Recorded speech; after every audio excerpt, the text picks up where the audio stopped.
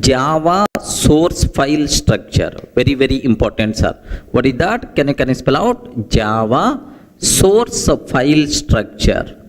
Okay, here we have to talk about package statement, import statement, all these things will come in the picture. Very important. Slowly we are entering into next level of Java, means basics completed. Now the second module is ready to start. Sir, you require to take a bit special care about these things, right?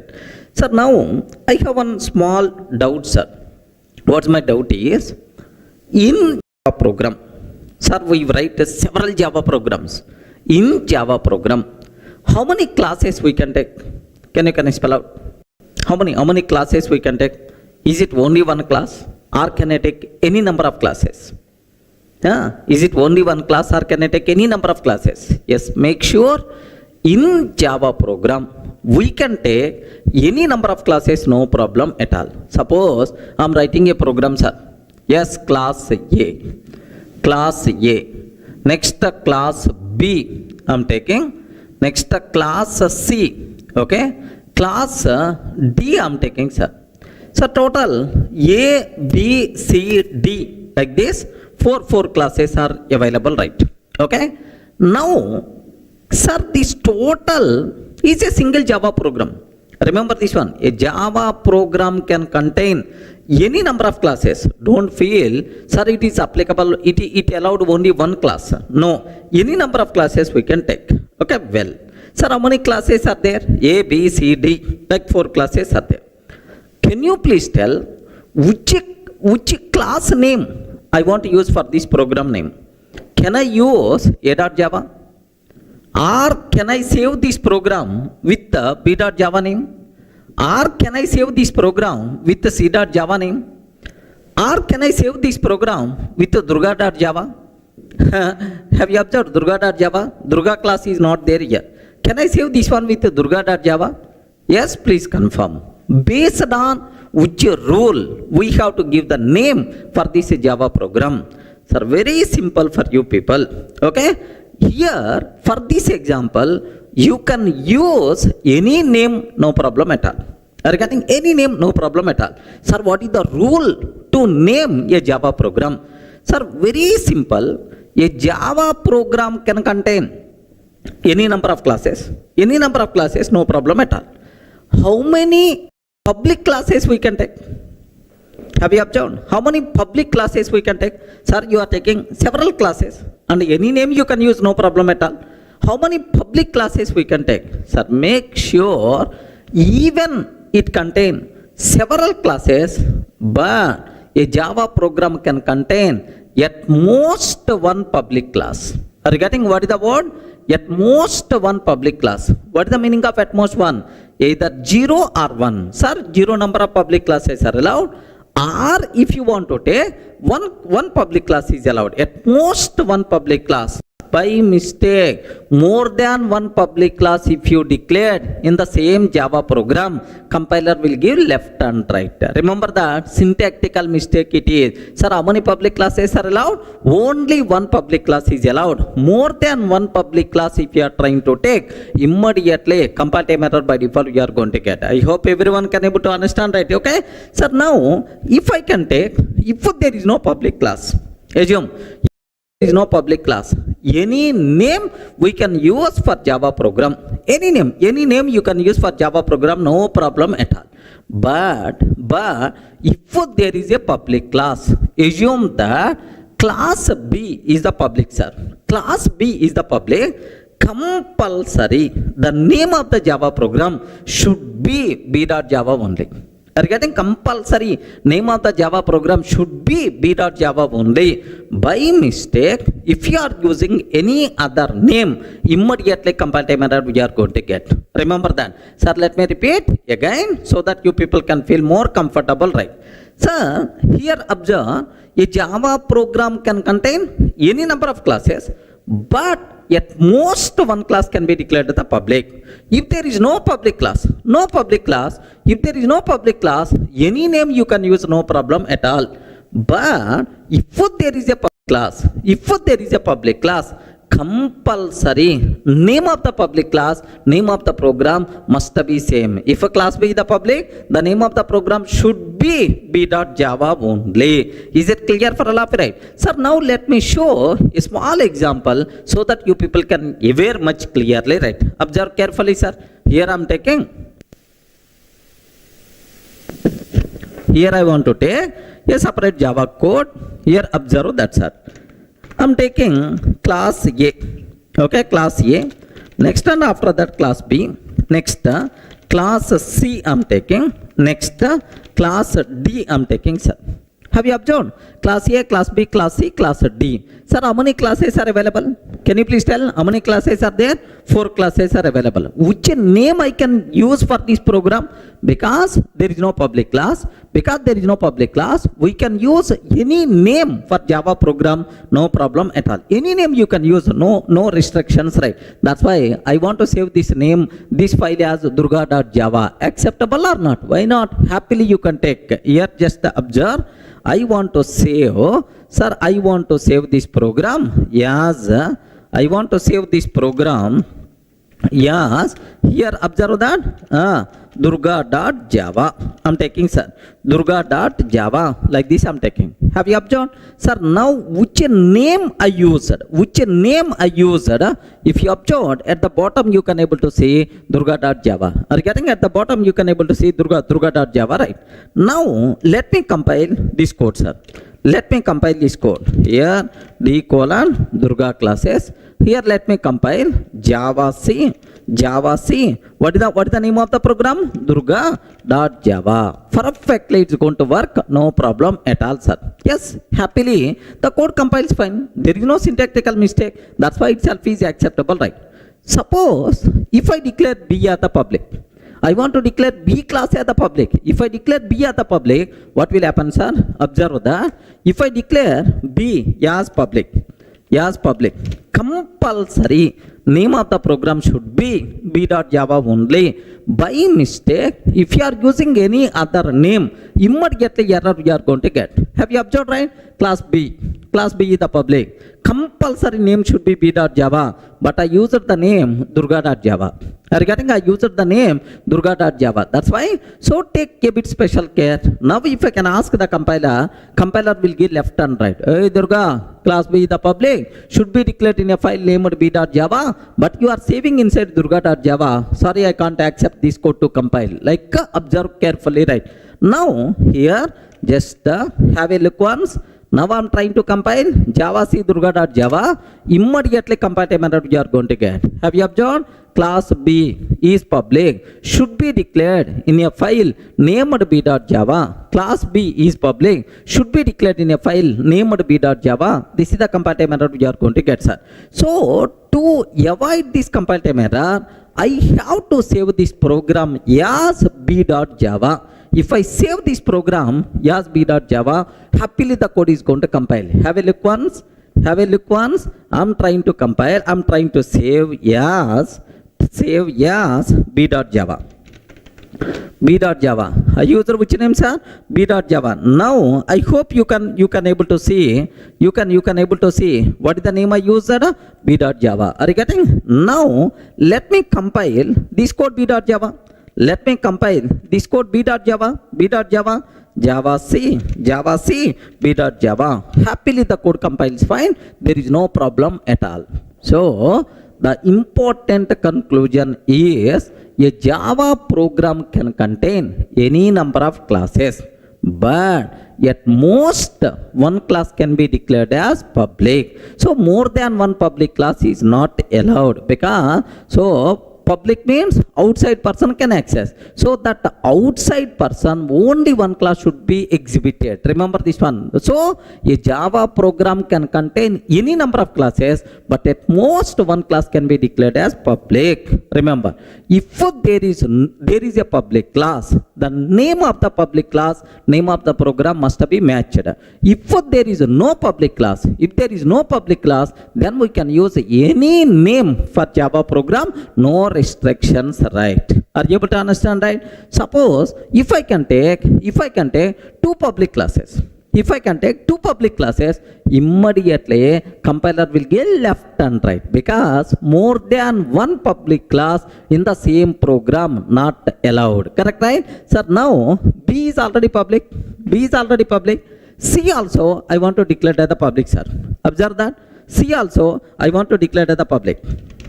Now, how many public classes are available? Please respond. How many public classes are there? Public class B, public class C. Okay. What is the name of the program we used? B.Java. B.Java. So, public class B, B.Java, no problem. But the problem is public class C. So, immediately error we are going to get about this C class. C is public, must be declared inside C.Java. But why you are taking inside B.Java? Like that compile time error we are going to get. Clear, right? Sir, let me compile. Let me compile. Here, have you observed?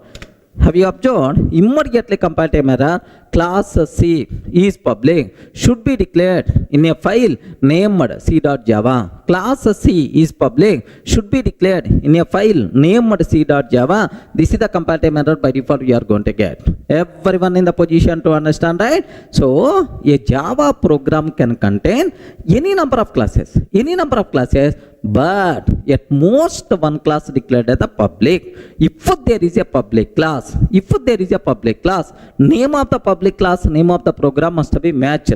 If there is no public class, you can use any name for Java program, no restrictions, right? Are you getting? So, is it possible to declare more than one public class in the same program? No. By mistake, if you are trying to declare, immediately error by default you are going to get. Clear for all of you, right? Sir, next, whenever I asked this question, which name I want to use for this program, whenever I ask this question, most of the people are going to feel, sir, the class which contain main method, the class which contain main method, that class name we have to use, sir, for the file name. So, the class which contain main method and the name of the program, there is no relation at all. So then, which two things are related? Public class name and the name of the program. These two are related, but the class which contain main method and the name of the program, there is no relation at all. Even for that also, I want to clarify a small point right here. Listen carefully, sir. Okay, well. Now, here just observe that. I want to take a small another program, just a matter of 5 minutes. Take very special care, sir. I have one program is there, class A. Are you getting? I have one program, class A. Public static void main method string array args. Now system.out.println A class main. This is which class, right? A class main method. Now, class B public static void main method string array args. I'm taking public static void main. Now, system.out.println B class main. Are you getting? B class main? Okay. Sir, this is A class main, B class main.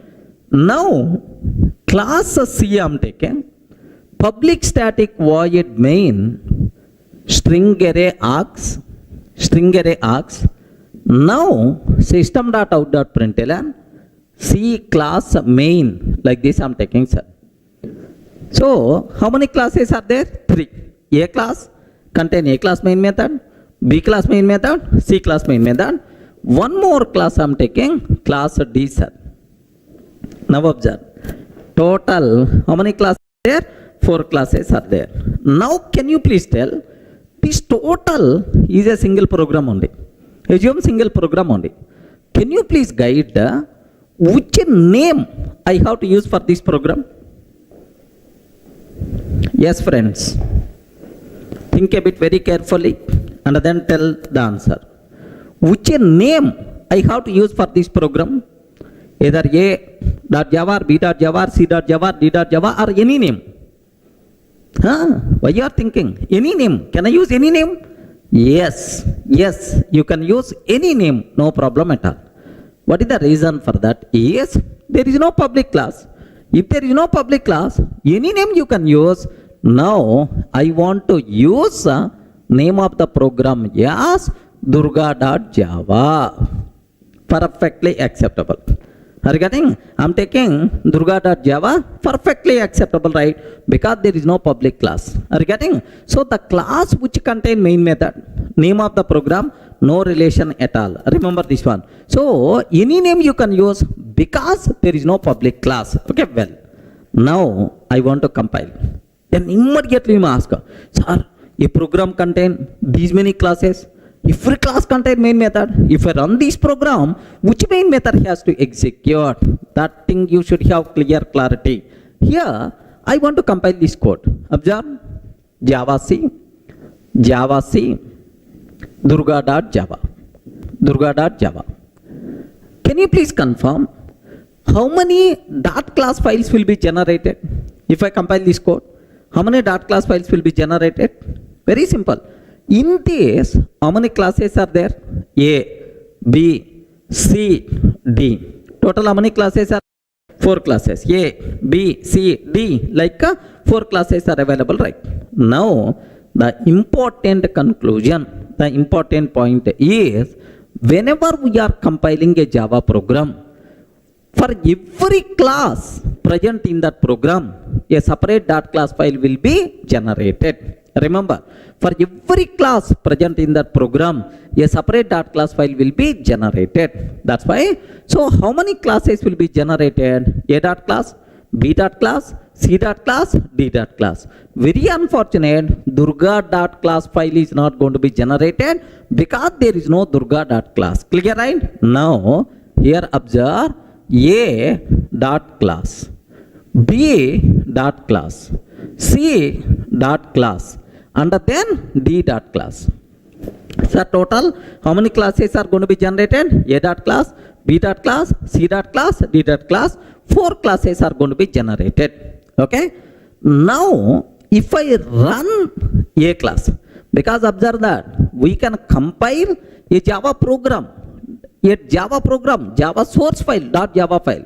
But we can run a Java class file, not program, a Java class file. Sir, now Java, yes sir. Can you please run A class? Whenever we are executing A class main method will be executed. Remember, whenever we are executing A, which main method will be executed, sir? A class main method will be executed. A class main. Next, if I run Java B, which main method will be executed, sir?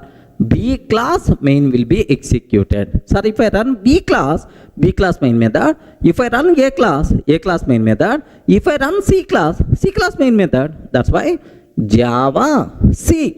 If I can take C class main.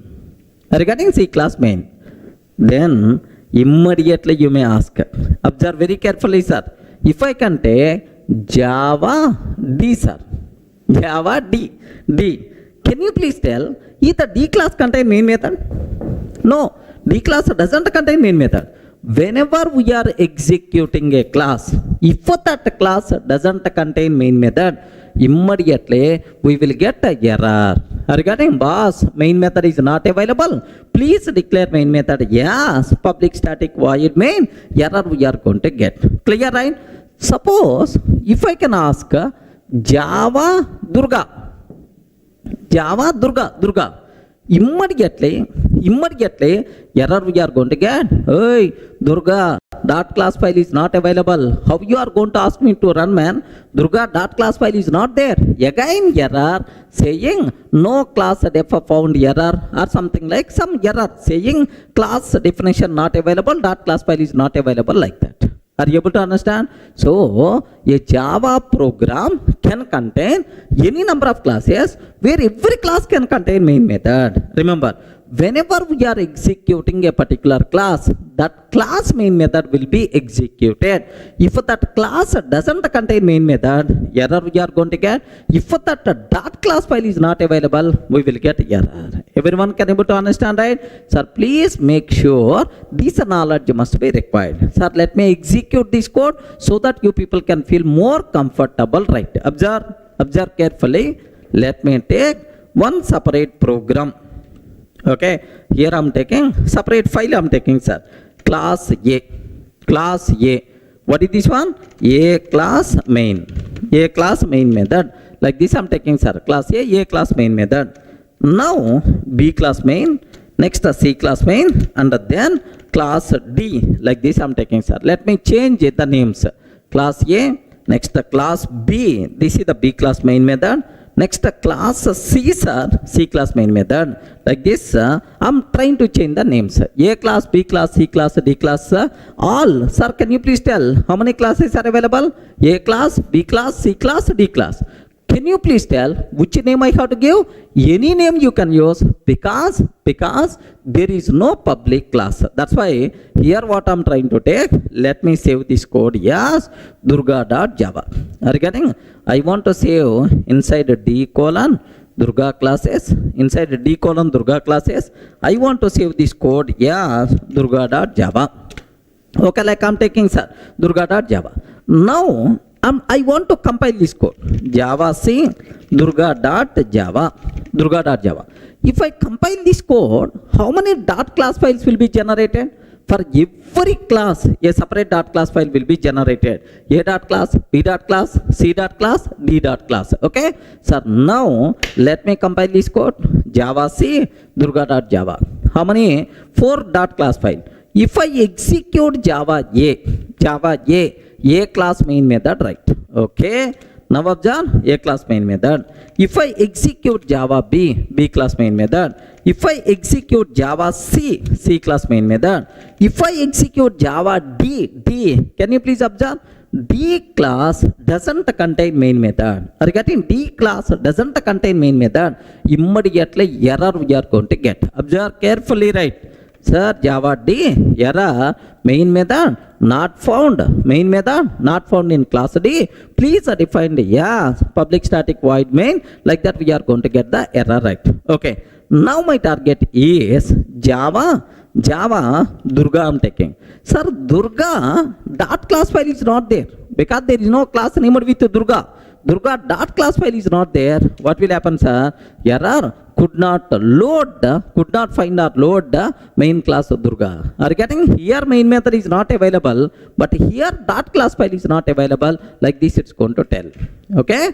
Please make sure you people should have clear clarity up to this. Sir, let me repeat, matter of 1 or 2 minutes. A Java program can contain any number of classes, but at most one class can be declared as public. If there is no public class, we can use any name for Java program. If there is a public class, compulsory name of the program and the name of the public class must be matched. Okay, next, sir, we can compile a Java program.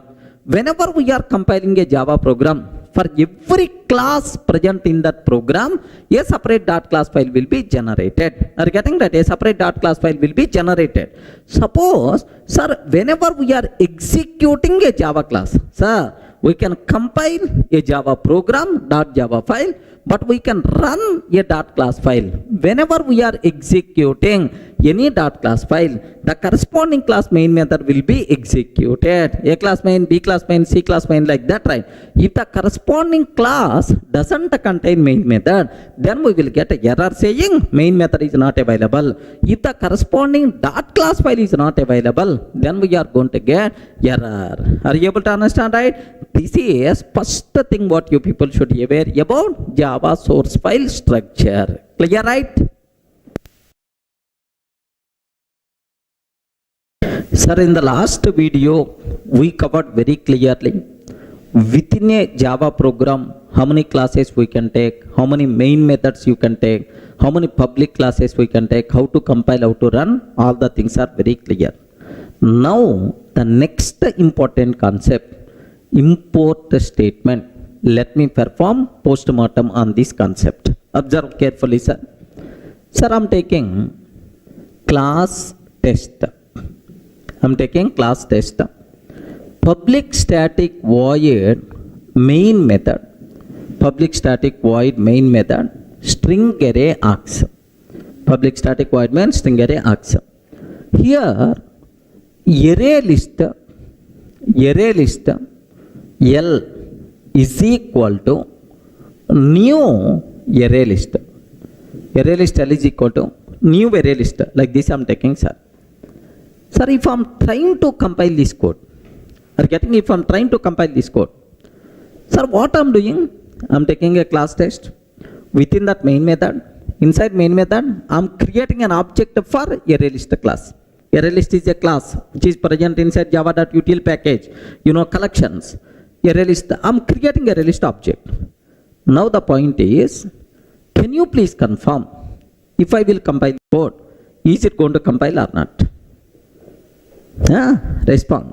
If I am trying to compile this code, if I am trying to compile Java C test.java, either code will compile or not? Yes or no? Immediately compiler will give left and right. Durga, you are using array list. You are using array list. Where this array list is available? Where this array list is available? Please let me know. Okay, then only I can compile. Are you getting? Then only I can compile. Please let me know. Array list L is equal to new array list. You are using array list. Where this array list is available? Please let me know. Then only I can compile. I can't recognize you are using array list where it's available. I don't know. I'm not finding. Like compiler is going to tell very clearly error, sir. Okay. Let me show up to this. Have a look once, sir. I'm taking a simple class test. Public static void main array list L is equal to new array list I'm taking, sir. Array list L is equal to array list. Like this I'm taking. Now have a look once, sir. If I'm taking array list L is equal to new array list, let me compile this code. Java C test.java. Java C test.java. Immediately error. Cannot find symbol. Which is symbol? Array list. Are you getting? Durga, you are using some class named with array list. I am unable to find this symbol class array list. Where it is available? Please let me know. Like that, compiler is going to tell that. Are you getting right? Now, how I can solve this problem? Yes, compiler is telling very frankly, Durga, I am unable to identify array list class. Please let me know. Like, then two ways are available. What is the first way is, can you please confirm where is array list is available? Inside java.util package. If I use a fully qualified name instead of this line, instead of array list, java.util.array list. Java.util.array list L is equal to new java.util.array list. Java.util.array list L is equal to new java.util.array list. If I use this one, then the code is going to compile. Now I am conveyed to the compiler. Hey, I am using array list from util package. Util package is available inside Java package. Like fully qualified name we are using, sir. Java.util.array list L is equal to like this. Now compiler is going to feel, oh, this person is using array list class from Java.util package. Like that, he is going to take happily the code is going to compile. Everyone can ever write? Sir, let me cross check here. Observe carefully. Here I am taking. Let's see this point well. Okay. Instead of array list, java.util.array list L is equal to new java.util.array list. Sir, this type of name is called fully qualified name. Regarding what is this name, sir? Can you spell out? Fully qualified name. If I use fully qualified name, happily the code is going to compile. There is no problem at all. Now observe this one, sir. Here I am trying to compile.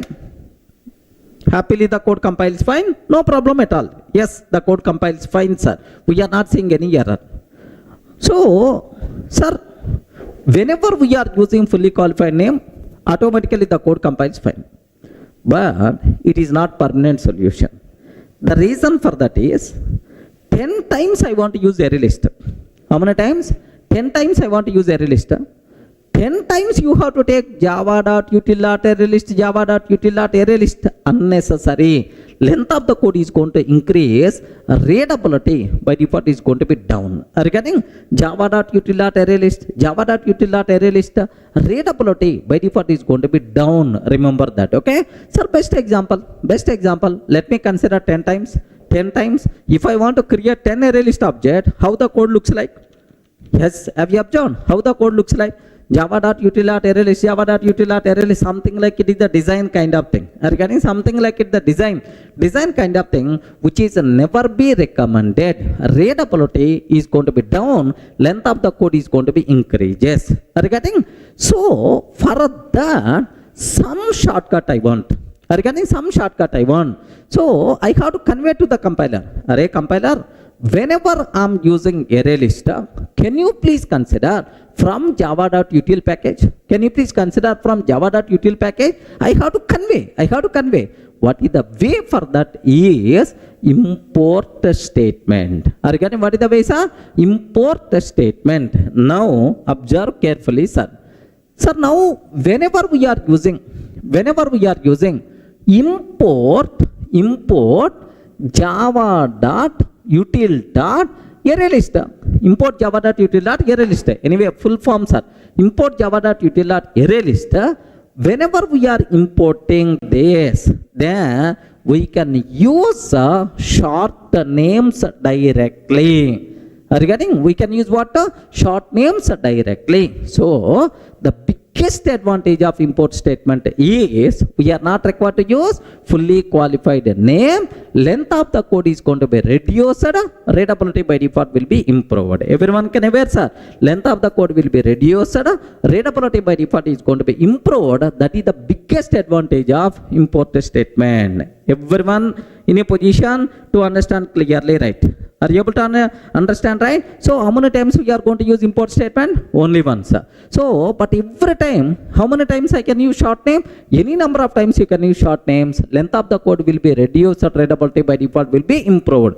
Import statement acts as best typing shortcut. Remember, sir, let me show this one. Have a look once, sir.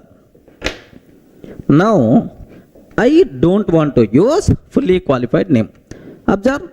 I'm taking array list is equal to new array list. That's all. I'm taking array list is equal to new array list. Can you please confirm? Is it going to compile? You respond. Is it going to compile? No. It won't compile. What the reason? You didn't use fully qualified name. You didn't write import statement. That's why the code is not going to compile. Now observe that. Let me compile this code. Immediately error, cannot find symbol like this, right? Sir, we solved this problem by using fully qualified name. But now I don't want to use fully qualified name. Let me use import statement.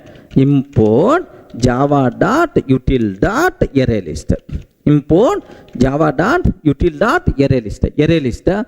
Sir, whenever we are writing import statement,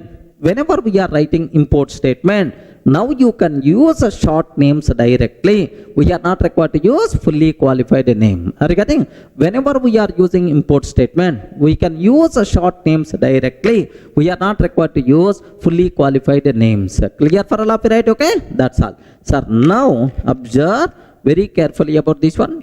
Okay. Happily the code compiles fine. Yes, there is no problem at all.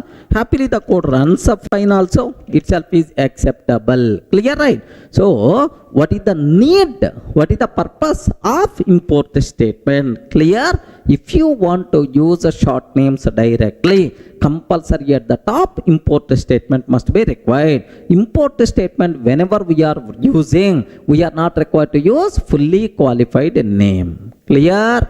Are you able to understand? Import statement acts as best typing shortcut.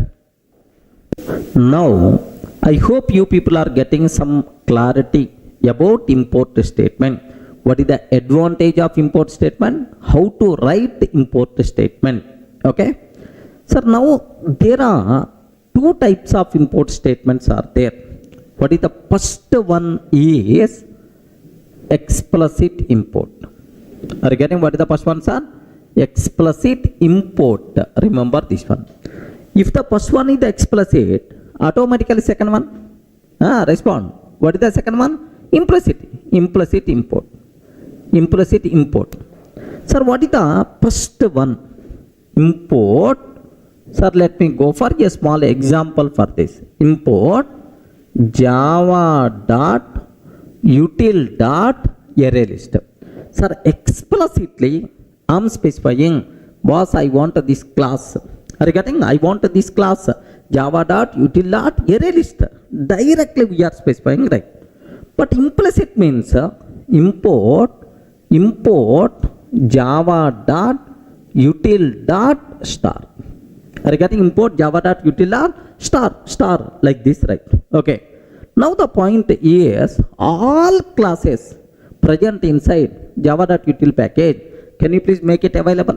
Can you please make it available? Such a type of import is called implicit import. Next, I want a particular A class only, array list class only. Such a type of import is called explicit import. Are you getting? Now I have one bigger doubt, sir. Which import statement is recommended to use? Either explicit import or implicit import. Remember this one?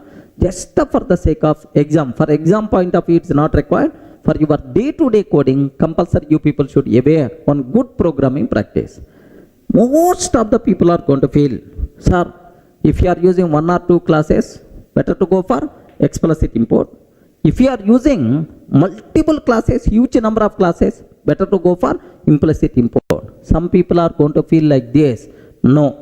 Even you are using 100 classes from the same package, compulsory we should go for explicit import only. Readability of the code by default is going to be improved because of this explicit import. Are you getting? That's why readability is the very important, not typing. Typing is one time activity, but readability is multiple times we have to do. That's why in real time, readability is always highly recommended. Compulsory we should go for explicit import. Almost implicit import not at all recommended to use because readability going to be down, but this one readability wise too good. Because simple, sir. Here listen a small example. If I'm taking import com dot hdfc dot star, like this I'm taking, sir. Import com dot hdfc dot star. Is it implicit import or explicit import? Okay, implicit import. Next, import com dot ICICI bank dot star I'm taking. Com dot ICICI bank dot star. Sir, somewhere in the program, if I use account A is equal to new account A is equal to new account. Now, this account class coming from com.hdfc or com.icici bank? We don't know. We have to open this one. Is there any account class is available? Then only I will come to know. Sir, because you are not specifying from where the account is coming. You use it simply star.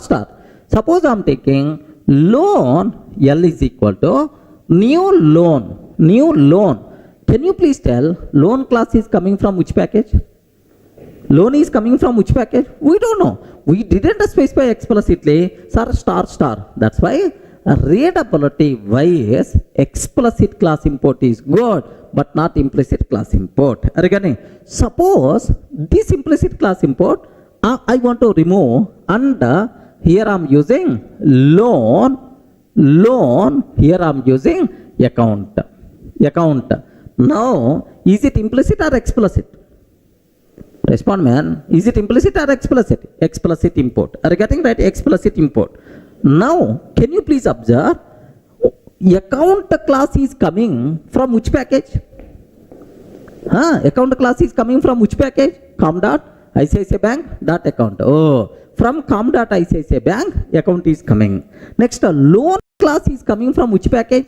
com.hdfc. From that loan is coming. Readability is more if you are not using star. Are you getting? That's why in real time, compulsory we should go for explicit or implicit are highly recommended. We should go for explicit because it improves readability of the code. Sir, if you are working on IDEs like Eclipse, My Eclipse, like we have IntelliJ, like IDEs are available.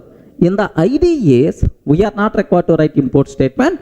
Automatically, sir, IDE itself is going to generate. Sir, in the world, every Java IDE is always going to generate explicit import only. If you want, you can cross check in the Eclipse. In the Eclipse, it's always going to generate explicit. No IDE is to generate implicit class import, because readable device not good implicit, highly recommended we should go for what? Explicit class import. Is it clear for all of you, right? Sir, how many types of import statements are there? Two types, explicit class import, implicit class import. Which one is the recommended? Highly recommended we should go for what? Explicit class import, because it improves readability of the code. Clear? Sir, in the last video, we covered how many types of import statements are there, what is the need of import statement, which import statement is recommended, clear up to that. Now, for the exam's sake, there are two important conclusions are there. Let me talk about these things. Here, do you know, there are two packages we are not required to import. The classes and interfaces present inside two packages we are not required to import, because these are things by default available in every program automatically. Sir, for these packages we are not required to keep any import statement. What is the first one, sir? Java.lang package. Regarding what the first one? Java.lang package. Because Java.lang package classes are commonly required for every program. That's why. So we are not required to import classes present inside Java.lang package, because by default these classes are available. Best examples are, we are using string class. If I'm creating an object, string s is equal to new string of Durga, any import statement is required? No, import statement is not required. Import statement is not required. Remember that. So Java.lang. So all classes and the interfaces present inside Java.lang package, happily we can access without writing any import statement, because by default these are available for every Java program. Sir, second one, default package. Default package.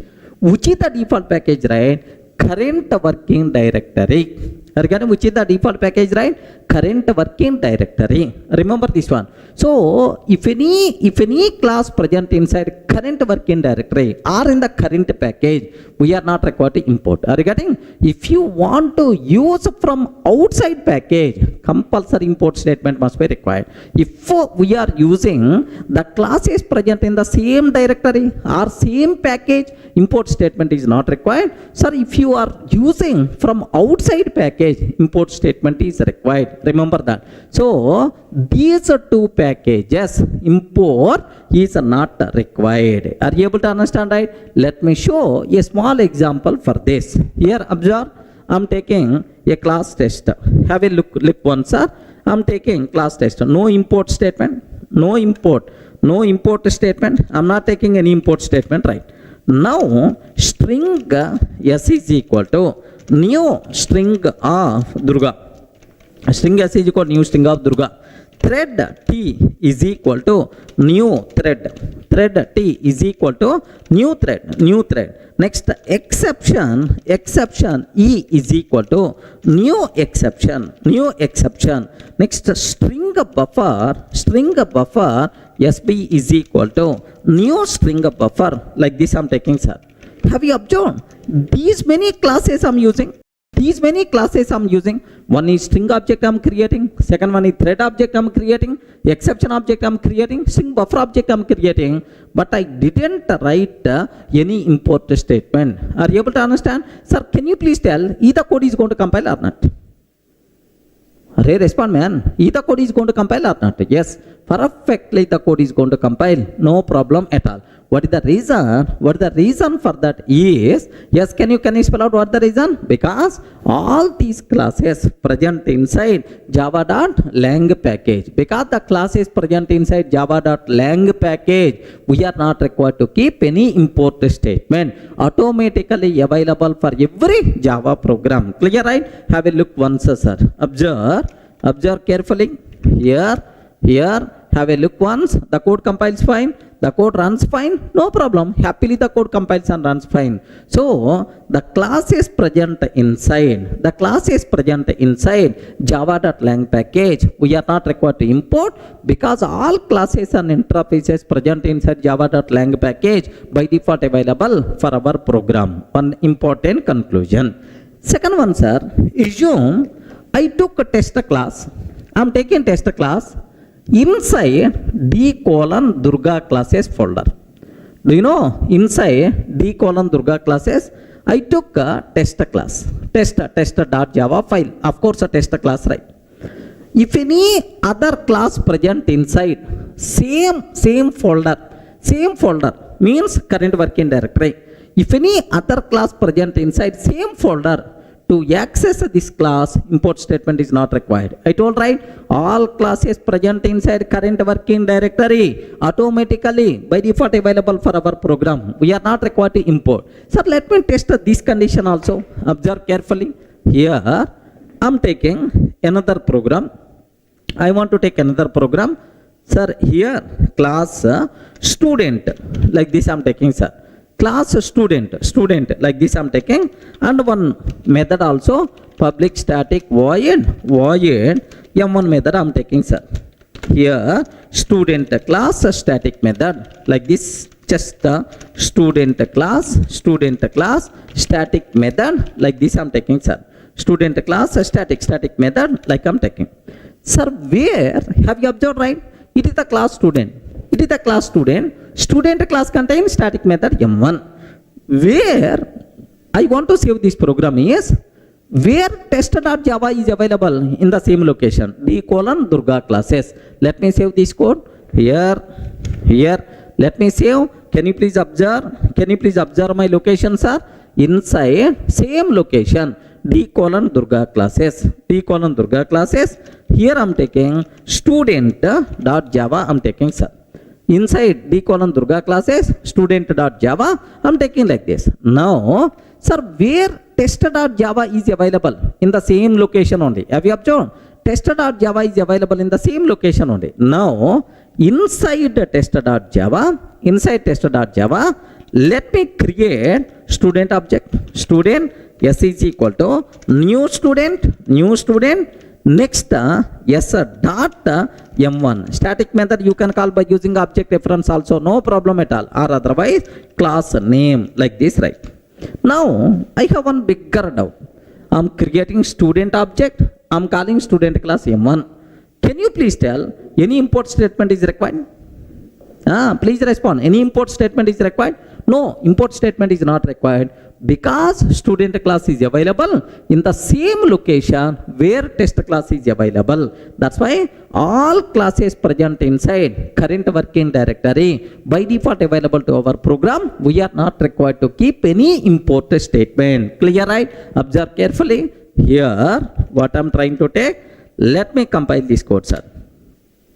Happily the code compiles fine. Here 1 minute. The problem here is, have you observed, it is not import. Variable s is already defined in. So s is already I used here, but I am using second time. Let me take s1. Now happily the code compiles fine, no problem at all. Happily the code runs fine, no issue at all. Student class static method like this. So the important conclusion you people should aware. Are you getting?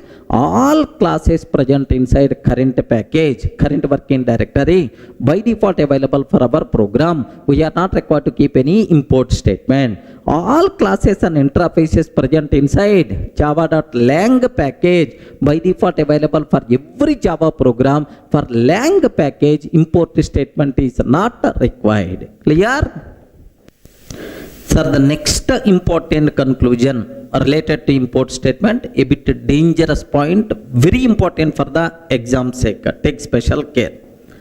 Sir, I have pattern class is available.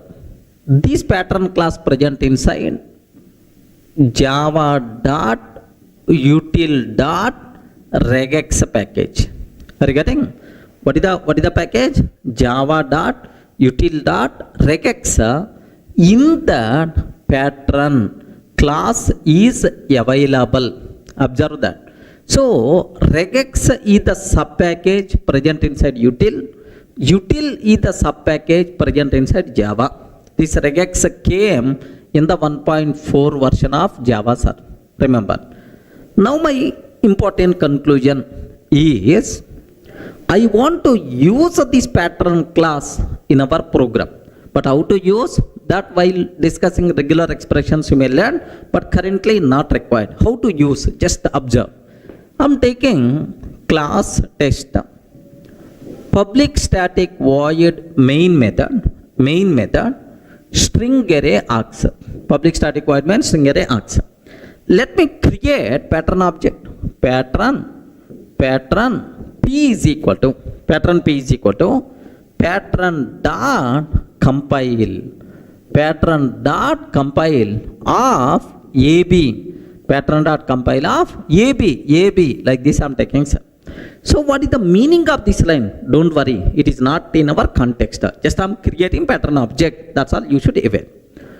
To use a pattern class in our program, I'm using pattern class in our program. Which import statement is required? Regarding to compile this code, which import statement is required? Option 1. Where this pattern is available? Please respond. Where this pattern is available? Java, util, regex. In that it is available, right? Now, here I am taking import java.star. Import java.star.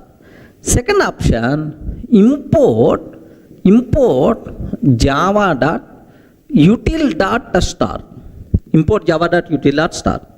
Third option, import java.util.regex.star. Sir, like these are the three import statements are there. Obviously, which import statement we have to take to compile this program successfully? Very, very important point. Please make sure. Anyone, can you please guess? Yes, friends. Anyone, can you please guess? Remember that. Very important conclusion. Very important conclusion. You people should have clear clarity. What the point is? Whenever we are importing a package, sir, import java.star. Import java.star. Whenever we are importing a package, all classes and interfaces present in that package by default available, but not the sub package classes. Are you getting? All classes and interfaces present inside Java by default available, but not util, but not regex. Remember. So very important point related to import statement. Whenever we are importing a package, all classes and interfaces present in that package by default available, but not the sub package classes. Okay? If you want to use any class present inside sub package, compulsory we have to write import statement until sub package level. Are you getting? So where pattern is available? Java.util.regex. To use pattern, compulsory we require to use import statement. Import java.util.regex.star. That's why which import statement is the valid to compile this program is this import statement, sir. Please make sure you should have clear clarity about this terminology. Are you in the position to understand, right? Sir, let me repeat again. Whenever we are importing a package, all classes and interfaces present in that package by default available, but not the sub package classes. If you want to use a sub package class, compulsory import statement must be required until sub package level. Clear? Sir, let me execute this code so that you people may get some idea. Have a look once, sir. I'm taking a small program. I want to take a small program. Here just have a look once. I'm taking a simple program, sir. Public class test, public static void main, pattern p is equal pattern.compile of ab. Don't worry about this line. Syntactically this line is valid. In the regular expressions we will discuss in detail, right? Now the point here is, if I'm trying to compile, is the code is going to compile or not? No, because we didn't use any import statement. Clear, right? Okay, well, have a look once. Observe that. If I'm trying to use Java C, test.java. Yes, immediately it's going to tell cannot find symbol, class pattern. Are you getting cannot find symbol, class pattern? Like that, immediately we are getting compile time error, right? Now, I want to solve this problem. What I want to do is import java.star. Import java.star I'm taking. Can you please confirm, is it valid or invalid? Hey, please respond. Is it valid or invalid? Invalid. Because pattern is not available inside Java package. Pattern is available inside java.util.regex package. That's why this one is invalid, right? Okay? Have a look. Even you are taking, immediately error we are going to get. Observe that. Observe, same error we are getting because in the util it is not there. Suppose in the Java it is not there. Suppose if I can take java.util.star. Can you please confirm? Import java.util.star. Is it going to accept or not? Please respond. Is it going to be accepted or not? Yes. If I can take like this, the code is not going to compile because pattern is not available in the util. Pattern is available inside regex package. Are you getting? Pattern is available inside regex package. That's why it is not going to accept. Now, have a look once. Observe carefully. Yes. Here immediately error we are going to get. Now, sir, java.util regex.star I'm taking. Java.util regex.star I'm taking, sir. If I can take like this, happily the code compiles fine. There is no problem at all. So, let me repeat the important conclusion again because most important, minimum 1 or 2 questions you can expect in the original exam, sir. Whenever we are importing a Java package, all classes present inside that package available, but not the sub-package classes. If you want to use sub-package level classes and interfaces, compulsory we have to write import statement until sub-package level. Clear?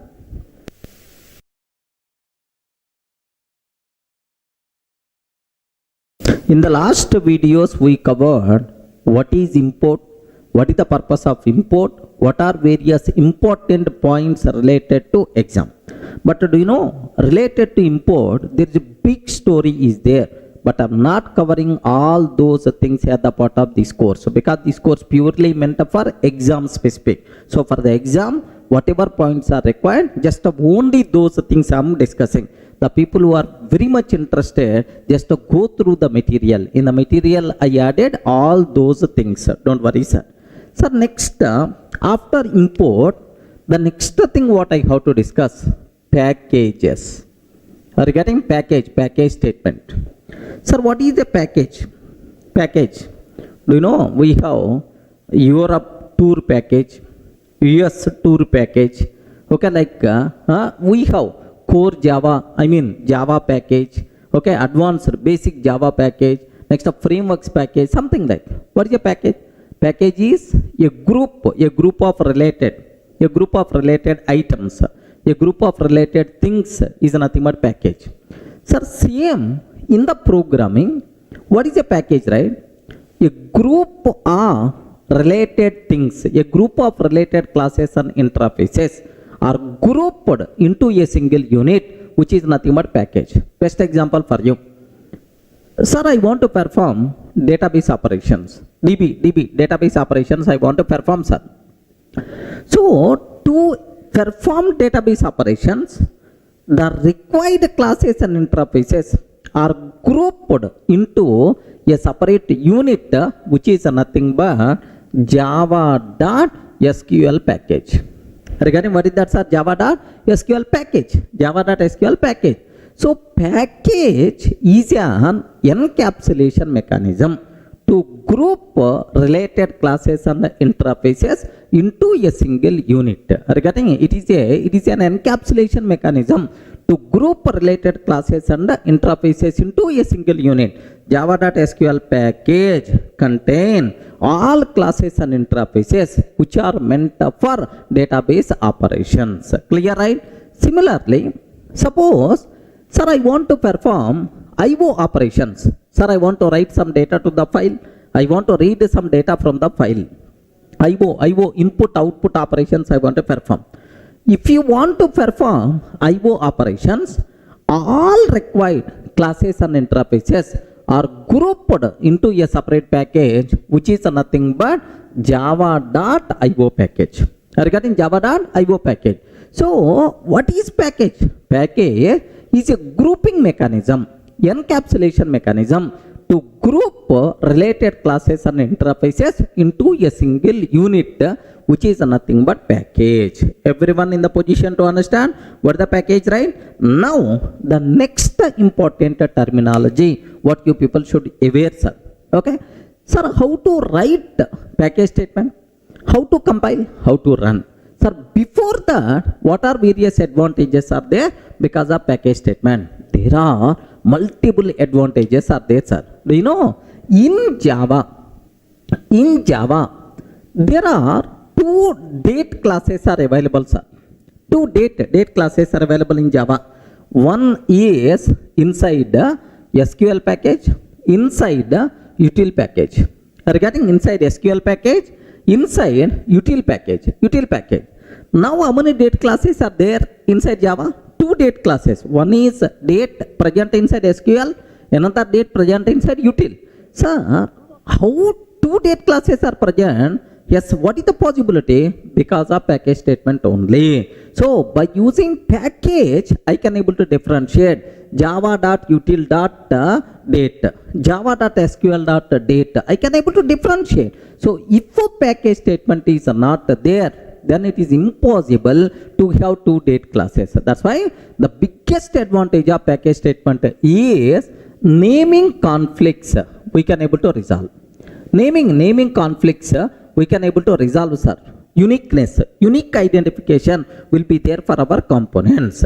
Next, sir, related things we can group. Suppose best example, database relation. All the database operation required classes and interfaces present inside SQL. All classes and interfaces related to IO present inside IO package. Like, sir, it is a grouping related things into a single group. Modularity of the application is going to be improved, sir. Modularity of the application by default is going to be improved. Maintainability of the application will be improved. Are you getting? Maintainability of the application will be improved, sir. Even sometime we can get security also. We can get security also because of package statement. How, sir? Very simple. Suppose assume it is the pack 1. Assume it is the pack 1, sir. Pack 1. Now I have class test is there. Class test is there, sir. Sir, this class test is not public. Assume it's not public. If it is not public, outside person can't access. So default means within the package only. So this package acts as a wall so that outside person can't access our components. Are getting?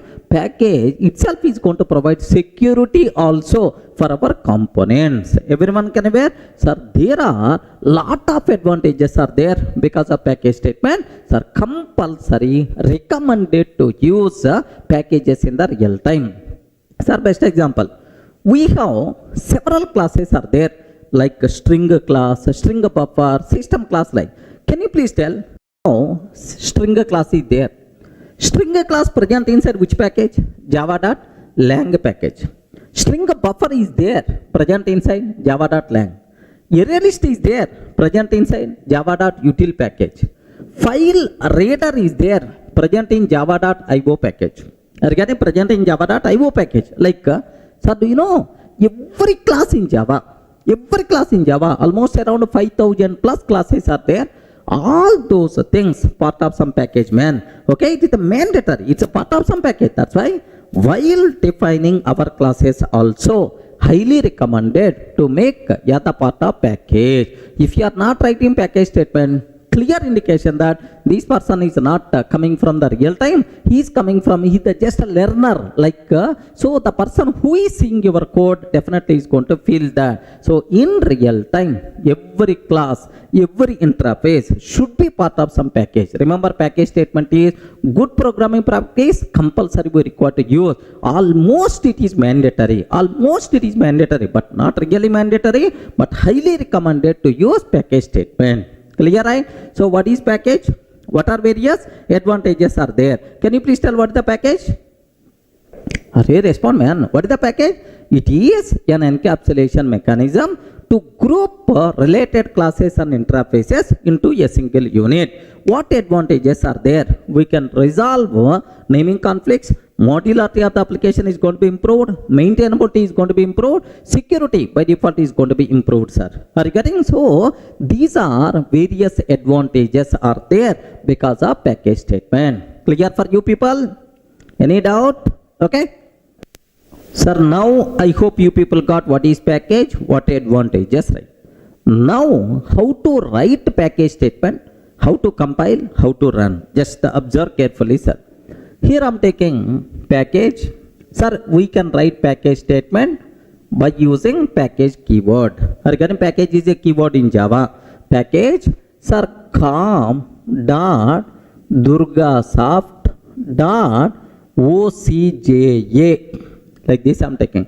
Com dot Durga soft dot OCJA. Sir, there is a universally accepted naming convention for the packages. There is universally accepted naming convention for the packages, right? Use a client internet domain name in reverse. Regarding, suppose I am working for ICICI Bank. What is their website? com.icicibank.com. Okay? While naming the package com.icicibank. Bank. Regarding, this is universally accepted naming convention. Why internet domain name they are using? Because it is the unique in the nature. Regarding, what is the purpose of package? For unique identification for our components, right? So, which is the unique in the universe? Internet domain name is the unique in the universe. Then, use the internet domain name to name the packages. Then, obviously, uniqueness by default we are going to get. That's why, so what is universally accepted naming convention for the packages is use the internet domain name in reverse. Okay, well, this is the basic. Now, I am taking public class test. Public class test. Now, public static void main method string array args. Public static void main string array args. Here, system.out.println package demo. Like this I am taking, sir. System.out.println package demo. Like this I am taking. That's all. This is about, sir, how to write package statement in our program. Now, how to compile? Usually, if you want to compile, Java C test.java. But now package statement is there. How to compile this one, sir? Take very, very special care. If you want to compile, sir, Java C test.java. Okay. Is it going to compile or not? Array, respond. Is it going to compile or not? Because package statement I used. Now I am trying to compile Java C test.java. Is it going to compile or not? Okay. 100% pakka. The code is going to compile. Generated .class file will be placed in the current working directory. Are you getting? Test.class file will be generated. Where it will be placed, sir? Inside current working directory. Remember that. But now, my requirement is, array, tester.class file should be part of this package. If you are going to place in the current working directory, meaningless. Regarding, that's why, so should be part of com.durgasoft.ocja. I want, then what we have to take? Java C, -d. What is the meaning of -d, sir? Destination to place generated .class files. Boss, I am talking about destination to place generated .class files. -d test.java. Are you getting? -d dot test dot Java. This dot means which one? Can you please confirm? Dot means which one? Current working directory. Are you getting? Current working directory. So what is the difference between this line and this line, sir? What is the difference is -d dot text I'm taking in the current working directory. Can you please observe what is our package statement? Have a look once. com.durgasoft.ocja. In the current working directory, com within that Durgasoft, within that Durgasoft, within that ocja, in that test.class file will be placed, sir. Are you getting? In that test.class file will be placed. Sir, now test.class file is the part of our package. Are you getting? com.durgasoft.ocja, in that test.class file is there. Remember that. So if I'm not using -d dot option, where it will be placed, sir? Where it will be placed in the current working directory. Whenever we are using package statement, don't compile like this. Compulsory we require to compile -d dot test dot Java like this. Happily the code is going to compile. This is the way, sir. Now here I have one small doubt. What the doubt is? Dot means current working directory. Com Durgasoft ocja. If these folders are not already there, sir, com folder is not there, or com folder is there but Durgasoft is not there, or Durgasoft is there, ocja is not there. If these locations are not, folders are not already available, what will happen, sir? So this Java C command itself is going to create this folder structure. So whether the required package structure, package folders available or not, we are not required to check, because if these are not available, automatically this command itself is going to create that, no problem at all. Everyone can able to understand? Next, that is one point, sir. Second point, instead of dot, can I take any other location? Yes, why not? Ecolon you can take, ecolon you can take, any valid directory name you can take. Now instead of current working directory, inside E folder, E colon, com will be created, Durgasoft will be there, ocja will be created, in the tester.class file by default will be placed. So any valid destination you can able to specify, acceptable, no problem at all. Are you getting? So whenever we are using package statement, how to compile -d dot, this is the option we require to use. Of course, instead of dot you can take anything, sir, no problem at all. Clear, right? It's a very, very important. What is the difference between this one and this one? You should have clear clarity, right? Sir, let me take up to this so that you people can feel more comfortable. How to run, that part I will discuss. Have a look once up to this, up to compilation. I want to show for you, right? Here, sir, I'm taking package. Can you please guide, sir? I forgot. Package com dot durgasoft.ocja. Like this I'm taking com.durgasoft.ocja. Now here just one statement, system.out.println, sir, package demo.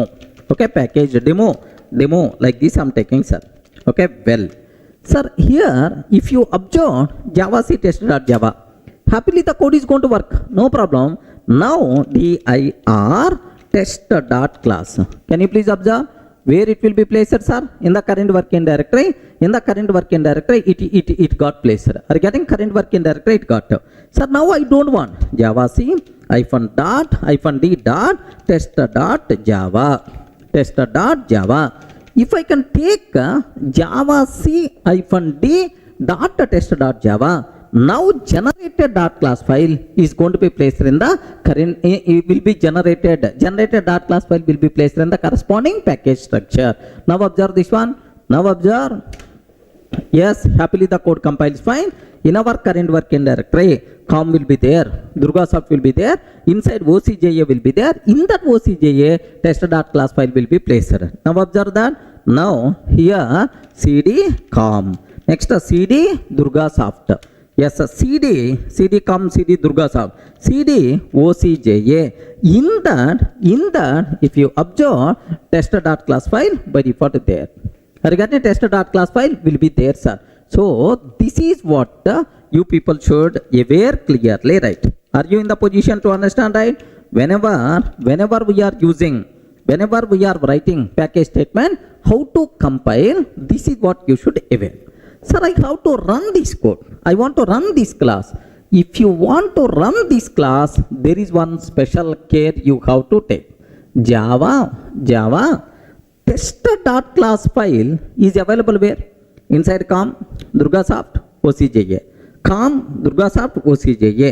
Compulsory, you require to use fully qualified name. Regarding Java com dot Durgasoft dot OCJA. Regarding, if I can take com dot Durgasoft dot OCJA dot test, OCJA dot test. Regarding Java com dot Durgasoft dot OCJA dot test. Now happily this one is going to run. Regarding, whenever we are executing a Java class, if it is part of package, compulsory at the time of execution, package statement fully qualified name we require to use. If you are not using fully qualified name, it is not going to run. Remember this one, sir. Sir, let me use fully qualified name. Let me execute this code. Observe that. Observe carefully, sir. Java com dot Durgasoft dot OCJA dot test. Okay, like happily package demo by default we are going to get. I hope everyone can aware how to write package statement, how to compile package in the program if it contain package statement. Next, how to run program if it is a part of package. Clear? Any doubt?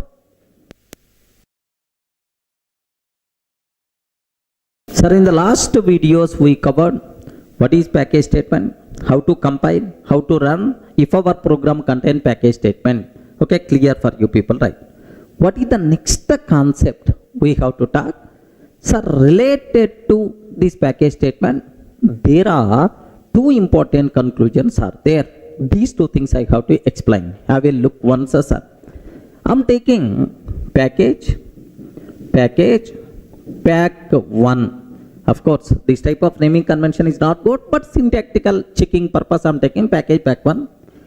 Package pack2, sir. Package pack2 I'm taking. Sir, can you spell out how many packages are there? How many package statements I'm writing? 2 package statements. Now, public class test. Public class test, like this I'm taking. This is my program test.java. Regarding this is the program I'm taking test.java. If I compile this one, can you please tell? If I compile java c -d dot test.java, if I compile this program, how many dot class files will be generated? 1 or 2? Because 2 packages are there. That's why inside pack1 I have to place 1 dot class file. Inside pack2 I have to place another dot class file.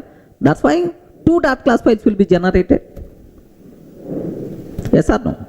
How many dot class files will be generated? Point number 1. Okay. Assume if it is only 1 dot class file, is it going to be placed inside pack1 or pack2 or inside both? Hey, respond, man. Are you able to understand? Very important point for the exam. Remember that. Sir, if I can take like this, compiler will give left and right. What is the reason for that? Is in any Java source file means Java program. In any Java source file, at most 1 package statement is allowed. What the meaning at most 1? Either 1 or 0. By mistake, if you are taking more than 1 package statement, compiler will give left and right. Are you getting? First one accepted. Why you are taking pack2? Immediately at this line compile method we are going to get. That's why important conclusion, inside any Java program, how many package statements are allowed? Respond. How many package statements are allowed? At most 1 package statement is allowed. By mistake, if you are taking more than one package statement, immediately compile error we are going to get. Clear, right? Sir, let me execute this code. Let me show. Here I am taking package pack 1. Assume that package pack 1, package pack 2 I am taking, sir. Now, public class test. All this nonsense I don't want. Here just simple, very simple, right? Sir, how many package statements are there? Please respond. How many package statements are there? 2. Pack 1 and pack 2. 2 package statements are there, sir. Now let me compile this one. Okay. Here Java C -d dot test dot Java. Observe carefully.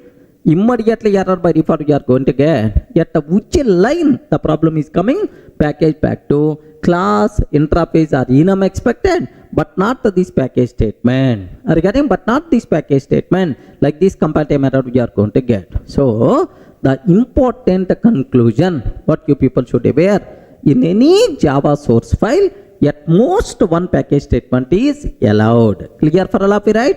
Next, another point, sir. Very important. Take special care about this point. Here, this is the first conclusion. Second conclusion I am ready to talk. Very important. Listen.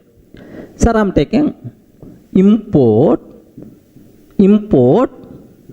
java dot util dot star. Import java dot util dot star. Next, package pack 1. I am taking package pack 1 and public class test. Public class test. Like this I am taking, sir. Package pack 1 public class test. If I can take like this, can you please tell either code is going to compile or not? Respond. Very important for the exam sake this point. Please make sure. Is it going to compile or not? Okay? No chance at all. No chance at all. The reason for that is, in any Java program, the first non-comment statement should be package statement. Are you getting? But not import. So, already you took import. After import, package is not allowed. First package, after that you can take import statement.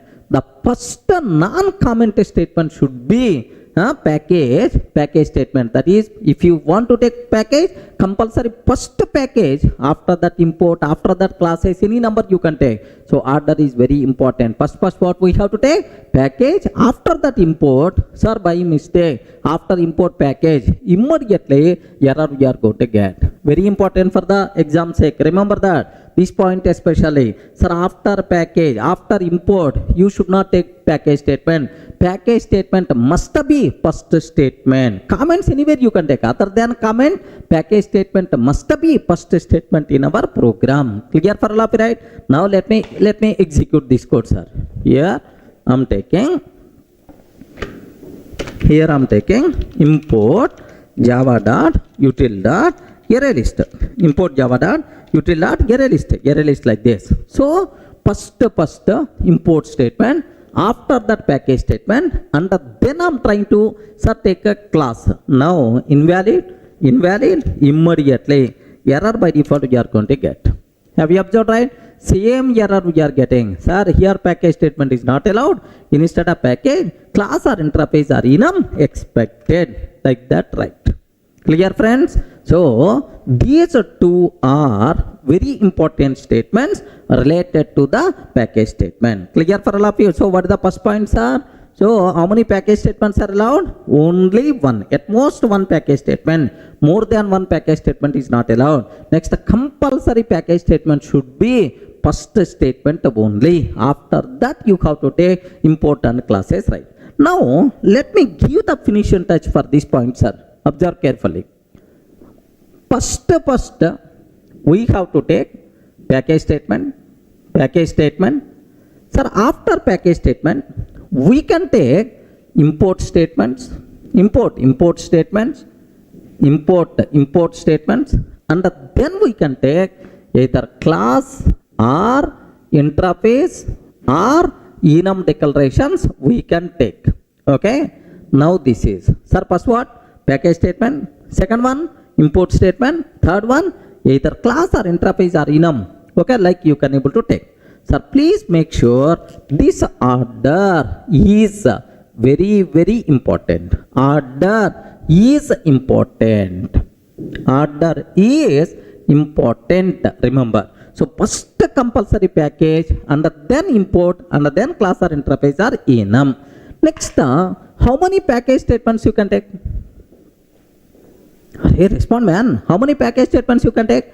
At most one, either one or zero. So how many? At most one. At most one. How many import statements you can take? How many import statements you can take? Any number. Any number. Any number acceptable. Either 0, 1 import, 2 import, 3 import, 10 import statements acceptable, right? Sir, how many class or interface or enum declarations are allowed? Any number. No problem at all. Any number. So restriction is applicable only for package statement. More than one package statement is not allowed. Second restriction, order is important. That's all. These are various important loopholes you people should be aware about the Java source file structure. If you feel comfortable, then some possible bits, some practice bits we are going to discuss. Clear up to this?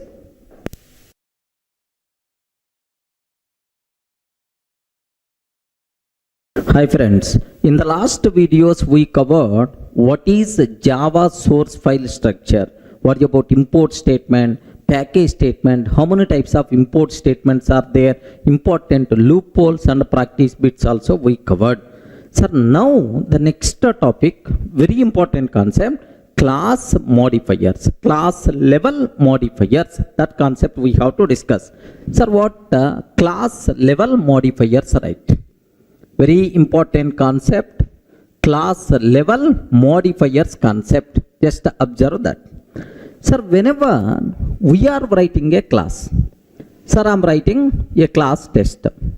Now observe, I am writing a class test.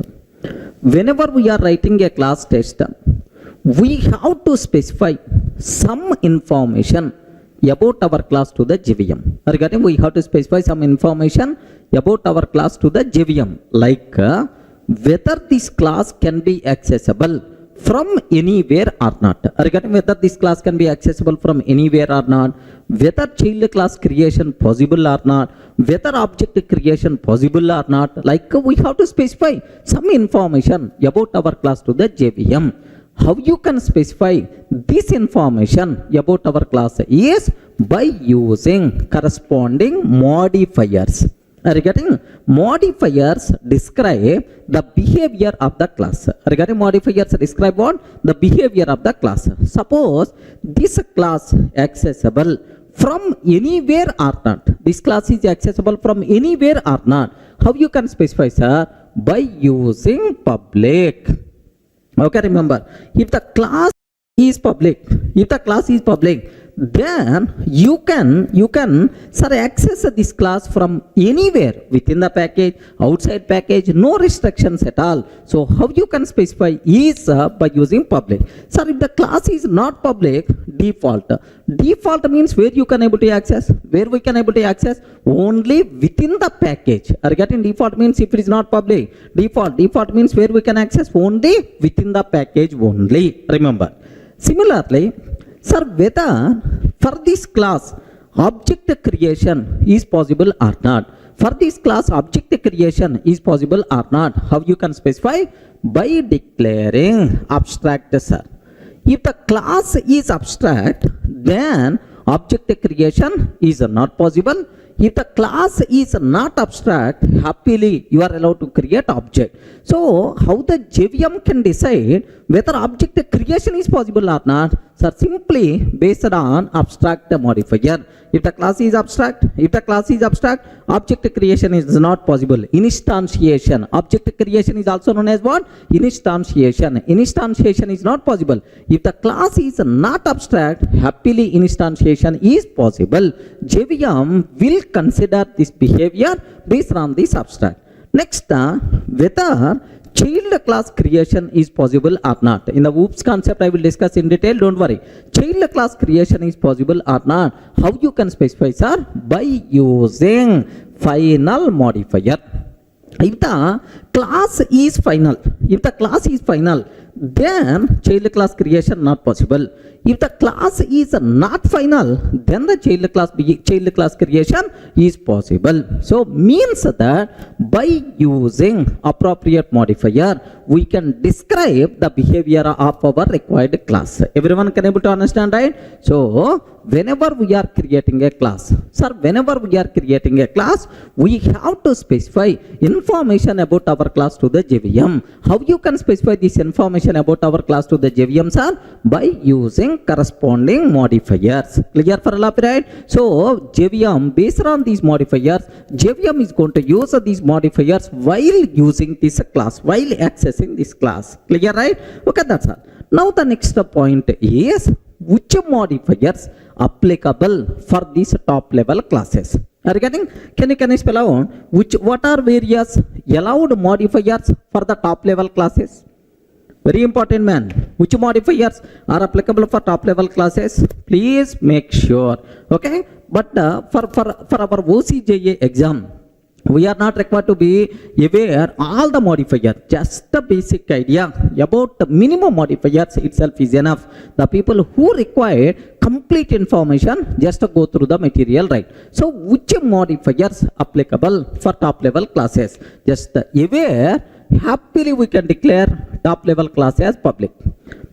Sir, we can declare top level class as default. Default means if we are not taking anything, it is the default. Public, default. Sir, we can declare top level class as abstract. Next, we can declare top level class as final. We can declare top level class as strict FP. Remember, strict FP behavior, we are not required to worry. Sir, it's not required at all. Okay, sir, please make sure just a strict floating point. Okay, not in our exam scope, just aware. So the only applicable modifiers for top level classes are public, default, abstract, final, strict FP. Remember this one. So if it is inner class, sir, sometimes maybe we can take a class inside another class. A class inside another class, right? If it is inner class, the extra modifiers allowed are private is allowed, protected is allowed, private is allowed, protected is allowed, static is also allowed. Are you getting? So for top level classes, how many modifiers are applicable, sir? These 5 modifiers are applicable. But for inner classes, how many modifiers are applicable, sir? 8 modifiers applicable. Remember, these modifiers applicable only for inner classes, but not for top level classes. Is it clear for all of you, right? But for the exam sake, especially one modifier which is going to play very, very important role. What is that modifier? Is abstract. Okay, here we have to perform post-mortem about abstract class, because compulsory at least 1 or 2 questions you can expect from this area. This area for the exam sake very, very important. Is it clear for all of you, right? Sir, which modifiers are applicable for top level classes? Respond. Which modifiers are applicable for top level classes? Are applicable public, default, abstract, final, strict FP. These 5 modifiers are applicable, right? Next, which modifiers are applicable for inner classes? Inner classes, these 5 plus 3 modifiers are applicable. But among these, for the exam sake, which one is the very, very important, sir? Abstract modifier is a very, very important concept. You people should aware complete behavior of abstract class, abstract method, like that, right? So now, anyway, let me explain very briefly about public, default, and then we will perform postmortem on abstract. Can you please tell, if a class is public, what is the meaning of that? Okay, respond. Public transport, public toilet.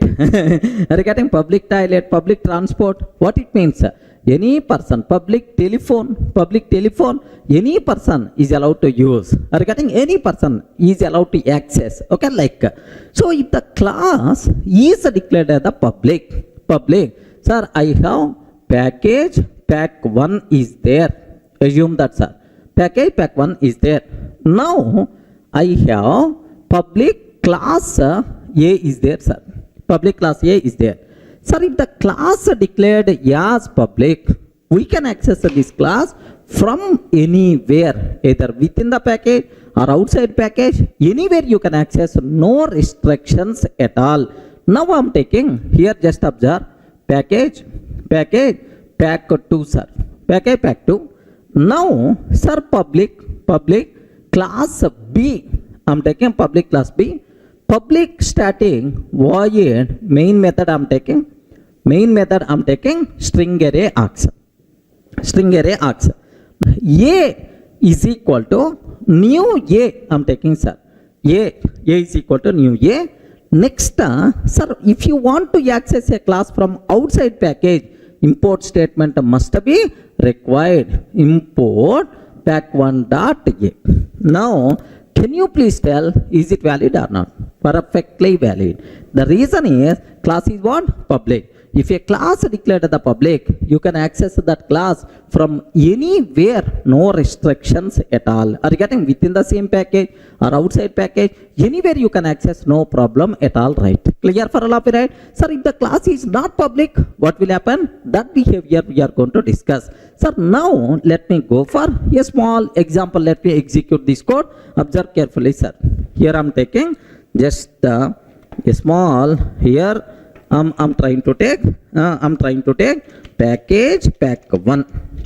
Package pack1 public class A, sir. Public class A I'm taking. Sir, let me save this code. Let me save this code as a.java.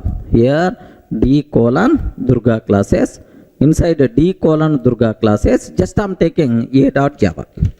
A.java. Sir, that's all. This is about my A class, which is the public present inside pack1. Now let me take sir class B, sir. Class B, sir, here it is the package pack2. Observe that package pack2, complete different package. Import pack1.a.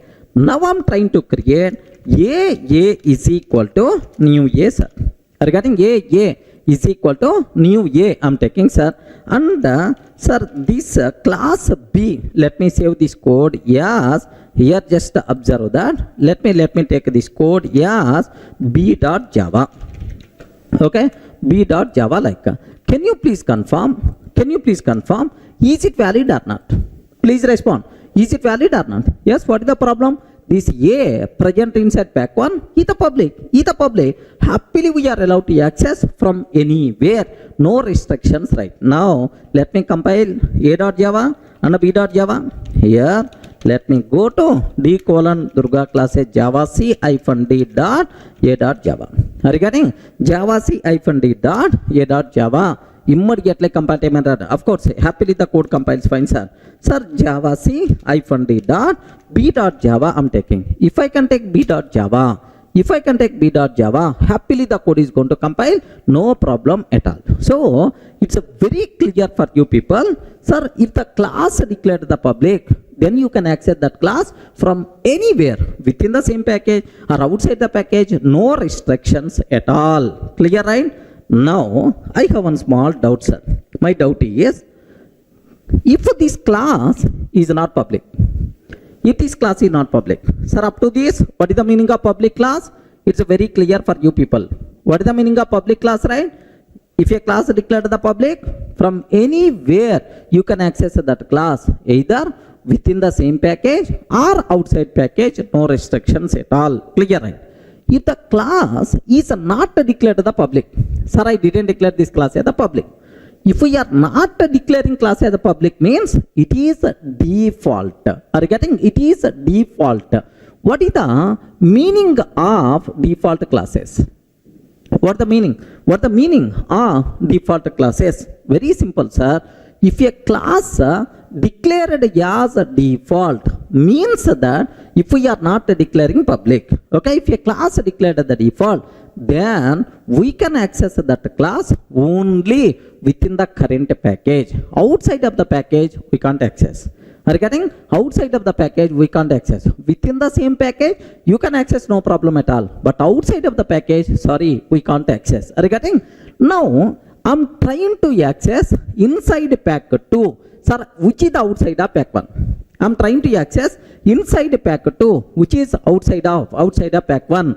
If I do like this, and if class A is the default, immediately compiler will give left and right. Hey, class A is the default. Class A is not public, cannot be accessed from outside package. Default access means within the same package we have to access. Outside of the package, is it possible to access? No chance at all. Clear for all of it? Sir, where you can access only within the package. Outside of the package we can't access, right? Now let me cross check. Have a look once. Observe carefully, sir. Now here, have a look once. I'm removing public here. If I remove this class as the public, if I remove public, can you please tell what is the access modifier for this A? Please respond, friends. What is the access modifier for this A? The access modifier for this A is default. If we are not declaring any modifier, by default it is the default in Java. You know, right? It is the default. Default means only in the current package you can access. Outside not possible. Okay? Now let me consider here from B. It is the outside package. It is the outside package. So now what I want to take, Java C -d dot A dot Java. A.java. Happily it compiles fine, but whenever we are trying to compile B.java, immediately compile time error you are going to get. Have you observed, right? A is not public in pack 1. Not public in pack 1 cannot be accessed from outside package. A is not public in pack 1 cannot be accessed from outside package. Everyone can able to understand? So this is what you people should aware clearly, right? I hope not required to keep much explanation. What is the default class? What is the public class? Public class means no restrictions. Anywhere you can access. Default class means only within the current package only we can access. From outside package, sorry, you can't access. Clear, right? Now I have one small doubt, sir. Assume I'm taking here class test, public static void main method, string array args. Sir, now do you know this test class is also present inside pack 1 only. Now A is equal to new A, like this I'm taking. Can you please confirm, is it accessible or not? Respond, is it accessible or not? This is a test class present inside which package? Same package only. Within the happily you can access, but outside package you can't access. Correct, right? Now let me consider this code. Here observe carefully, sir. Here I'm taking class test I'm taking, public static void main method, string array args I'm taking, public static void main string array args. Now A is equal to new A I'm taking. Regarding A is equal to new A. Sir, is it valid or not? 100% pakka itself is valid, sir. Now Java C -d dot A dot Java, complete A dot Java. A dot Java means, do you know this total program I saved as A dot Java? No syntactical mistake. Now if you want, observe that. Okay, perfectly valid. Java pack 1 dot test. I'm trying to execute test class.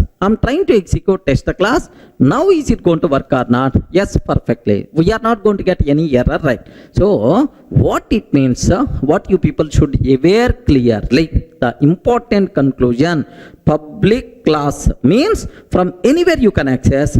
Default class means only within the current package. That's why default access is also known as package level access. Clear, right? What is public class? What is default class? These two are very, very important for the exam sake. Next, most dangerous, most important abstract modifier, that thing I will discuss.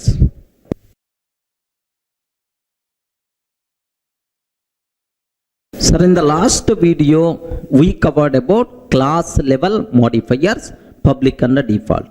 Now the next modifier we have to discuss, the most valuable, very important for the exam. That's why please make sure you have to take special care about this one.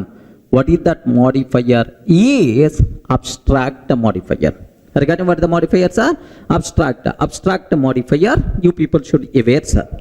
So now the point is, what is the need of abstract modifier? What is the meaning of abstract where you can apply? Point number 1, very important, sir. Abstract modifier applicable for methods. Happily you can apply for the method, no problem, abstract method. Next, the abstract modifier you can apply for class. Abstract class, abstract method is applicable, abstract class is available, like abstract modifier applicable for variable, abstract variable. Have you ever heard about this? You respond. Have you ever heard about abstract variable? No such type of terminology. Remember, abstract modifier applicable only for methods and classes, but not for variables. First point is very clear. Next, what is abstract? General. Forget about programming. Regarding general in our day-to-day life, where we can use abstract. Abstract means not clear. Not clear. Array, his mind is abstract. He is not open-minded person.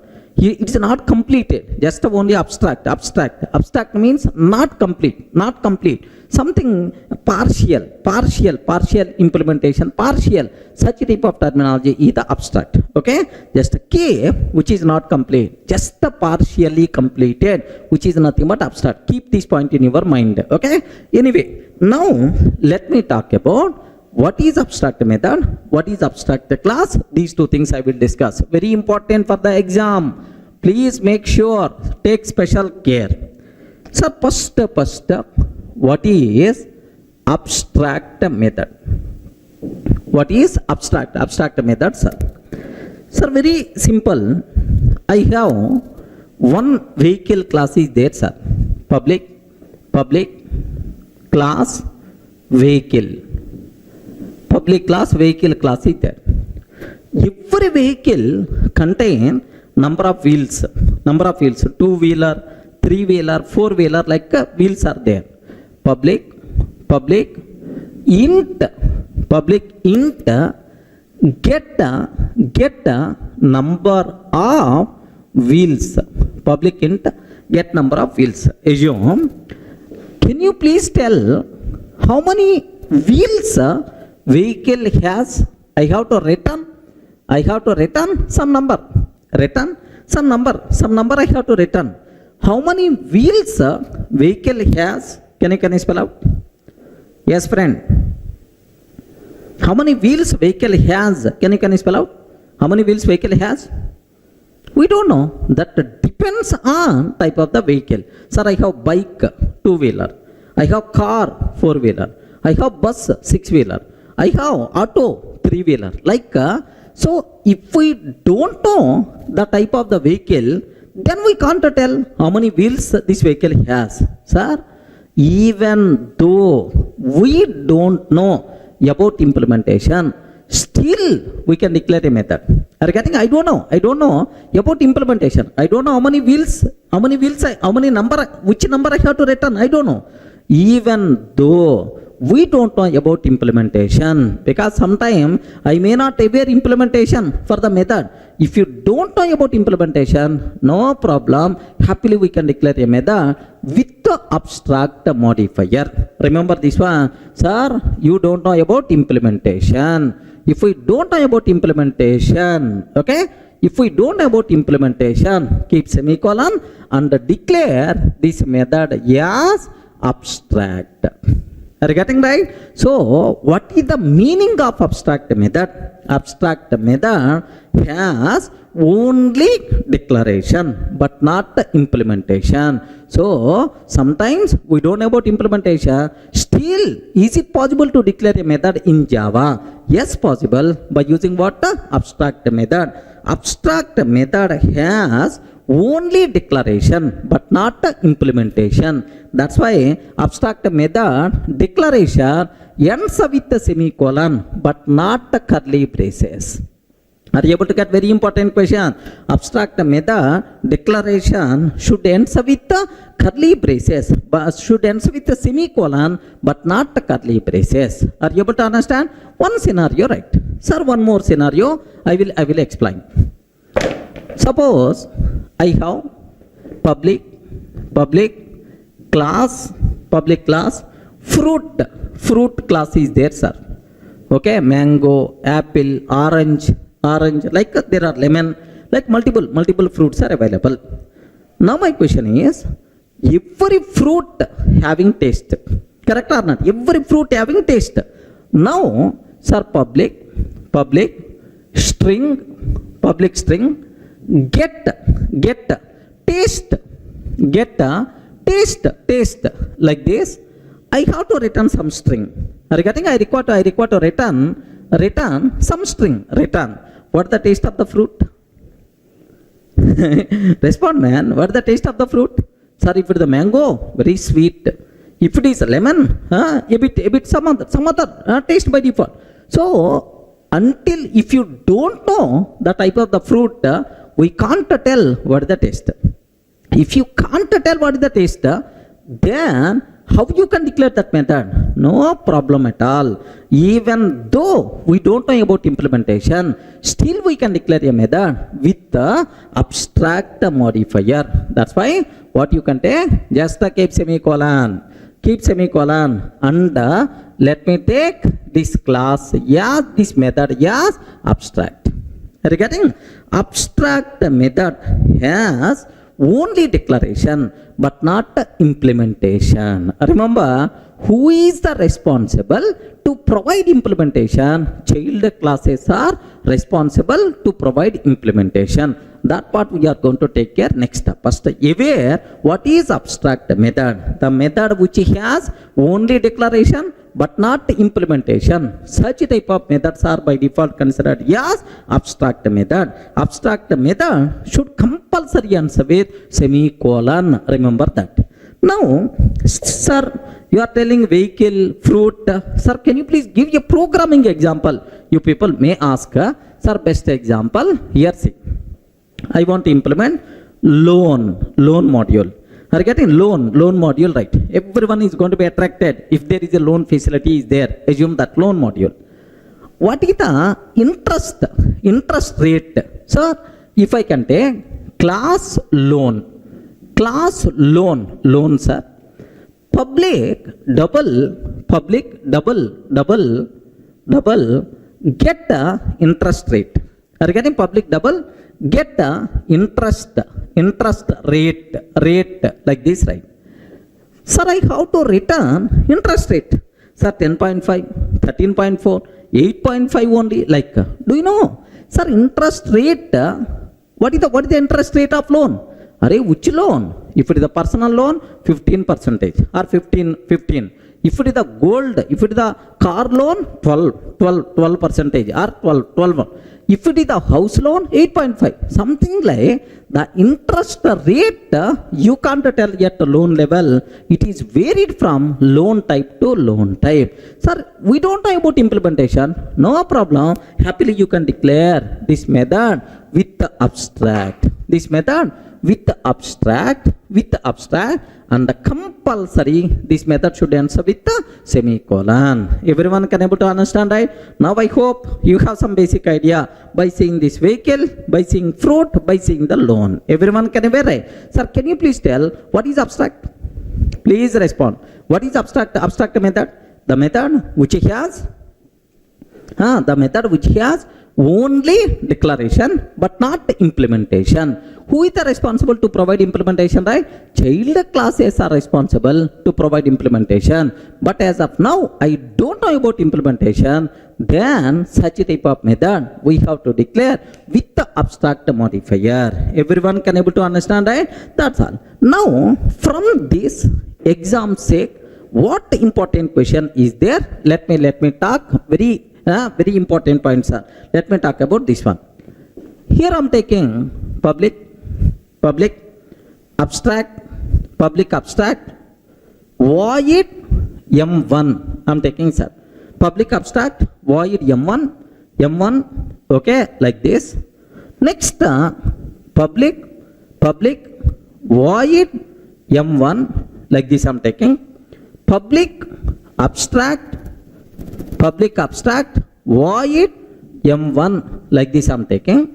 Public void m1, like this I'm taking, sir. Very important for the syntax, for the exam sake.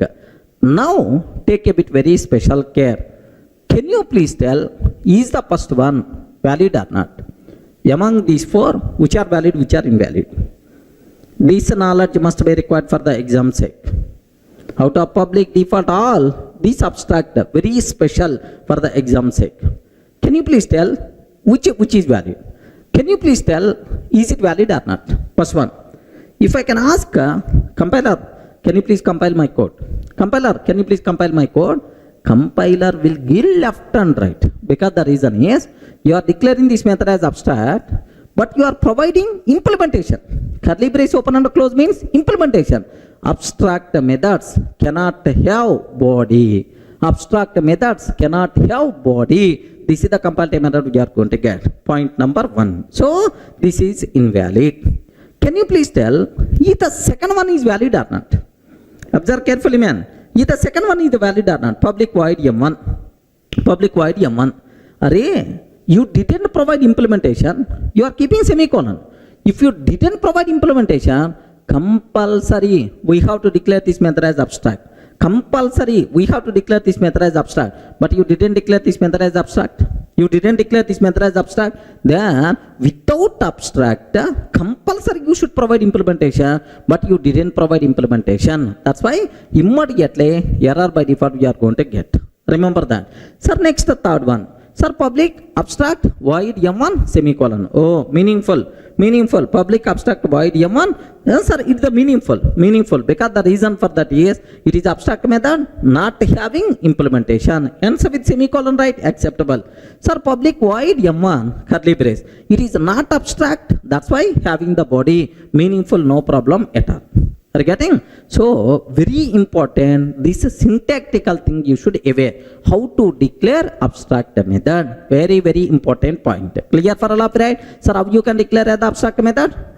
Compulsory abstract method should end with semicolon, but not curly braces. Clear, right? Now let me go for a small chota example to cover all these things so that you people can feel more comfortable, right? Sir, have a look once. I'm taking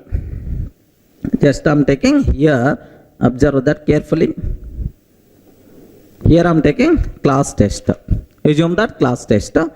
Sir, now public abstract void m1 curly brace open and close. Can you please confirm, is it valid or invalid? Oi, please respond.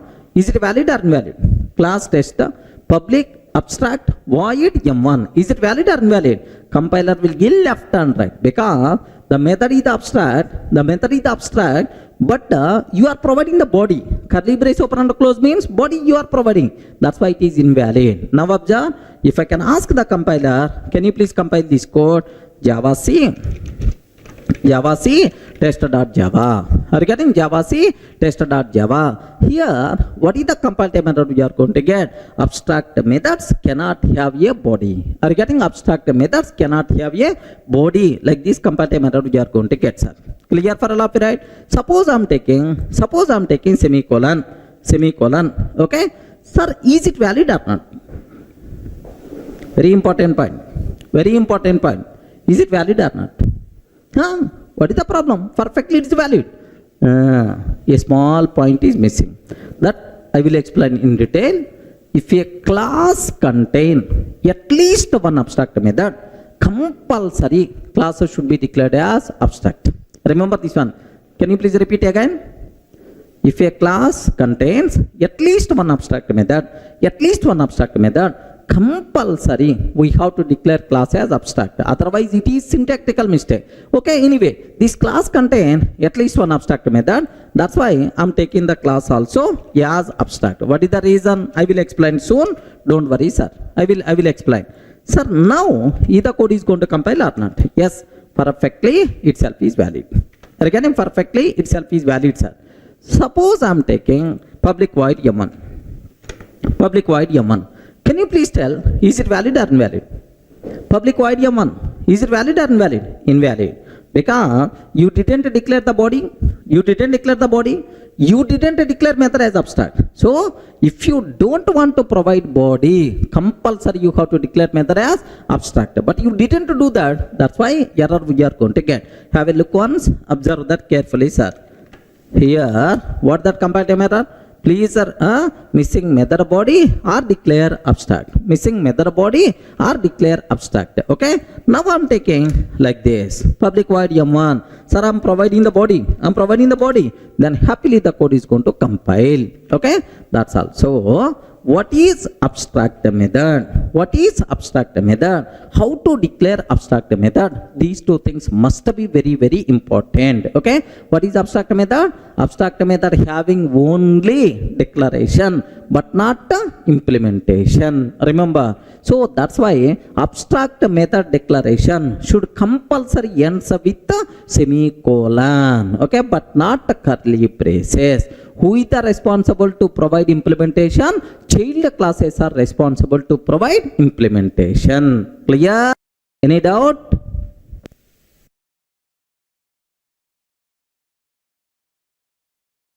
Sir, in the last video we covered what is abstract method. Now everyone having the clarity about abstract method. Now let me talk about abstract class. We are getting very, very important word, abstract class. Can you please tell what is abstract method? The method which is not having implementation, only declaration. Such type of methods are called what? Abstract method. Same way, what is abstract class? The name itself indicates not complete, not complete class, not complete class, partially implemented class. Sometimes if the implementation of a class is not complete, regarding sometimes if the implementation of a class is not complete, maybe because of not proper implementation or because of abstract methods in that class. Anyway, some reason, sir, I have one class is there, I'm not feeling this implementation is not appropriate. Okay, not proper, may contain some abstract methods or even implementation is there, dummy implementation like that. So if the implementation is not complete, if the implementation of a class is not complete, such a type of partially implemented classes we have to declare as abstract. Okay, we have to declare as abstract. So if a class declared as abstract, what it means is partially implemented class. Remember this one, partially implemented class. So if you feel implementation is not appropriate, if you feel implementation is not proper, then happily we can declare class as abstract. What the advantage is, if I declare this class as abstract, then no one is allowed to create object for this class. Are you getting? Tester T is equal to new tester. No one is allowed to create an object. No one is allowed to call these methods directly. Regarding no one is allowed to call these methods because this class is not complete implementation. This class is not having complete implementation. Just a partial implementation is available. Okay, such a type of partially implemented class we have to declare as abstract. So abstract class means a single word partially implemented class. Are you getting? So how you can conclude partially implemented class? Because it may contain abstract methods or it may contain methods implemented but not complete implementation, but not dummy implementation is there for the methods. Such a type of implementation is by default considered as abstract class. Are you able to understand? Now my important point, is it possible to create object for abstract class? Ayyo, respond man. Is it possible to create object for abstract class? Not possible. Not possible. Sir, the reason why, what is the reason for that is very simple. Suppose assume I have class vehicle is there. Assume that class vehicle is there, sir. Vehicle is there. This vehicle contain abstract method, public abstract int, get a number of wheels. Have you remembered? I covered this example in the last video. Get number of wheels. If this class is not abstract, if this class is not abstract, then every person can create an object. If a person can create an object, vehicle V is equal to new vehicle. Next, V dot get number of wheels. V dot get number of wheels. If any person calling this method, what response you have to provide? Boss, no, I'm not having implementation. Can you please create an object for child class? Can you please create an object for the child class? Like I have to convey. Then why, sir, you are bringing this object? That's why if a class implementation is not proper, if the class implementation is not completed, just like having partial implementation, object creation should not be allowed. How I can restrict object creation? Declare the class as abstract. Okay, well, for abstract classes, object creation possible or not possible? What the answer you can tell? Respond, man. For the abstract classes, object creation possible or not possible? Not possible. Remember this one, it's not possible. So only 2 points you people should be aware. What is abstract class? Partially implemented class is called abstract class. Sir, for abstract classes, it is not possible to create object, means instantiation is not possible. If any person trying to create an object for abstract class, immediately compiler will give left and right. Hey, it is not fully implemented. How you can create an object for this class? Immediately compile method by default we are going to get. Clear for all of you, right? Let me show this small example. Observe carefully, sir. Sir, I have a class test is there. Assume this test is abstract, sir. Okay, some reason I'm taking this class as abstract. Now I'm taking test T is equal to new test. Test T is equal to new test. Like this I'm taking, sir. If I can take test T is equal to new test, let me compile.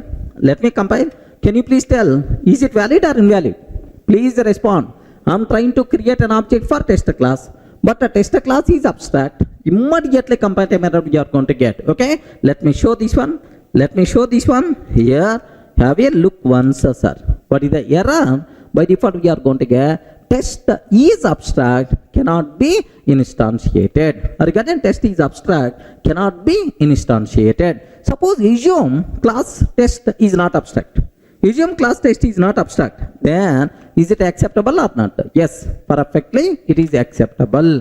So what important conclusion you people should aware, right? So for abstract classes, it is not possible to create object. Next, partially implemented classes are called abstract classes. Clear, friends? I hope it is very clear for you people. What is abstract class? What is abstract method? Now, what is the relation between these two things? Sir, just observe. Abstract class versus abstract method. Very, very important, very, very dangerous point. Take special care, sir. Sir, if a class contain at least one abstract method, remember that if a class contain at least one abstract method. Sir, I have one class is there, sir. Class test. This test contain one abstract method is there. Public, abstract, void, M1 is there, sir. If a class contain at least one abstract method, compulsory the class should be declared as abstract method. Because the reason is, if I'm not taking this class as abstract, assume I'm not taking this class as abstract, then any person can create an object for this. Tester T is equal to new tester. T dot M1. He may call M1. If he is calling M1, which response you are going to provide? Sorry, this method not having any implementation. So if a class contain at least one abstract method, that the class is partially implemented class only. Object creation is not possible for that class. That's why compulsory we have to declare that class as abstract.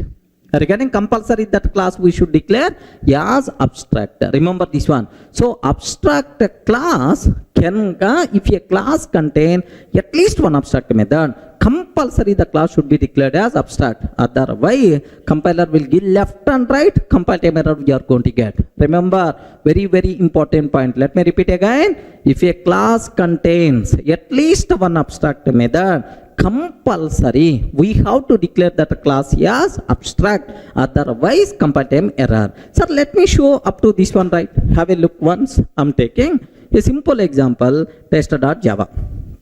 Assume that class test public abstract void m1 method is there, sir. Public abstract void m1 method is there. Now, if I'm trying to compile this code,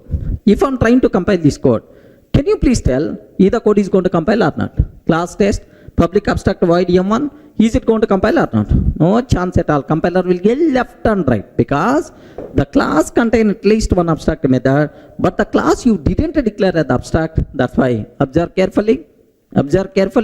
Immediately error by default you are going to get, sir.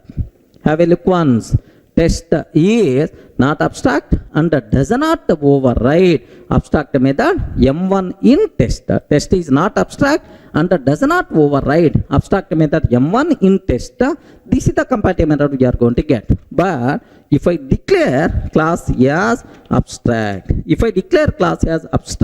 then happily the code compiles fine. There is no problem at all. So very, very important point, mantra about this abstract class and abstract method. If a class contains at least one abstract method, compulsory that the class should be declared as abstract. Clear, right? Otherwise, compile time error. Next, immediately you may ask, sir, I have one class is there. My class doesn't contain any abstract method. Regarding the class doesn't contain any abstract method. Abstract method is not there. Still, can I declare that class as abstract or not? Sir, observe. Abstract. I have one class. That class doesn't contain any abstract method. No abstract method at all. Still, can I declare that class as abstract or not? Means abstract class can contain zero number of abstract methods. Possible or not? Yes, perfectly possible. Even though class doesn't contain any abstract method, still if you feel that implementation is not appropriate, implementation is not proper, happily you can declare class as abstract, no problem at all. Best example, sir, I'm taking class test. Have a look once. Class test. Do you know public void m1, it is not abstract method, having the body. Public void m2, sir, this is also having the body. Now, can you please tell, is this class contain any abstract method? No abstract method. Happily implementation is there. Next, if I create an object, tester t is equal to new tester, t.m1, what response I will get? Syntactically it is valid. Tester t is equal to new tester t.m1, what response I will get? So nothing, empty. So even these methods having implementation, but that implementation is what? Dummy implementation, man. Dummy implementation. If the implementation is not complete, dummy implementation, what is the use of creating an object for that? That's why if you don't want object creation for this class, even though this class doesn't contain any abstract method, still happily you can declare this class as abstract, no problem at all. Remember, so means that abstract class can contain zero number of abstract methods also. Is it clear, right? Sir, do you know dummy implementation, no problem, no abstract method, still we can declare class as abstract if you don't want object creation like this, right? So do you know in our OOPS concept somewhere you may have adapter classes. Adapter class doesn't contain any abstract method. Every method having curly brace open and close implementation, but still there is no use of that implementation. That's why every adapter class highly recommended to declare as abstract. Remember this one, okay? Maybe in the next level we may get, or otherwise just open the Google what is adapter class, then you can able to get much clarity. Second point here is, listen very carefully. Of course, I included this in our material related to interface concept. Next, second point, sir, very important point. HTTP servlet, because after completing our Java, we have to go for web applications. There we have to learn web technologies like servlets and JSP. In the servlet, HTTP servlet is one class. HTTP servlet is one class. This HTTP servlet is abstract class, but very specialty, this HTTP servlet class doesn't contain any abstract method. Regarding HTTP servlet is the best example, doesn't contain any abstract method, still it is abstract class, right? So means that abstract class can contain zero number of abstract methods also, no problem at all. Clear, right? Let me consider, have a look once, sir. Sir, I'm taking a class test.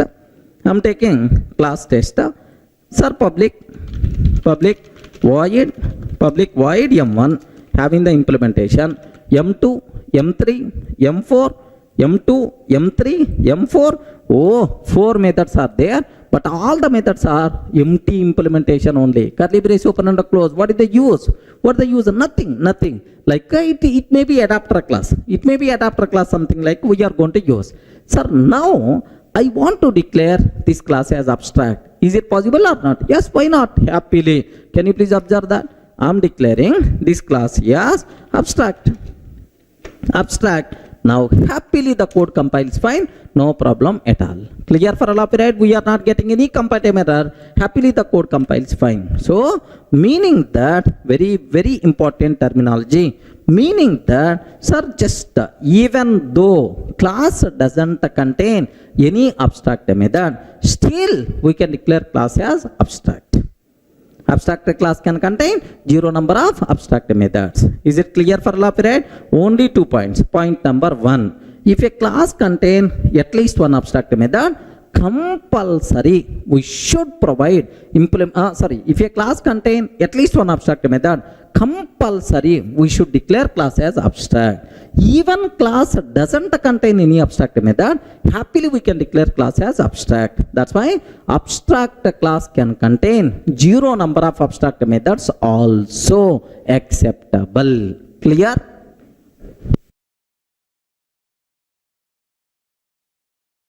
Now the next point related to abstract class, listen very carefully, sir.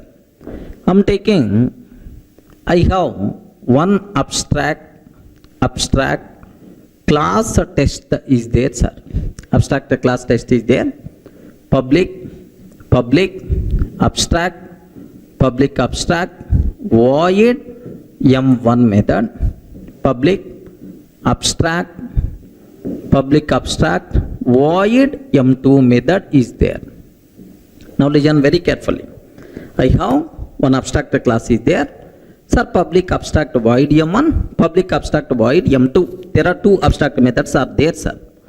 Can you please confirm who is the responsible to provide implementation for these abstract methods? Who is the responsible? Child class is responsible to provide implementation for parent class abstract methods. What I want to take, I'm taking public class subtest. Public class subtest extends test. Public class subtest extends test like this I'm taking. Now I'm trying to implement public void m1. Public void m1. Can you please tell, is this code is valid or not? Respond, man. Is this code is valid or not? Sir, this is the child. Subtest means child class. Is it valid or not? Sir, now take a bit very special care about this one. Parent class abstract methods. Who is the responsible to provide implementation? Child class is the responsible. So parent class contain how many abstract methods are there? 2 abstract methods are there. Compulsory child class is the responsible to provide implementation for every abstract method. But here you provided only for M1. Who is going to provide M2? You didn't provide M2. That's why compiler will give left and right. Hey, subtest, you didn't provide M2 implementation. How I can accept this code? Like a compatible error we are going to get. So let me conclude again. So whenever we are extending an abstract class, sir, for each and every abstract method of the parent, compulsory we should provide implementation in the child class. Otherwise, we will get compile time error. Clear, right? Let me show up to this. Have a look once, sir. I have abstract class test is there. Next, here I am taking public abstract, void M1 I am taking, sir. Public abstract void M1, public abstract void M2. Like this I am taking. Perfectly itself is the valid, sir. Now, just observe that class subtest, extends test. I am trying to provide public void M1 like this, right? I am providing implementation for only M1. Are you getting? I am providing implementation for only M1 method, but I am not providing implementation for M2. Sir, is it valid or not? Immediately compiler will get left and right. Compile time error you are going to get. Clear, right? Let me show this one. Let me show this. Here, have a look once. Immediately compile time error you are going to get. Subtest is not abstract and does not override abstract method M2 in test. Sir, you didn't provide implementation for M2, so that's why how I can accept this code like this compile time error you are going to get. Then how I can solve this problem? Can you please confirm how I can solve this problem? We can solve this problem in 2 ways. First way, you can provide implementation for M2. Sorry, I don't know about implementation. No problem. Declare this class is abstract. Are you getting? Declare this class is abstract. If I declare child class as abstract, then we are not required to provide implementation for every abstract method. Then who is the responsible to provide implementation for this remaining method? Next level child class. Who is the responsible, sir? Next level child class is the responsible. By declaring this class as abstract, temporarily we can fix this problem, but still M2 method is not implemented. Who is the responsible to create child? Next level child class is the responsible to provide implementation. Now, if I take as abstract, is it accepted or not? Observe that. Subtest extends a test provided implementation only for M1. Only for M1. Now I am taking abstract. Abstract, right? Now have a look once. Happily the code compiles fine. Okay, well, temporarily the problem solved. But the problem in this case is you can't create object for test class. You can't create object for subtest class because both are abstract. Even you have M1 method, sorry, you can't call. Then what I have to go for? I have to go for subtest. Are you getting? Next level child class. Subtest extends test. Okay. This person should compulsory provide implementation for M2 method. If he is not providing implementation, immediately compile time error we are going to get, sir. What is that error? So compulsory you should provide implementation for M2 method, then it is valid. Okay, like so. Parent class abstract methods, who is the responsible to provide implementation, sir? Child class is the responsible to provide implementation. Everyone can able to understand? Yes, friends. Are you in the position to understand, right? What is abstract method? Who is the responsible to provide implementation like this? That's all. This is what you people should aware clearly. Okay, now I have just a matter of 2 minutes. I want to review the whole story with a small example, meaningful example, so that you will get much clarity. Let me take a vehicle class. Here I am taking, let me take vehicle class. Class vehicle. Are you getting class vehicle? Now, public abstract, int get number of wheels. Public abstract get number of wheels. Sir, because at a vehicle class level, we don't know about implementation. That's why this method I declared as abstract and ends with a semicolon. Next, if a class contain at least one abstract method, compulsory the class should be declared with the abstract. Okay, it is mandatory.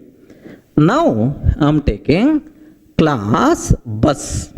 Class bus extends a vehicle. Class bus extends a vehicle.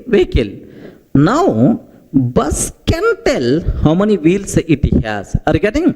Public int get number of wheels. Public int get number of wheels. Return. Can you please tell how many wheels bus has? Front 1 plus 1, left and right. Back 2 wheels will be there. Left side 2 wheels, right side 2 wheels. Left back, right back, 2 plus 2. So total 6 wheels are there. Return 6. Valid perfectly, because once you know the bus, how many wheels bus has, we should be in a position to answer. Are you getting? Same way, class auto extends a vehicle. Class auto extends vehicle. Public int get number of wheels. Public int get number of wheels. Return 3 I am taking. Auto get number of wheels, return 3, like this, right? So because auto having 3 wheels, bus having 6 wheels, like this, right? Now, sir, is it possible to create object for the vehicle? No. Is it possible to create object for bus? Yes, happily, because it is not abstract. Auto, yes, it is not abstract. Happily, you can able to create object for this. Now, I am taking here, observe. Class test. Public static void main method string array args. Class test. Public static void main string array args. Here, bus b is equal to new bus. Bus b is equal to new bus. I am creating bus class object. System.out.println b dot get number of wheels. B dot get number of wheels. Bus b is equal to new bus. B dot get number of wheels. Similarly, auto a is equal to new auto. Auto a is equal to new auto. System.out.println a dot get number of wheels. Get number of wheels. Happily, the code is going to run. In the case of bus, we are going to get 6. In the case of auto, we are going to get a 3. Clear for all of you, right? Now, meaningful example, vehicle not having. Sir, we don't know about number of wheels.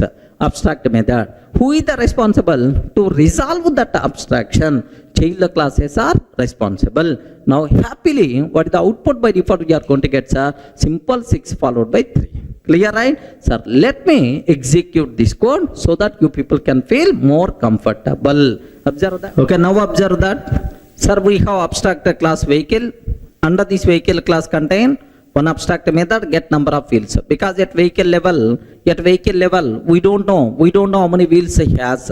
because if you know the type of the vehicle, then we can able to tell is it contain 2 or 3 something like, okay. So public abstract int get number of fields. If a class contain at least one abstract method, compulsory that a class should be declared as abstract. We did already, right? Now class bus extends vehicle, sir public int get number of fields, return 6. Okay, well, class auto extends vehicle, public int get number of fields, return 3. Okay, like. Now have a look once, sir. Now I'm taking, just I'm creating an object for bus B is equal to new bus, b dot get number of fields, auto a is equal to new auto, a dot get number of fields. That's all. Let me run this code perfectly. It is the valid, sir. Okay, now observe that the code compiles fine. We never going to get any error. The code runs fine. The code runs fine. What is the answer? Bus having 6 wheels and auto having 3 wheels. Like it's a clear for all of you, right? Okay, that's all. So this is about what is abstract method, abstract class, this type of discussion. Very important for the exam. Here, one small thing, just for your interest sake I'm telling, but not required for the exam. Anyway, don't worry. Just aware one small point. Sir, anyway, we are not providing implementation for this abstract method inside vehicle. Who is the responsible? Child already providing. Child already providing. What is the advantage of declaring this abstract method in the vehicle class? Are you getting? If I remove this abstract method in the vehicle, still the code is going to run. Still the code is going to compile. No problem at all. Compile and run. Let me remove this one. Is it going to work or not? Is it going to work or not? Yes, I'm removing, sir. I removed. Yes, have you observed? This method I want to remove. I removed, sir. If I remove this one, can you please tell is the program is going to work or not? Perfectly, it is going to work. Perfectly, it's going to work. It's going to work. No problem. We are not going to face any problem, right? Perfectly, it's going to work. Then, what is the use of declaring abstract method in the parent class? Can you please confirm? What is the advantage? The simple advantage is very, very simple, sir. The simplest reason. The simple advantage is if here take very, very special care about this terminology, right? The biggest advantage what we are, if I'm not taking this abstract method in the parent class, child class may provide implementation, may not provide implementation. Child is not mandatory to provide implementation. Child may provide, may not provide. But every child class of vehicle should compulsory provide implementation for get number of fields. If you have such a type of programming requirement is there, then declare this class as this method as abstract. Are you getting? If I declare abstract method in the parent class, compulsory, mandatory, every child should compulsory provide implementation. So for child classes, which methods compulsory should provide implementation, such type of methods we have to identify and we have to declare as abstract in the parent. Then without implementing that, child class cannot skip. It is mandatory for the child class to provide implementation. Everyone can able to understand? Of course, another advantage is also there, polymorphism. Of course, it's not required for the exam sec. Maybe in the polymorphism I may explain. Clear for all of you, right? Up to this, any doubt? Okay, that's all, friends.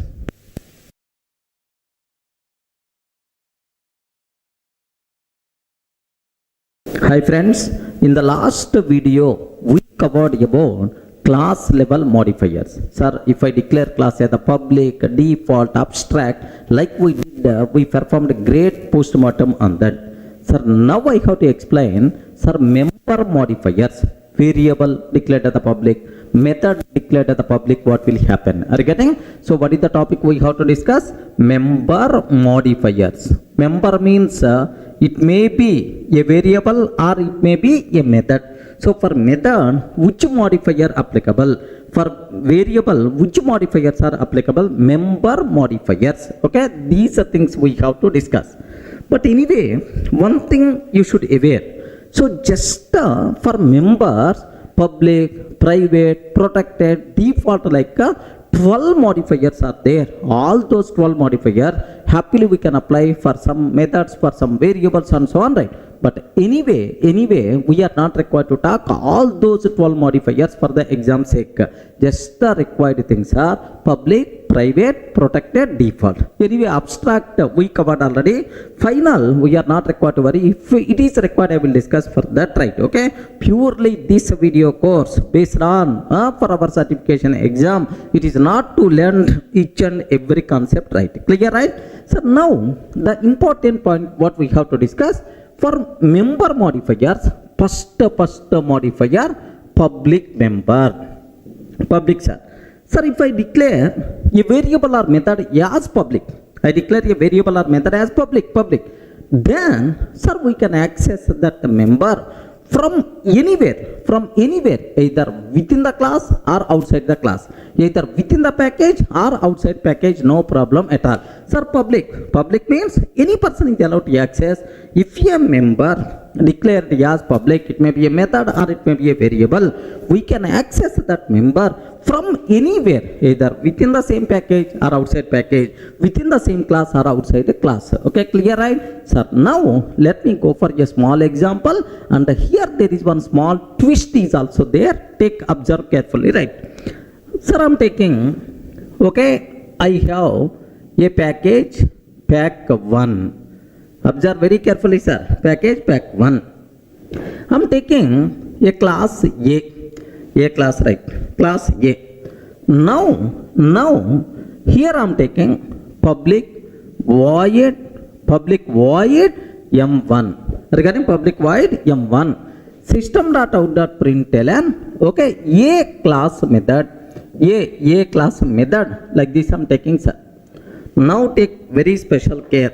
Sir, first important conclusion, is it public or not?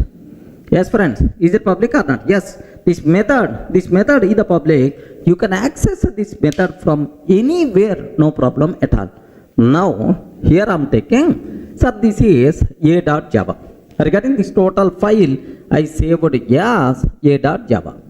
Now I'm taking b.java. Here observe, package, pack 2,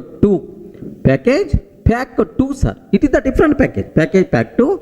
Now, here I'm taking, sir, public class B, sir, public static void main method, string array args. Okay, here my target is A is equal to new A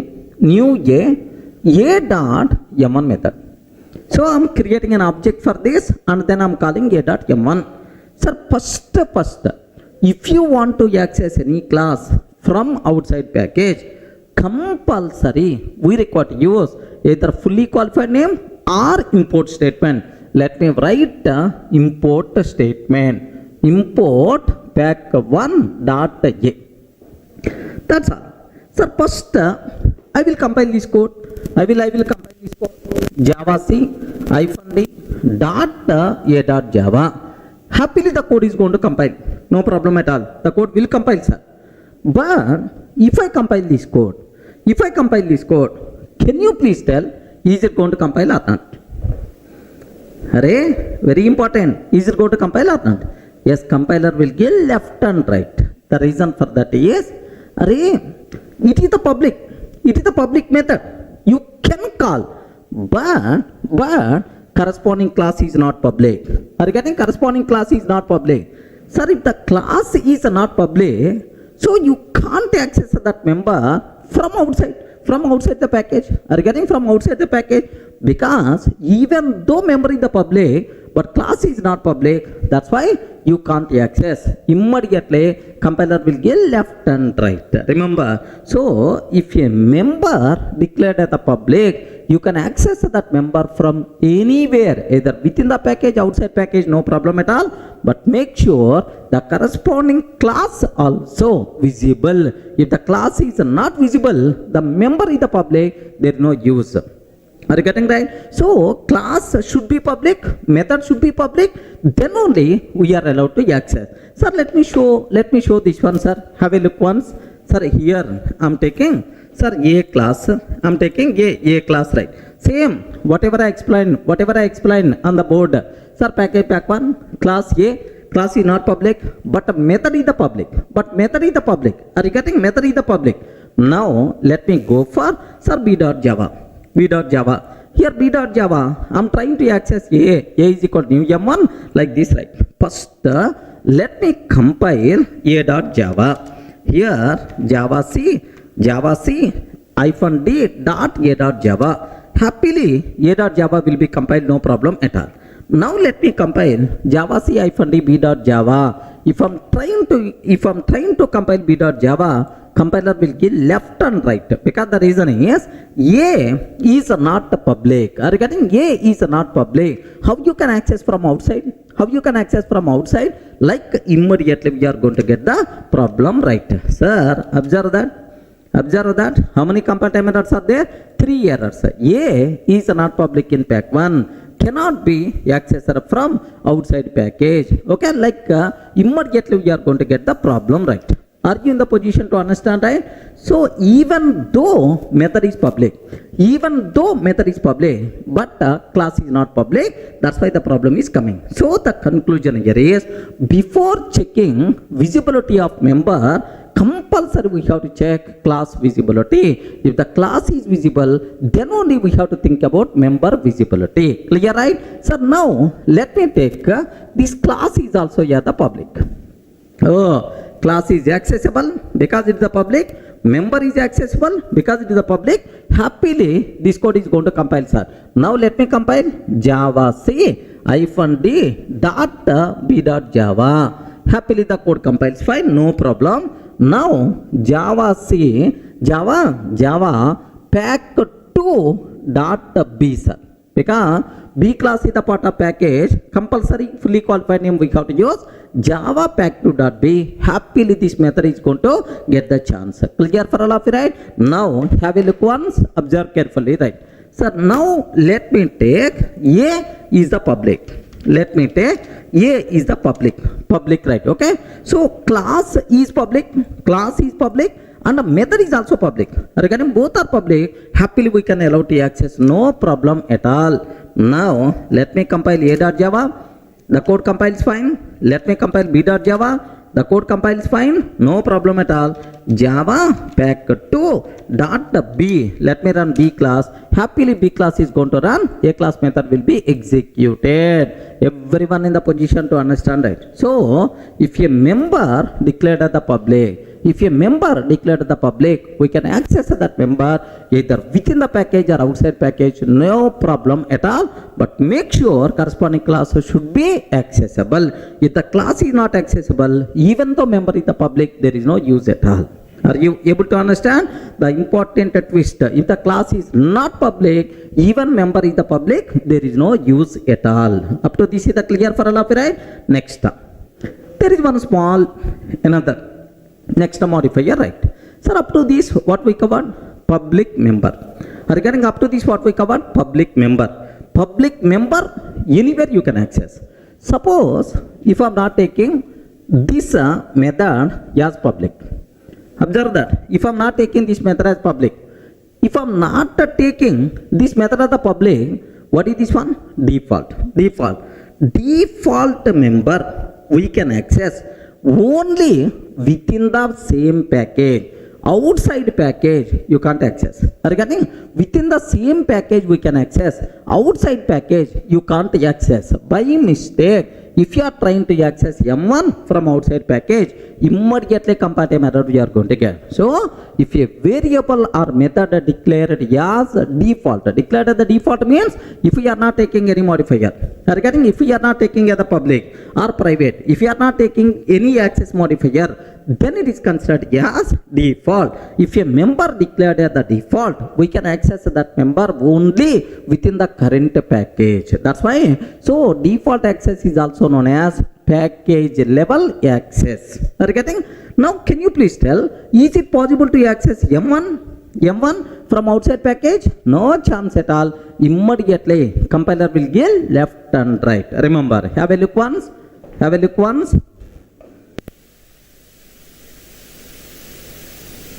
Now see this one, I'm not taking as the public. I'm not taking as the public. So class is the public, sir. Class itself is the public, but the method is not public. Method is not public means a default, right? Now I'm trying to access this M1 from outside package. Now what will happen? Outside package means b.java. Outside package means b.java. Here from b.java, I'm trying to access a.m1. Yet this line, yet line number 8, immediately error we are going to get, sir. Have a look once. Sorry, 1 minute. First let me compile a.java. Because a program, source code modified. Now compile b.java. Let me compile b.java. Have you observed, right? A.m1. M1 is not public in A. M1 is not public in A. Cannot be accessed from outside package. Everyone can able to understand? So, if a member declared as a default, we can access that member only within the current package. It may be a method or it may be a variable. Clear, right? So, two modifiers are very clear. Public modifier, okay, default modifier for members. Sir, up to this, we covered very clearly public members and the default members. Now the next one what I have to discuss, private members. Remember this. Sir, if a variable or method declared as private, are you getting? If it is a variable or method declared as a private, the name itself indicates, right? Private member, accessible only within the same class. Remember this one. So private means class level. You can access only in the same class is called private. Okay. Default means, have you remembered? Default means within the same package. That's why we can use the word package level. That's why we can use the word package level. Next, public means global level. Any person can able to access either same package or outside package, anywhere, no problem at all. Remember this one, sir. So private member means within the same class you can able to access, but from outside of the class, sorry, we can't access. Clear for all of you, right? Sir, now let me go for a small chota example to demonstrate this one. Here I'm taking, I have class A is there, sir. Assume that class A. And I'm taking private void M1, private void M1. Sir, system.out.println A class private method. A class private method like this I'm taking, sir. That's all. This is the class A. A class contain one private method. You can access this private method only within the same class. Even it may be private variable also, rule is the same. Now here I'm taking class test. Assume that class test, public static void main method string array args. Public static void main string array args. Sir, from this both are available in the same program, same package. Now I'm taking A is equal to new A dot M1. A is equal to new A dot M1. If I can take like this, immediately comparative error by default we are going to get, sir. Bus M1 is the private, cannot be accessed from outside class. Like that comparative error we are going to get. Clear for all of you, right? Sir, now let me show this example, right? Here I have 1 minute. Let me take a separate program. Here package, all these things are not required. Class A, private void M1, A class method, public class test. I'm taking, sir. That's all this is. Now let me save this code as test.java. Sir, class A, private void M1, A class method, sir, public class test like this, right? Now, sir, Java C test.java. Can you please confirm, is it valid or invalid? Please respond. Is it valid or invalid? Invalid. Immediately compiler will give left and right. What is the reason? Private method outside of the class of you can access. Okay, like we are going to get error, right? Now, have a look once. Have you observed? M1 has a private access in A. M1 has a private access in A. Like this comparative method we are going to get, sir. So these are various important things you should aware about private. Is it clear for all of you, right? Sir, now take a bit very special case, sir. Private means within the same class. Now one small conclusion I have to tell. I have data members are there, sir. Data members are there. Data members means variables, right? Every class having data members and methods also, variables, right? Highly recommended modifier for variable is private, sir. Highly recommended modifier for variables is private, because the reason for that is private members cannot be accessed from outside. Our data should not be accessed directly from outside, because in our OOPS concept, data hiding is the very important, sir. That's why recommended modifier for variables is always what? Private. Remember that. So next, what about methods? What about methods? Sir, method is a service. Whenever you are calling a method, that method is going to do some business logic. Method is something like a service. That's why. So methods should be accessible by multiple people, as many as possible. Recommended modifier for methods is public, sir.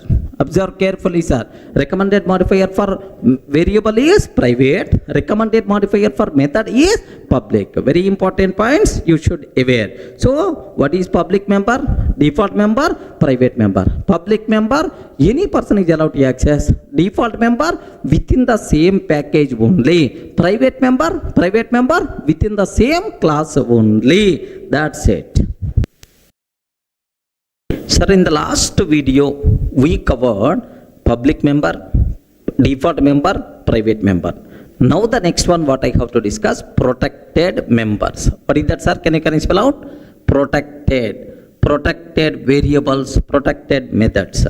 The most misunderstood modifier in Java is the protected, sir. There are several loopholes are there. Just at least 1 or 2 points I'm trying to explain, which are very important for the exam sake. Please observe carefully, right?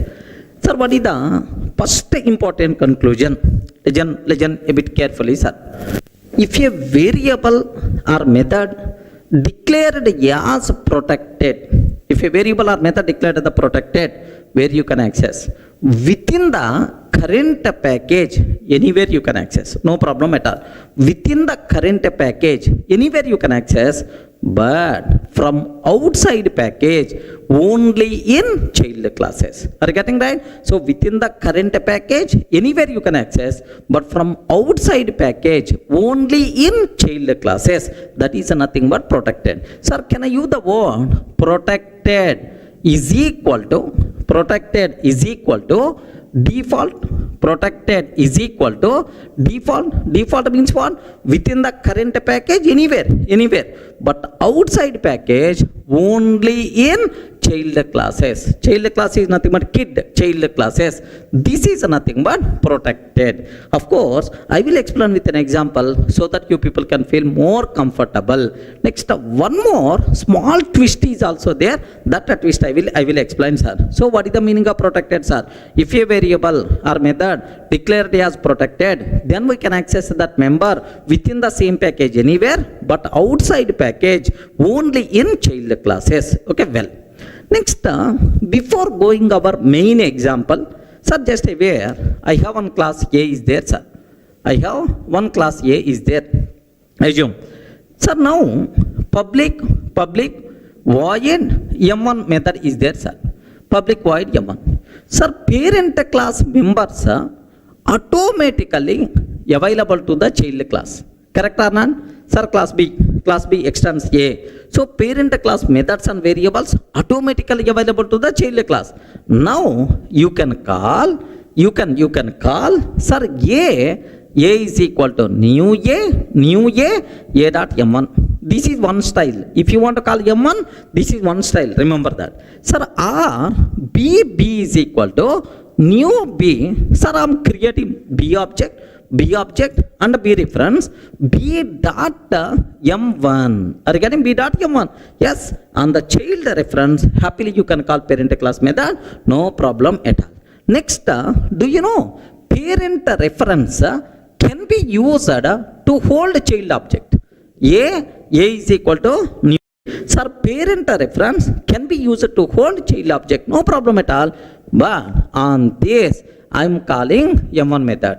On this, I am calling M1. Yes, M1 is already available in the parent. No problem, acceptable. Perfectly, it's going to work. Now, this knowledge also you have to aware. I hope already in the last sessions I covered all this. Okay, but let me repeat anyway, right? So now this total discussion, let me convert into an example style so that you will get much clarity, right? Here I am taking package pack 1. Observe this very carefully, sir. More concentration must be required. Package pack 1. Okay.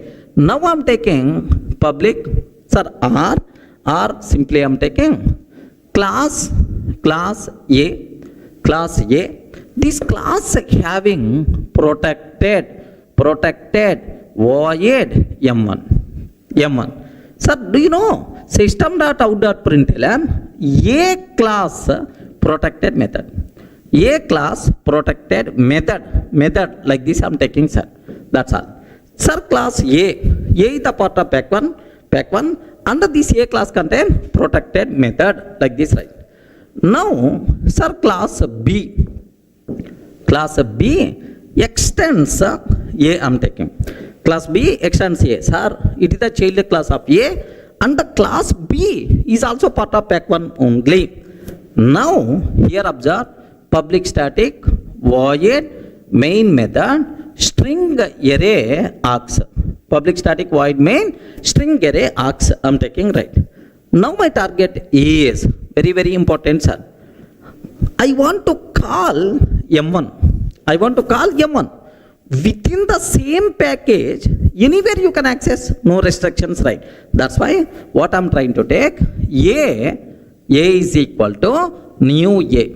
Sir, just I'm creating A class object with A reference. A class reference, A class object, A dot M1.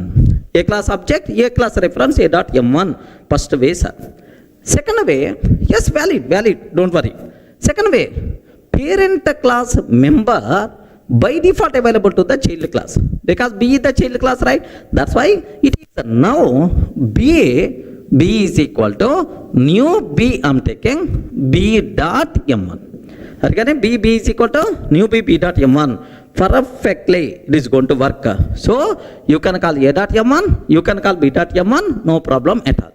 Now parent reference can be used to hold child class object. Parent reference can be used to hold child class object. Then automatically A1 dot M1 like this I am taking. Again, parent reference can be used to hold child class. By using that, you can call the method available in the parent class, no problem at all. A1 dot M1, happily it is also work. So means that, sir, parent class protected member you can access anywhere within the same package in the child classes also, anywhere, even it is not child class also acceptable, man, because within the same package you can access either child class, non-child class, no problem at all. Next, in the child class you can access either parent reference or child reference, no problem. All these are valid ways, okay, to access parent class protected members. Sir, how many packages I'm using? You respond. How many packages I'm using? Only one package. There is no big speciality. Once, if I'm introducing second package, then the cinema is going to start. Remember this. But anyway, let me execute up to this one, sir. Have a look once. Okay, now observe that. The same code, whatever I wrote on the board. Okay, package pack 1, public, class A contain protected method, A class protected method, class B extends A, it is the child class. Sir, now main method, parent reference, parent object, A dot M1, child reference, child object, B dot M1. Sir, A1 is equal to new B, parent reference, child object. Now, here just observe that A1 dot M1. Are you getting A1 dot M1 like this, right? Sir, let me compile. Sir, in this example, how many classes are there? Oi, respond. How many classes are there in this? 2 classes. What is the first one? A class and B class. Next, both are part of same package. Okay. Which is the parent class? Which is the child class? A is the parent class. B is the child class. Okay. Here I am using parent reference, parent object, child reference, child object. Parent reference, child object, like this. You can use any reference, no restrictions at all within the same package. Remember this. Okay, let me execute this code. Now have a look once, sir. Java C -d dot a dot Java. Let me compile. Compiles fine. Now Java here main method is available inside B class. This B is the part of pack1. That's why Java pack1 dot B. How many times we are calling M1? Can you please tell? How many times we are calling M1? 3 times we are calling M1. That's why 3 times we have to get that print statement. A class protected method. Yeah, A class protected method. Like this we are going to get, sir. Sir, everyone in the position to understand parent class, protected members within the same package, you can access anywhere, either by using parent reference or by using child reference, no problem at all. Sir, what the specialty is there? Okay, if this B class present inside outside package, assume that this B class present inside, child class present inside outside package, then the cinema is going to start. Take very, very special care, sir. Sir, I want to remove this B class. This B class is not available in the pack 1. Okay. Here I am taking pack 2. Package, pack 2, sir. Pack 2. Next, here public class B extends A, sir. Public class B extends A. Public static void main method string array args. Public static void main string array args. Take very special care. Here the point is A is equal to new A dot M1 method. A is a parent or child? A is the parent class or child class? Parent class. This parent class available where? In the same package or other? Yes, here in this package. So A present inside pack 1, B present inside pack 2. Okay. Now B is equal to new B I am taking B dot M1. Child reference, child object. A1 is equal to new B, A1 is equal to new B, A1 dot M1 I am taking. That's all. Can you please confirm? Now, all these method calls valid or not? Ayo, respond carefully. Observe very carefully, sir. Sir, here A dot M1, parent reference, parent object. B dot M1, child reference, child object. Parent reference, child object reference, child object, A1 dot M1. Among all these, sir, which method calls are valid, which method calls are invalid? Very important bit for the certification exam. Please make sure you people should aware. Yes, remember that.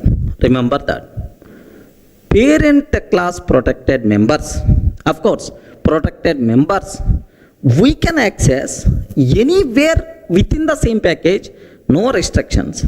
Within the same package, no restrictions. Remember, either parent reference or child reference, any reference you can use. But from outside package, protected members we can access only in the child classes. Point number 1. Only in the child classes. Yes, man, it is the child class only.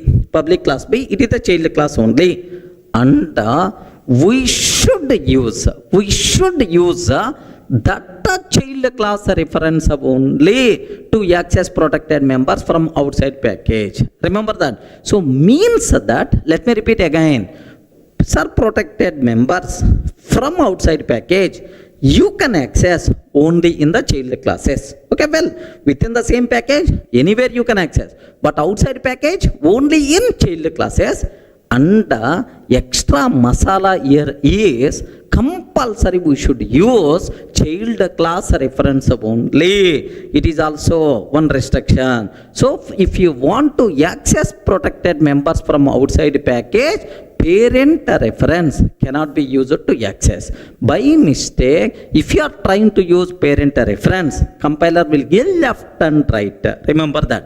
So now observe here, which reference I'm using? Parent reference.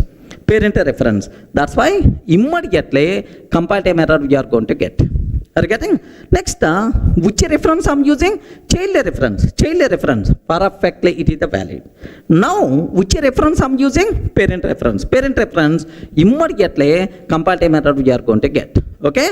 M1 has protected access. M1 has protected access. Protected access in pack1 dot a. This is the compile time error we are going to get, sir. Sir, protected members, if you want to access from outside package, only in child classes, and we should use that child class reference only. Suppose you are accessing in the B, child class B, you should use child class B reference. If you are accessing in the child class C, then we should use a C reference only. We are not allowed to use any other reference to access protected members. By mistake, if you are trying to access protected members by using sir parent reference, immediately error by default we are going to get.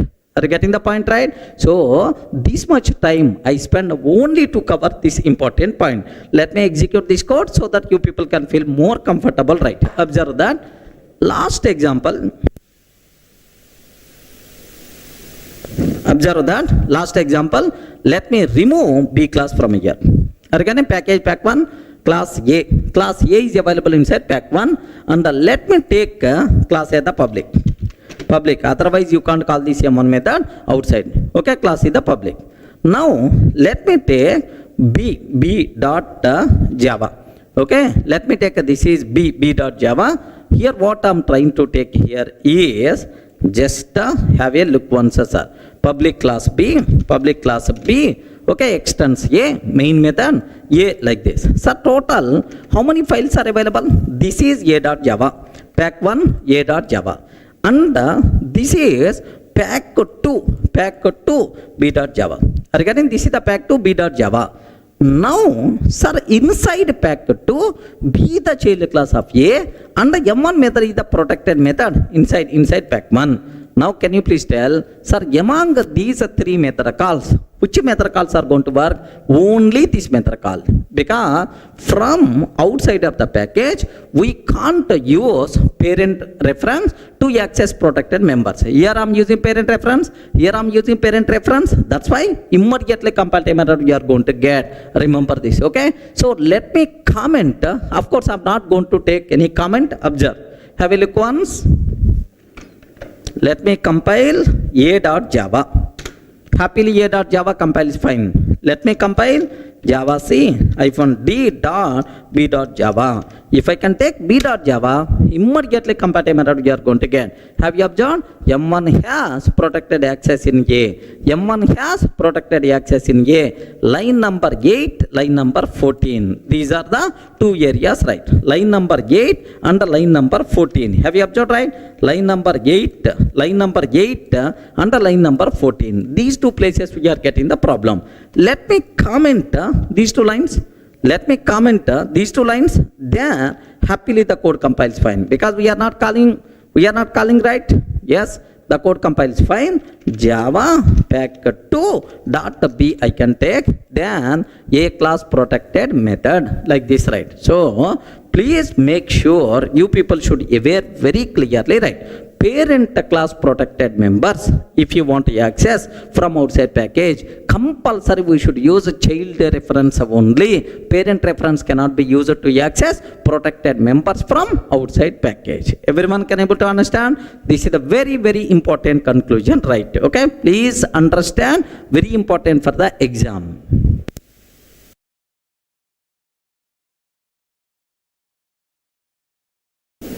So in the last videos we covered member modifiers like public, private, protected, default.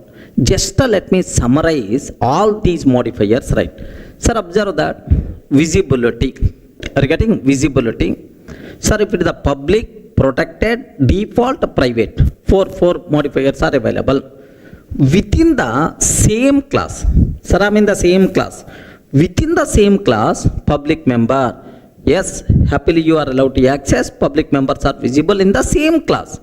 Within the same class, protected members available, default members are visible, private members also visible. So, if you want to access any variable or method within the same class, no restrictions, all modifier data is by default available. Next, from child class of same package. Oh, you are in the same package only. You are in the same package, but from child class. From child class, sir, public, no restrictions. No restrictions. Next, protected within the same package, anywhere you can access, no problem at all. Protected, whether it is a child or non-child, no problem. Next, default members also inside same package you can access. Okay, what about private? Sir, private from outside of the class you can't access. Have you observed, right? What it is telling? From child class of same package. From child class of same package, not in the same class. So from outside of the class means from child class of same package. Private not visible. Next, from non-child class of same package. Boss, you are in the same package only, but it is not child class. So public, anywhere accessible.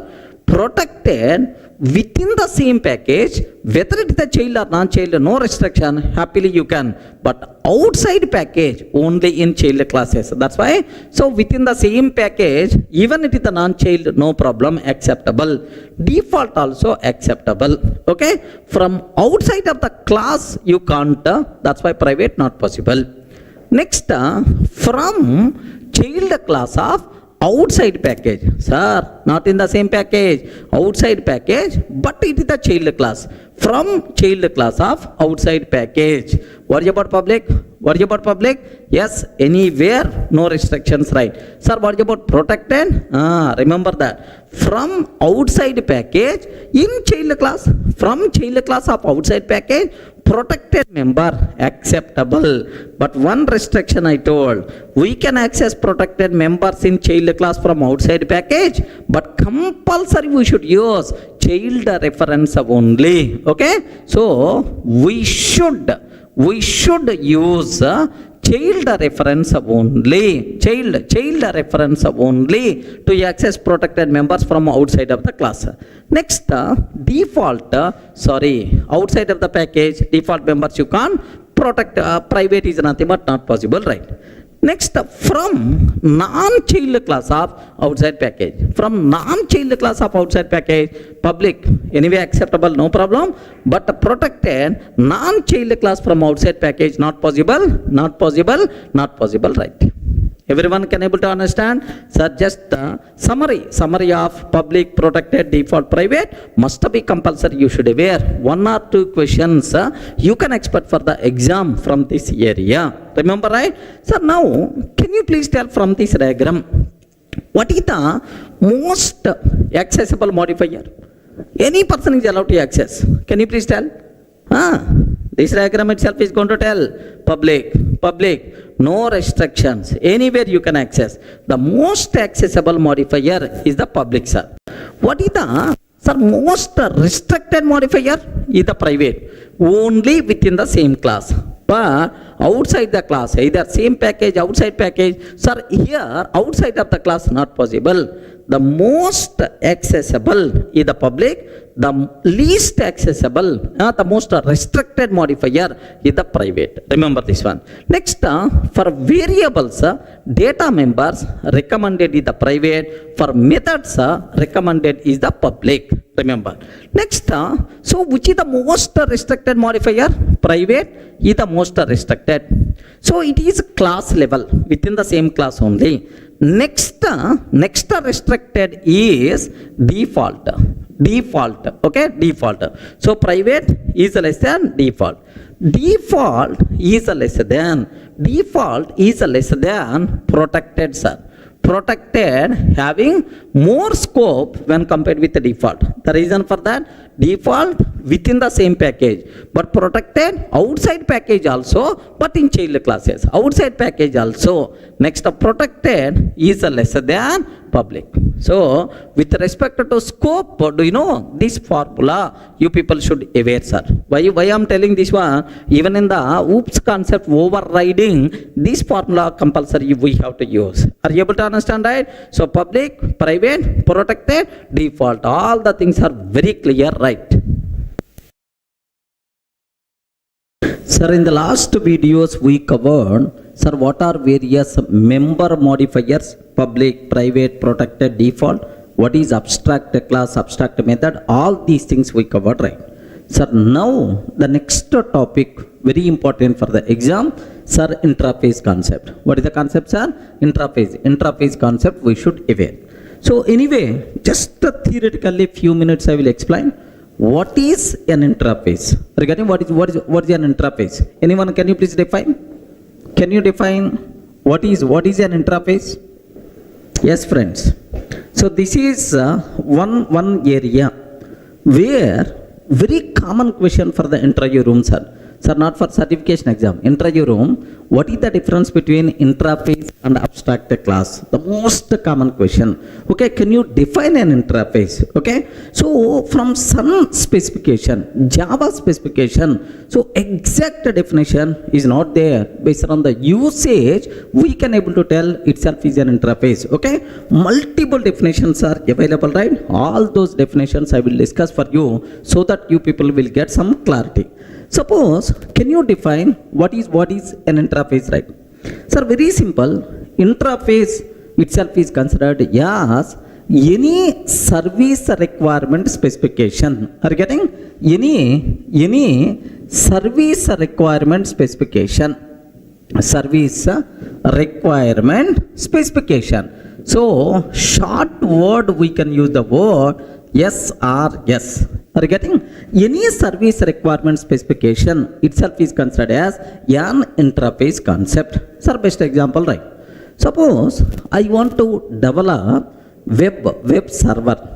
Are you getting? Sir, after completing your core Java, you have to learn advanced Java. I mean servlets and JSPs. So servlets and JSP applications, if you want to run, compulsory server must be required. Are you getting? If you want to develop a server, okay, WebLogic, WebSphere, or otherwise Tomcat, Resin, like there are multiple web servers are available, right? So now I developed one web application. So now I'm using Tomcat. Okay, just to take a bit very special case, Tomcat I'm using. So this Tomcat, happily, by using Tomcat, happily we can run Java based web application, right? Suppose, sir, same application, if you want you can copy Oracle HTTP server, happily it can able to run. Are you getting? On the Oracle HTTP server, you can run that.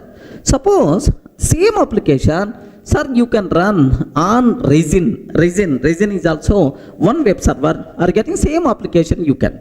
Sir, same application even you can run on WebLogic. Of course, it is the application server, right? Sir, same application it can able to run. If you go for WebSphere also. Now, I have one small doubt, sir. The application which is running on Tomcat, how it is going to run on Resin? How it is going to run on WebLogic? The reason for that is all these people followed same interface, same specification while developing this concept. Are you getting? What is that specification? Is Servlet API. Are you getting? What is the specifications are? Servlet API. Who provided this Servlet API, sir? Some people defined this API. Who is the responsible to provide implementation, sir?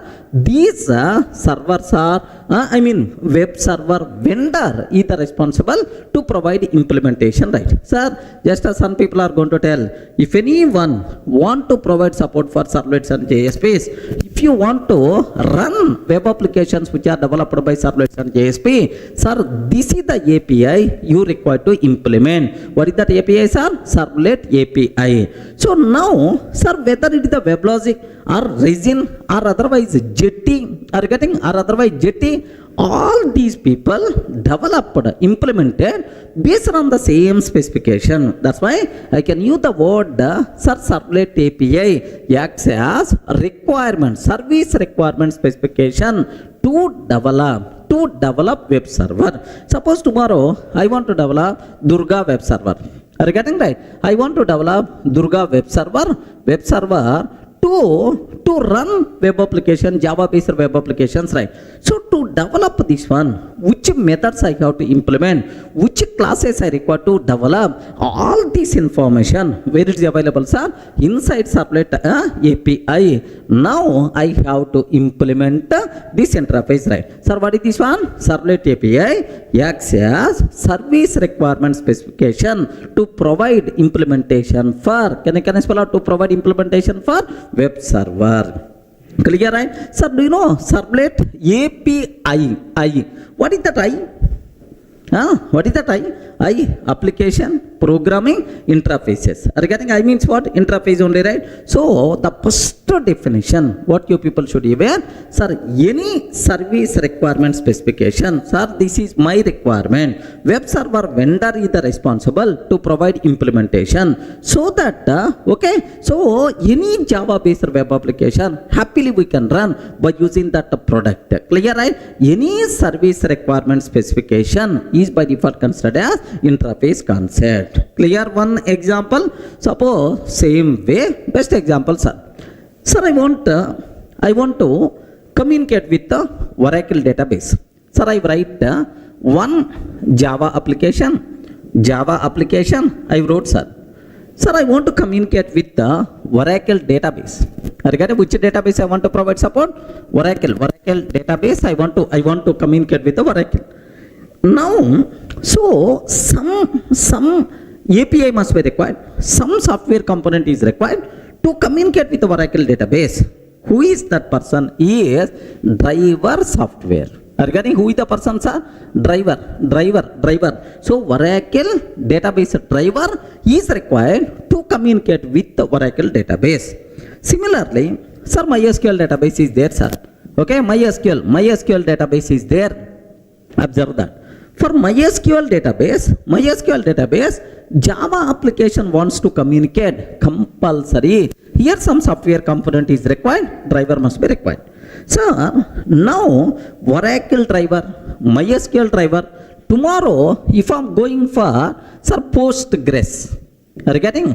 Postgres SQL. Are you getting Postgres? So if I'm going for if I want to develop these driver softwares, sir, where the requirement specification is available? The requirement specification is defined by some people. That requirement specification is nothing but JDBC API. Can you please tell what is this one, sir? JDBC API. This requirement specification implemented by Oracle driver, implemented by MySQL driver, implemented by, sir, Postgres driver. By using this driver, happily can communicate. Java application can communicate with the corresponding database. So tomorrow I want to introduce my own database, DurgaDB. Are you getting? DurgaDB. So if a Java application wants to communicate with the DurgaDB, driver must be required. I want to develop database driver. To develop database driver, where the requirement specification, which methods I have to implement, which classes I have to implement, where that information is available inside JDBC API. That's why JDBC API acts as requirement specification, okay, to develop driver software. Everyone can able to understand, right? So this JDBC API or the Servlet API by default considered as interfaces. So the first definition of an interface is very clear for you people, right? What is that? Any service requirement specification is by default considered as an interface. Clear, right? Sir, the first definition of an interface is very clear. Any service requirement specification is by default considered as an interface, right? Now the second definition, sir, take a bit very special care. Okay, suppose a client came, Durga, my requirement is, So I want a college automation system. Can you please develop like this, right? Sir, now what is going to tell is, sir, this is my required college automation system. Observe that, college automation system. Sir, I want Durga. This is the college automation system I want. Now, sir, here, these are the services I want. Sir, get attendance. Assume that M1. Sir, I want this service. I want this service. I want this service. I want this service like this line. Sir, now client came up with sir, this is my requirement. Regarding this is my requirement, right? So now this requirement specification itself is nothing but an interface. Regarding this requirement specification itself is an interface. Now from the client point of view, interface defines the set of services what he is expecting. Boss, these are the services my expecting, what client is expecting, right? So now someone is responsible to provide implementation. Assume that he the second person, okay, service provider, okay, service provider is the responsible to provide implementation, right? Assume.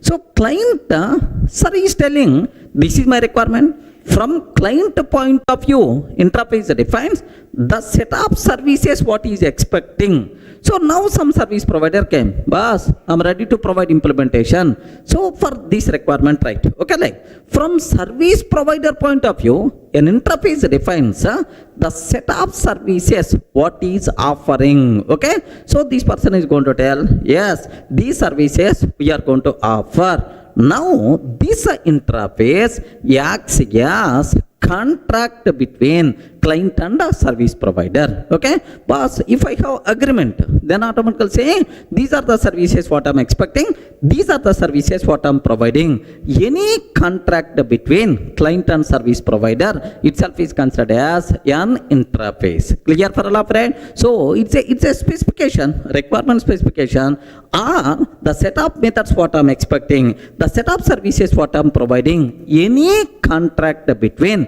client and service provider itself is considered as an interface. So any contract between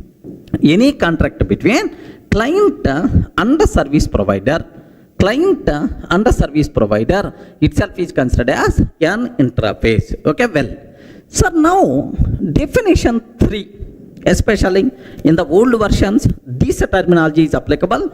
No issue at all, just you can able to understand very easily, right? Suppose this is my interface, right? Assume that, sir, interface college automation system. Sir, now it never talks about implementation. Regarding interface, never talks about implementation, right? Saying, boss, these are the services, what I'm expecting. Sir, it's a requirement specification. Never talks about implementation. Every method present inside interface, by default, public and abstract. By default, public and abstract, whether we are declaring or not. That's why, have you observed abstract method, every method by default, okay, whether we are declaring or not, by default abstract, public and abstract. Regarding that's why, so interface is also considered as 100% pure abstract class. 100% pure abstract class. Okay, please make sure this is also another popular definition was there. But there is one small problem is there. From 1.8 version onwards, inside interface, default methods are allowed, static methods are allowed. From 1.9 version onwards, yes, inside interface, private methods also allowed. That's why this definition generally we can ignore. Remember that. So this because default methods are also allowed, static methods are allowed, private methods are allowed from 1.8, 1.9 versions onwards. That's why. So just we can ignore this definition, sir. So what is an interface? Interface is nothing but any service requirement specification. Okay, remember. Next, sir, do you know or any contract between client and service provider itself is considered as interface. Interface having some requirement, someone is responsible to provide implementation for that requirement. That the person who is going to provide implementation is by default considered as service provider. Clear for all of you, right? Then immediately we ask, sir, we are very much interested about default methods and the static methods also. Don't worry, sir. Sir, I will provide one separate section with the 1.8 version enhancements with respect to, sir, interface. Means, first default methods and static method. What is the purpose? What you have to use? What are various loopholes are there? But make sure that the section is optional. We are not required for the exam sake. Just for your awareness purpose, after completing this section, immediately you can able to see that section. Clear, right? Just optional, not important for the exam. Just for your knowledge sake, I'm going to provide. Okay, that's it. So, what is an interface? What is an interface, right? Any requirement specification, any contract between client and service provider is by default considered as an interface. Clear? Sir, in the last video, we covered very clearly what is an interface, theoretical thing. Anyway, not required for certification exam. Just for your idea purpose, I'm telling what is an interface, right? Now, how to declare an interface, how you can provide implementation for that interface. Very simple. Have a look once, sir. I'm taking, sir, interface, interf. Just the interface, interf. Okay, here I have public void M1 method is there, sir. This is the first service I'm expecting, public void M1. Sir, second one, public void M2. Okay, it is the just requirement specification itself is the interface concept, right? Now, take very special care about this terminology, right? What is the point is, sir, now I will ask, Array, anyone, can you please provide implementation? Just I have, this is the requirement, like this, right? Now have you observed, what is an interface? Interface itself is nothing but what? Just a requirement specification. Just it never talks about implementation, right? Okay, well, now someone came to provide implementation. Okay, how we can provide implementation? The class is responsible to provide implementation, right? So interface we can define by using which keyword? Interface keyword, right? Now take a bit very special care. A person came, class service provider. Class service provider. This service provider is telling, boss, I'm going to implement your requirement. So you have some requirement, right? I will implement. I will provide services for your requirement. Like this person is going to use implements. Are you getting right? What is the keyword we have to use? Implements. Implements interf. Like this is taking, sir. Okay. Now, the very important point you people should be aware. Sir, it is an interface. Interface is a keyword. Next and after that, here, implements is a keyword. So, a class can implement an interface by using which one, sir? Implements keyword. Clear, right? Next, sir, I'm taking void M1, void M1, like this I'm taking, sir. That's all. Sir, think very carefully. Sir, just he's telling that, boss, I'm going to provide implementation for your requirement. He provided like this. Now, can you please tell, is it valid implementation or invalid implementation? Remember, so for our certification, there are, sir, only 2 or 3 possible bits are there, but both bits are based on this point only. That's why I take very special care about this one, sir. Can you please confirm? Class service provider implements interf. Okay, void M1, implement interf, void M1, like this. Can you please confirm, is it valid implementation of this interface or not? Respond. Very important for the exam. Don't be silent. Yes, friends. Can you please tell, is it valid or not? Okay, invalid. Okay, invalid. I'm telling directly the point, invalid, sir. It is not proper implementation. Now my next question, how many mistakes I did? Ayo, respond. How many mistakes I did? One or two? Options also there, either one mistake or two mistake. Because every mistake is an important conclusion. Regarding every mistake itself is an important conclusion. That's why, is it one mistake or two mistakes? Good. Now take very special care. Here two mistakes we did. Every mistake itself is an important conclusion. Okay, first mistake I'm ready to show. Just observe every method present inside interface. Of course, every abstract method present inside interface. I'm talking about 1.8 version, right? So that's why every method present inside interface is always public and abstract. Okay, forget about default methods and static methods. At last I will talk about that. So every method present inside interface is always public and abstract. That's why, sir, here have you observed, right? Okay, like this we have. Now the point is, sir, it's always public, it's always abstract, whether we are declaring or not. Even I'm not taking public, sir, still it's always public, because by default it's always public and abstract, whether we are declaring or not. Now, while implementing interface method, compulsory we have to declare that method as public. Remember this is something like overriding parent class method in the child class.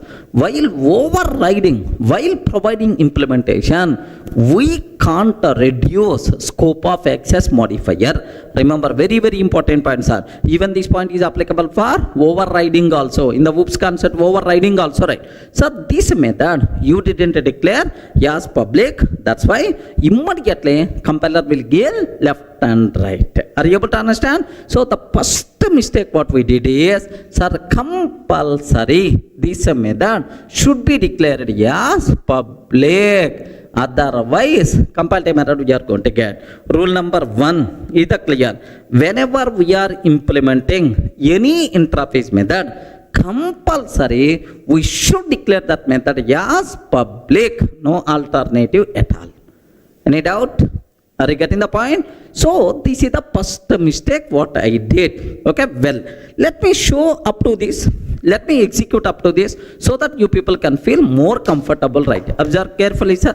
Here I'm taking interface interf, public void m1, public void m2, class service provider implements interf void m1. I'm taking, sir, void m1, like this I'm taking. So here I saved service provider dot java. This one I saved as service provider dot java. So two mistakes I did. First mistake I told already, compulsory this method should be declared as the public, otherwise the code is not going to compile. Now observe, in what way compiler is going to respond. Just have a look once, sir. Java C service provider dot java. Java C service provider dot java, like this, right? Java C service provider dot java, like this I'm taking, sir. Now if I can take like this, now can you please observe this? This error is very important. M1 in service provider cannot implement M1 in interf. Array, you didn't provide proper implementation for M1 method. Sir, what is the problem with that? Attempting to assign weaker access privileges was public. Sir, in the interface it was public, but you provided is the default access. Compulsory we should declare as the public. Regarding attempting to assign weaker access privileges public to default. That's why. So how I can correct that? Declare compulsory this method with the public. Clear, right? Now have a look once. Let me take public. I'm taking, sir, public. Now Let me compile this one. Let me compile. Of course, sir, earlier we got 2 errors, but now we are getting only 1 error. Only 1 error. That problem gone. What is that second problem? We will discuss for you people, right? Okay? So it's very clear. The point number 1. Whenever we are implementing any interface method, compulsory we should declare that method as public. Point 1 is the clear. Sir, what about second point? Second. Here, this person is telling, "Arey, interrupt, I will provide implementation for your requirement." Like he used implements interrupt. Implements interrupt means he signed on the agreement saying, "Yes, I can provide implementation for your requirement." Like, but this person provided implementation only for M1. Where is M2? Are you getting the point? Where is M2? He provided implementation only for M1. Where is M2 method? That's why immediately compiler will give left and right. Another problem. This is the second point.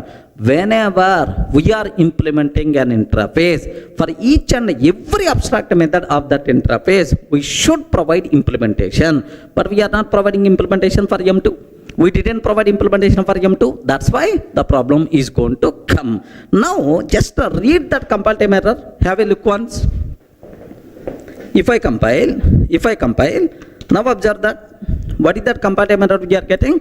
Service provider is not abstract, and does not override abstract method M2 in interrupt. The service provider is not abstract and does not override abstract method M2 in interrupt. Like this we are going to get the error. Everyone can aware, right? So this is the problem. Then how I can solve this problem? No issue at all. Happily you can solve this problem 2 ways. One way, very important for the exam. This, especially these points. One way is provide implementation for M2. If you provide implementation for M2, no problem. Happily the code is going to compile. If you provide implementation for M2, acceptable, sir, inside. Now let me do that. Have a look once. I'm taking sir, public void M2. Okay, public void M2 also. I'm implementing M2 method. Now, sir, service provider class contain how many methods? How many methods? For both the methods implementation is available. No mistake. Happily the code is going to compile. Now have a look once. Yes, I'm not seeing any problem at all. Happily the code compiles fine. I'm not seeing any problem. Itself is acceptable. Okay, well. Now take very special care. Sir, assume I don't want to provide implementation for M2. So if you are not providing implementation for M2, what is the other way? Here see this, sir, I don't know about implementation for M2. If you are unable to provide implementation for at least one abstract method, no issue at all. You have to tell, I'm not complete, just a partially implemented class. What you have to take? Declare class as abstract.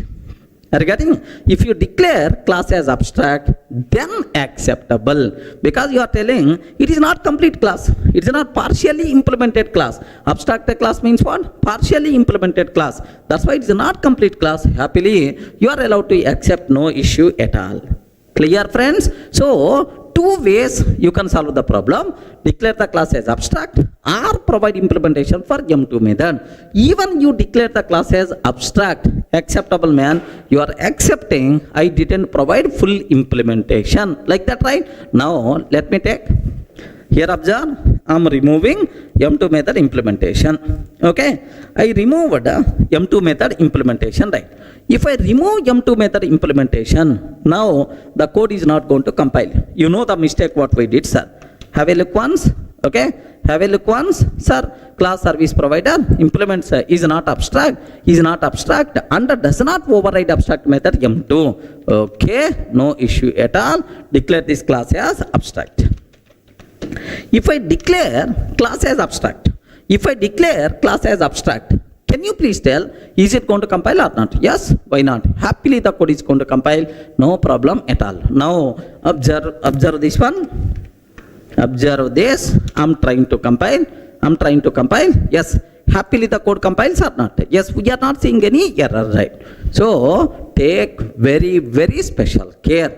These are the two important points you should aware, right?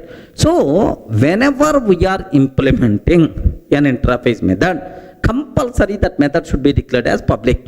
Rule number 1. Second, whenever we are implementing an interface, for each and every abstract method of that interface, we should provide implementation. If you are unable to provide implementation for at least one abstract method, declare the class as abstract. Are you able to understand? Declare the class as abstract. Then, who is the responsible to provide implementation for next remaining abstract method, right? Child class is the responsible. Okay? If I am taking child class, okay? Class sub service provider. Class sub service provider extends class sub service provider extends service provider.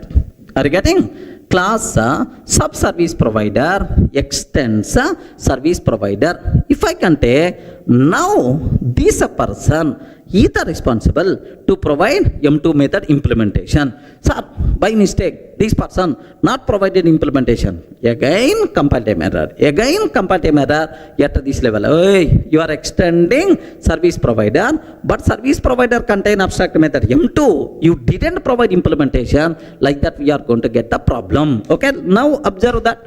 Have a look once. Okay, I'm taking class sub service provider.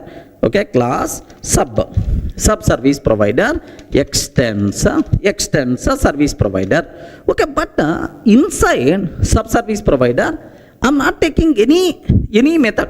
I'm not taking any method. Then compiler won't accept. Yeah, this class service provider contain abstract method M2, but you didn't provide implementation. Like that problem is going to come. Now have a look once.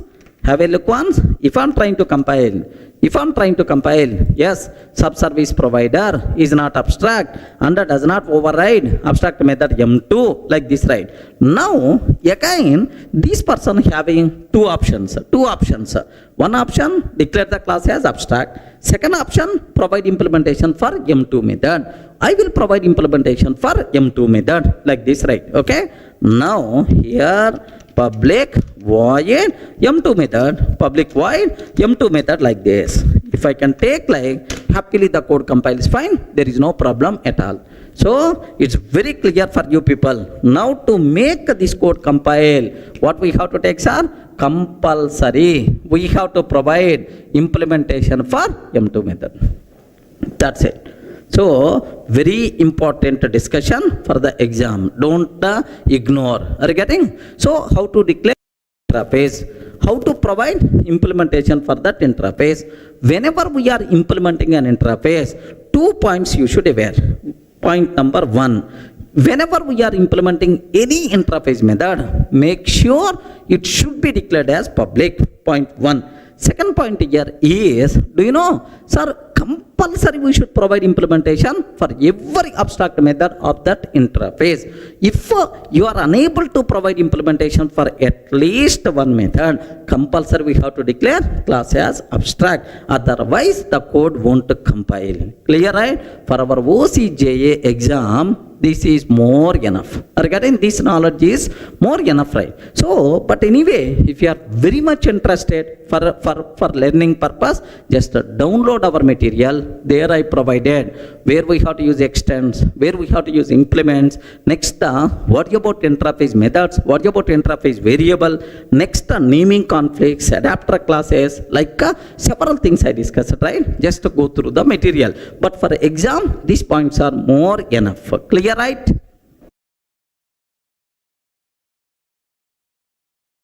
Hi friends, in the last videos we covered declarations and access modifiers. What is Java source file structure, import statement, package statement, class level modifiers, member modifiers, interfaces. Beautiful concepts are even almost around some possible bits also I discussed for the exam. Sir, now the next important concept, very important for the interview room, even for our certification exam, what that concept is? Oops concept, right? Are you getting? Sir, oops, object-oriented programming. Oops, features we require to discuss. Beautiful concept, very heart for core Java is this concept. That's why take a bit more special care. But unfortunately, sir, I may not discuss each and everything which is present inside oops, because all the things for our certification is not required. Up to certification, sir, for certification level, whatever things are required, up to that I will discuss. Sir, the people who are very much interested to know each and everything, download our material, just go through that. Sir, the first I have to discuss, sir, data hiding. Are you getting? What is the first topic we have to discuss? Data hiding. Data hiding, right? Sir, can you please tell what is data hiding? The first whoop feature, sir, data hiding. The name itself indicates, have you observed, right? Hiding of data. Hiding of data. So our internal data should not go out directly. Are you getting? So whatever internal data is there, which is should not go out directly. That means outside person should not access our internal data directly. We have to hide our data. Okay, like, sir, can you give an example so that we may get much clarity? Best example, sir. You have to check your mail, Gmail. You have to check is there any new mails came or not. To check your mail, sir, just www.gmail.com, immediately your inbox page is not going to come. Are you getting? It won't come. Compulsory. You have to provide your mail ID and password. Then only Gmail people are going to provide. So your mail's information. So here your mail data is not coming directly. So some sort of validation must be required. Hey, please provide your username and password. Then only I can able to tell your mail information. Are you getting right? So some sort of validation. After validation, then only the data is going to come. So if any person is allowed to access any person mail ID, meaningless. Are you getting? Any person mail data, meaningless. Are you getting? So I have my own secrets are there. If some third party person can able to access my mail, he can able to see my mails. Where is the security? Are you getting right? That's why our internal data should not go out directly. Outside person should not access. Compulsory, some sort of validation must be required. Yes, if this person is the valid, after validation, then only I can able to provide. You are getting? Suppose assume that I have ICICI bank account is there, sir. Then I will go to the bank. Okay, can you please tell how much account balance? How much account balance I have? Like bank people simply they are going to ask, what is your account number? Is there any ID proof? Are you getting? Is there any ID proof like? Yes, myself, my ID proof is like this. Then the bank people are going to check, okay, your account balance is so and so, like this, right? Or if you want to check your ICICI bank account balance, so online, then automatically, so immediately ICICIbank.com, can you please tell my account balance? No, first you have to provide your user ID, password, and then sometimes OTP also must be required to provide. Then only it is going to tell your account balance is like. Sir, are you getting? So our mail data, are you getting? Our mail data, sir, should not go out directly. First, if any person is asking, hey, can you please provide mail data? First, provide your username and password. Sir, my account balance, information is not going directly. First, if any person is asking, can you please provide my account data? First, you have to tell your username and password. Then only I can able to provide your account information. So, our internal data should not go out directly. Some sort of authentication must be required. Then only the data should go. This type of beautiful whoop feature is nothing but what? Data hiding. Everyone can able to understand, right? Sir, theoretically, okay, sir. Data hiding of the data. So, any person is not allowed to access any data. Some sort of authentication must be required, like this, right? Sir, programmatically, how you can implement a data hiding? Very, very simple, sir. Assume that I have class account is there. Assume that, sir. Class account is there. Every account having balance. Every account having balances, public double balance is there. Okay, so do you know private double balance? Okay, so by declaring this balance variable as the private,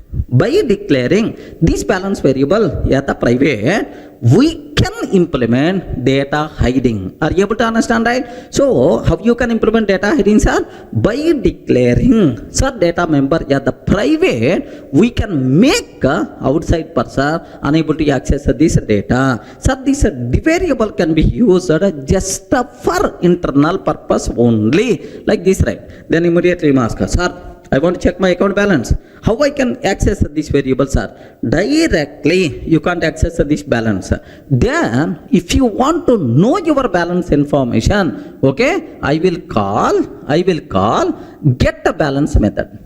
Get a balance method. Okay, can you please give get balance? Get balance is the public. Any person can able to call get balance method.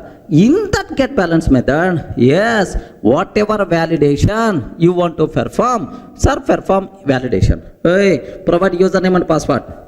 If a username and password are valid, sir, if valid, provide balance. If valid, okay, return balance. If not valid, then automatically, sorry, you are not allowed to access this information. Like that, I can able to write the code. Are you able to understand? So, outside person should not access our data directly. Okay? Compulsory, he has to call a method. Within that method, we have to perform validation. If validation succeed, then only, so we can able to provide our data. This type of beautiful concept is nothing but what? Data hiding. One of the very important feature for object-oriented programming, even for our certification also. For intra-room certification, very important terminology. So, how to implement the data hiding? Can you please tell? By declaring variable as private modifier, we can implement data hiding. Can you please tell what is the main advantage of data hiding? Ayo, respond. What is the main purpose of data hiding? What? If you are going to hide something, wherever hiding is there, the biggest advantage we are going to get is security is the advantage. Are you getting what is the advantage, right? Security. So, my account balance, I can only check, the other people are not allowed to check. My mails, I can able to check, the remaining people can't access my mail database. Clear, right? So, the biggest advantage of data hiding is security. Okay, clear. So what is data hiding?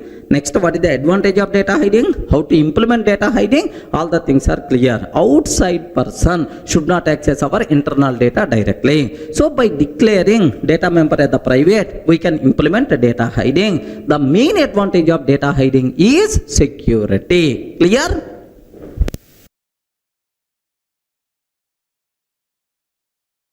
Sir, in the last video, we covered the first feature, data hiding. Clear, right? So outside person should not access our data directly. By using private modifier, we can implement data hiding. The biggest advantage is security. So you know, the highly recommended modifier for variable data member is always private. Even in the last videos also somewhere I covered, because to implement data hiding, private must be required. Highly recommended modifier for variables is always what? Private. Okay, well, now the next cinema, what I have to talk, the second whoop feature, very important, sir, abstraction. Are you getting? What is the concept, sir? Abstraction is the second important whoop feature, abstraction, like this, right? So take a bit very special care about this terminology, abstraction, right? What the point is? Can you please tell what is abstraction? Have you heard anywhere about this one? Forget about programming. In our day-to-day life, abstraction. Have you ever heard about this one? Yes, friends. Abstraction. Okay? Sir, his mind is always abstract. He is not open-minded person. Regarding he is not open-minded person. There, everything is abstraction. They are not going to provide complete information. So something like abstract means not complete, not complete. In the last session somewhere we covered abstract class. Have you remember, right? Abstract class. Abstract class means partially implemented, not completely provided class. Partial, that is not complete.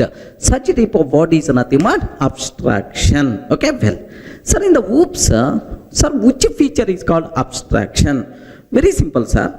Hiding internal implementation. Hide internally how it is implemented.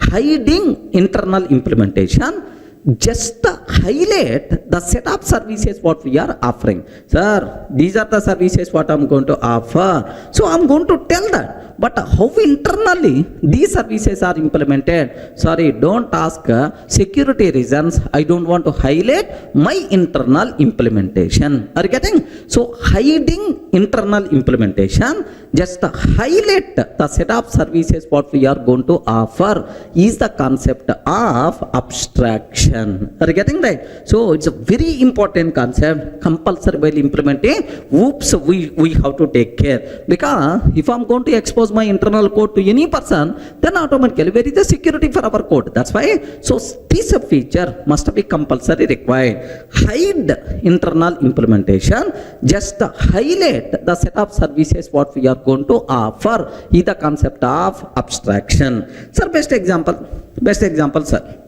I hope everyone in this session, I mean everyone who is seeing this video, used at least once your ATM card. Okay, to withdraw money, ATM card at least once you use it, right? Sir, if you go to ATM center, if you swipe the card, then immediately it's going to ask enter PIN number. Yes, I'm going to enter PIN number 1234. Once I entered PIN number, then immediately, so which operation you want to do?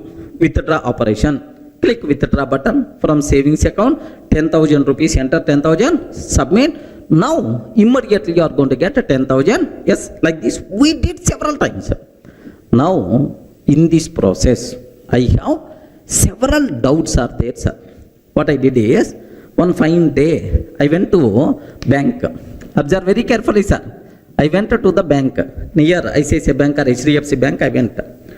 Once I entered into the bank, on the right hand side, on the right hand side, so there is one customer care or reception or something like will be there.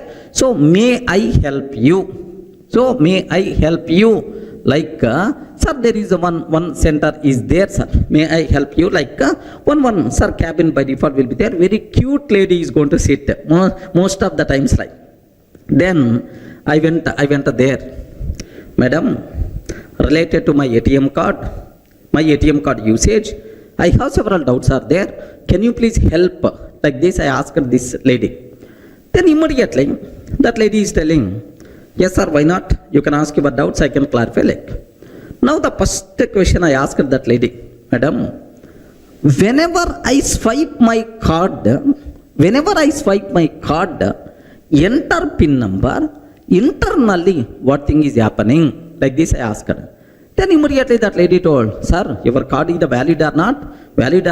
It is going to check. Our software is going to check. Like, Madam, up to that I know, but my requirement is internally which code is executing. Is it Java code or Python code or .NET code? Next, is that a validation, authentication, checking validation? Is it happening in the ATM machine or somewhere in the server? If it is happening inside server, okay, where is the location of that server? Are you getting? Where is the location? What is the IP address? What is the username and password? Next, which SQL query is triggering? Can you please let me know? Like this I ask her. Are you getting right? Immediately, sir, if you don't mind, just wait here for few minutes. I will call my next level. That person can guide you. Like she entered inside. She had a discussion with the manager. Those people made a phone call to 100 saying, someone came, he is asking about internally server location, IP address and so on. We thought that he is the hacker. Can you please come? Like they made a call to policeman. Within 10 minutes, policeman is going to come in front of me. Are you able to get right? So you are the valid customer of the bank. You have already ATM card. Sir, you can able to use this card, but you should not aware internally how that functionality is implemented. Are you getting right? So if you want to validate, enter, swipe the card, enter pin number, that's all. Internally validation is going to be happen. Hurry, how the validation is going to be happen? Sorry, bank people, they never going to highlight their internal implementation. Okay, now if you click withdraw button, if you click withdraw button, sir, I'm taking withdraw button. If you click withdraw button, if you enter 10,000, so you will get 10,000. So internally, how this functionality is implemented, which SQL query is executing, where is the database server is locating, all these things, bank people, they never going to highlight. Are you in the position to understand, right? So this is this type of feature is nothing but abstractions, sir. Bank people through ATM GUI screen are getting through ATM GUI screen, they are going to highlight the set of services what they are offering. So ICICI Bank ATM Center, they are going to tell, even very recently they got one world sir, mini bank ATM machine itself is nothing but mini bank counter, like they got some award. They are going to tell, boss, these are 15 services we are going to offer through ATM machine. Like ICICI Bank people are going to tell very proudly. So withdraw facility is there, deposit facility is there, next fund transfer facility is there, so request for checkbook, like there are multiple services you can able to get from ATM machine. But internally, how these services are implemented, at least one service also they never going to highlight. Are you able to identify? Are you able to understand the point, right? So this concept itself is nothing but abstraction. So in our coding also, compulsory we have to maintain this type of feature. Hide the internal implementation and highlight the set of services what we are going to offer is the concept of abstraction. Is it clear for all of you, right? So by using GUI screens, interface concept, we can able to implement abstraction. Sir, best example at a programmatic level. Just observe this one, sir. Suppose I want to develop a Java application.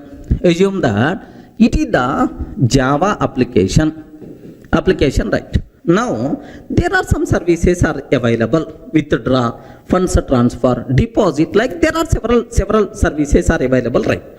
Now, sir, UI based application, .NET application wants to communicate with this. .NET application wants to communicate with our Java application. So, if you want to call withdraw, just you have to call from your code M1. Okay, in the middle, I will expose all my services through some interface. Sir, M1, M2, M3, M4, something like it is an interface. Regarding itself is interface. .NET person has to call M1 method. Internally, whenever this person is calling M1, internally, which method is going to execute? Maybe some withdraw method is going to execute. The required result we are going to offer to this .NET person. We never going to highlight internally this application, how it is implemented. Are you able to understand, right?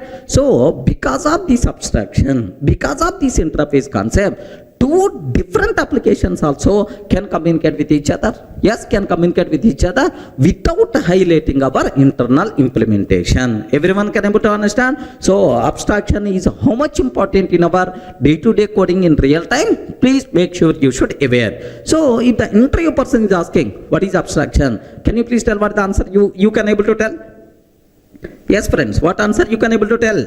You can tell what answer? Okay, hiding internal implementation, just highlight the set of services what we are offering is the concept of abstraction. Okay, clear? By using such GUI screens, interface concept, we can able to implement abstraction. Okay, like, sir, now what are various advantages of abstraction? So best example for abstraction is ATM GUI screen. Bank people are going to highlight several services, but they never going to highlight internally how these services are implemented. Okay, like, sir, what advantages are there because of abstraction? Sir, the first advantage, right? Take very special care. What is the first advantage, right? The first advantage is wherever hiding is there, the biggest advantage what we are going to get is security. Are you getting? Wherever hiding is there, the biggest advantage what we are going to get is security. Is the biggest advantage, right? Okay, like, sir, now the second advantage what we are going to get, the second advantage is, sir, very simple. Outside person don't know about internal implementation. Sir, ATM machine, GUI screen contain some buttons, that's all. We never highlighted internally how these withdraw facility, deposit facility, funds transfer facility implemented. I never going to highlight. So outside person doesn't aware internally how my services is implemented. That's why first thing, security by default we are going to get. First biggest advantage, right? Now second biggest advantage what we are going to get is very important points, are take a bit special care. Second biggest advantage what we are going to get is, suppose tomorrow this functionality already implemented by using Java. I thought that Java is not good performance wise. Okay, a new language came, Java language came. I want to replace this Java functionality with Java functionality. Okay, internally I performed that change, but GUI screen is always same. GUI screen is always same, sir. Now end user, whenever he click withdraw, earlier Java functionality is executed, but now onwards it is Java functionality is executed. Now the point is, without affecting end user, we can able to perform any changes in our internal design. Are you getting right? So we can able to change technology itself by maintaining same GUI screen. So is there any effect on the end user? No effect, because end user what is seeing is always the same, but internally how that functionality is implemented, yes, we can able to perform any changes. That's why if you are following abstraction, if you are implementing abstraction, the biggest advantage is, yes, enhancement will become very easy. Are you getting? Enhancement will become very easy without affecting end user. Happily we can able to perform any type of changes in that. Clear for you? Are you in the position to understand, right? That's all. This is the second important point. Now the third point. Take very special care, sir. This is the second. Next, if abstraction is there, if you are not going to highlight your internal implementation to the outside person, okay, maintainability of the application is going to be improved. Maintainability of the application is going to be improved. Modularity of the application is going to be improved, sir. Okay, so compulsory while developing the code, while developing the programming, we should aware abstraction. So security is the one advantage, enhancement is the another advantage, maintainability of the application, modularity of the application is going to be improved. That's all. Getting the basic idea, what is abstraction, what advantages are there, how you can implement abstraction by using interfaces concept, GUI screens, like by using interface GUI screens, by using API, we can able to implement abstraction. Okay, so can you please tell what is the definition of abstraction? If any person is asking, just in one line you have to tell, hide internal implementation, just highlight the set of services is the concept of abstraction. What is the biggest advantage of abstraction? Security is the biggest advantage of abstraction. That's all, friends. Sir, in the last videos we covered about data hiding and abstraction. What is data hiding? Outside person should not access our data directly. By declaring private variable, by declaring variable as a private, we can implement data hiding. What is abstraction? Okay, hiding internal implementation, just highlight the set of services what we are offering. Is the concept of what? Abstraction. Now the next concept what we have to talk is, yes, take very special care, encapsulation. This word is very important for the exam sake, even for interview room also, right? Encapsulation. Are you getting encapsulation? Can you please tell capsule? Sir, what is the meaning of capsule? Can you please tell capsule, sir? Have you ever used the word capsule? If you are feeling cold, then immediately we are going to use cold act capsule. Cold act capsule. Sir, how the cold act capsule looks like? Do you know? Something like capsule, medicine capsule looks like okay, colorful medicine by default will be there inside. Sir, this is the cold act capsule. One capsule, right? Do you know whatever medicine required to cure cold act, that medicine is going to be encapsulated. Regarding is going to be grouped into this capsule. Regarding capsule is nothing but what? One group, one unit. Okay, so all the required things grouped into one capsule is nothing but this is the medicine capsule, right? Same way, sir, what is capsule yet programming? What is encapsulation yet programming? Very simple, sir. Assume that suppose student is there. Student is there. For every student, some data members are there and some behavior methods are there. Something like student name, roll number, marks are data members. Next, get marks, update marks, read, write. These things are nothing but student behavior. Okay, like the process of encapsulating, grouping data members and the corresponding methods into a single unit. Sir, best example here I am taking. For every student, name will be required. Name is required. For every student, age. Next, roll number, marks required. Roll number, marks required. Name, age, roll number, marks are required. Plus for every student, corresponding methods. Okay, read method is there. Okay, write method is there, like the corresponding methods. These total data and the methods I want to group into a single unit. That unit itself is nothing but class student. Are you getting? Student class contain student related data, student related behavior.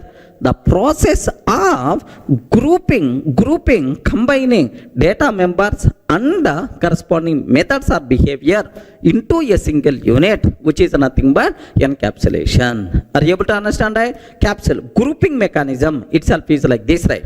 Sir, every Java class is an example of encapsulation. So from our childhood onwards, in the books, if you open any book, then it's going to tell us what is the meaning of encapsulation. That's all. This itself is nothing but encapsulation. The process of grouping data members and the corresponding methods into a single unit is the concept of encapsulation. Every Java class is an example for encapsulation.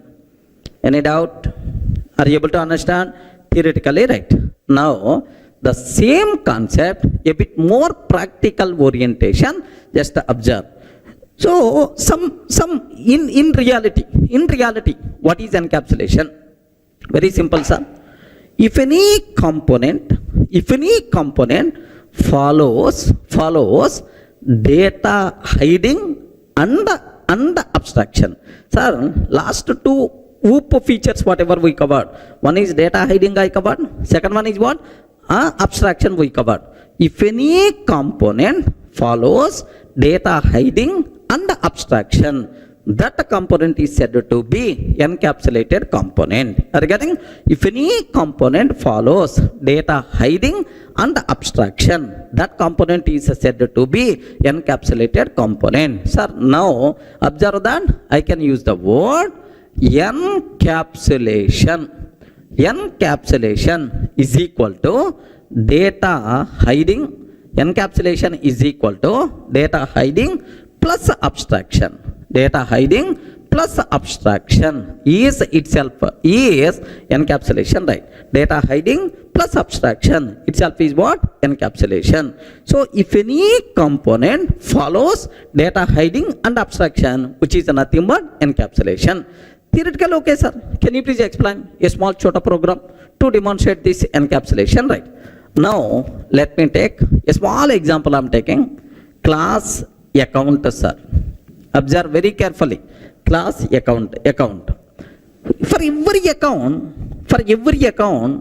private double balance field is there. Private double balance field is there, sir. Now this balance variable cannot be accessed directly by outside person because the reason is private. Remember this one, because the reason is private. Outside person can't access this data directly. That's why it is the private. Okay, data hiding. Next, how the outside person can able to access? Compulsory we have to provide getter and the setter methods for this variable. Okay. Now I'm taking get balance. Public double get a balance.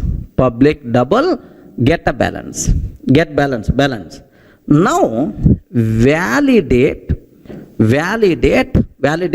Sir, perform required validations. Because so whether this person is the correct person or not, ask his username and password and so on. Yes, valid. If this person is valid, return balance. If this person is the valid, return balance like this, right? Now, sir, I want to update my balance. I want to deposit. I want to update my balance. Something like public void. Okay. Sir, I want to perform withdraw operation. I want to perform withdraw operation. Assume that, sir. Or, sir, I want to change my balance. Set balance, double balance like this, right? Okay. Boss, can you please withdraw so and so amount? Or can you please deposit so and so amount like?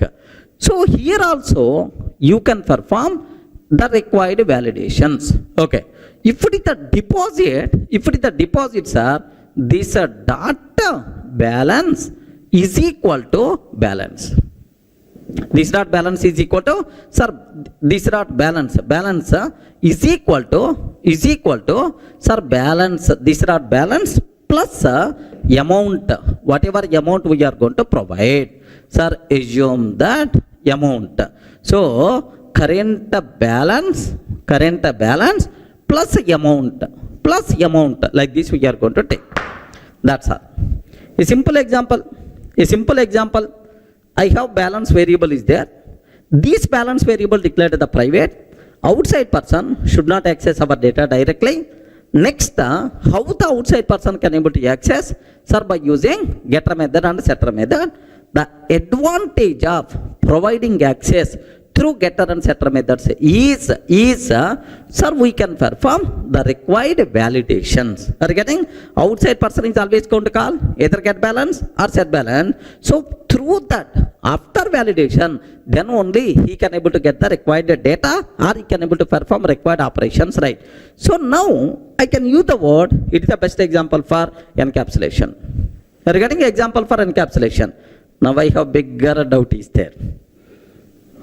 If you are telling it is the encapsulated component, compulsory it should follow data hiding and abstraction. Compulsory it should follow data hiding and abstraction. Sir, where is the data hiding? Yes, where is the data hiding? Declare this variable as the private data hiding. Okay, well, perfect. But where is abstraction? Yes, friends. Where is abstraction? How you can conclude, yes, this is the abstraction is there in this example. Remember that. Okay. So I never going to highlight this get balance, set balance functionality to outside person directly. What I will do, I will provide one GUI screen to the end user. GUI screen, maybe JSP based or otherwise some AWT Sphinx based somewhere, okay, some GUI screen. In that balance inquiry, there is one button is there, sir, balance inquiry button. There is another button is there, okay, deposit, something like. Whenever end user click balance inquiry, now get a balance method will be executed. Whenever end user click balance inquiry, then get balance method will be executed. Whenever end user click deposit, then set balance method will be executed. Are you getting? Whenever end user click deposit, set balance method will be executed. But end user don't know internally which code is executing, which methods are executing. End user can able to say only these two buttons. Internally, is it Java code, .NET code, Python code also? You don't know anything. You don't know anything about that. Just he is going to click, that's all. The required functionality in the background is going to execute. We never going to highlight our internal implementation to the end user. Are you able to get right? That's why I can use the word. It is what we call abstraction. So data hiding and abstraction, which is nothing but encapsulation. Everyone can able to understand? Sir, two definitions I provided, right? Sir, what is the definition? What is the definition? Grouping data members and the corresponding methods into a single unit is the concept of encapsulation, theoretical thing.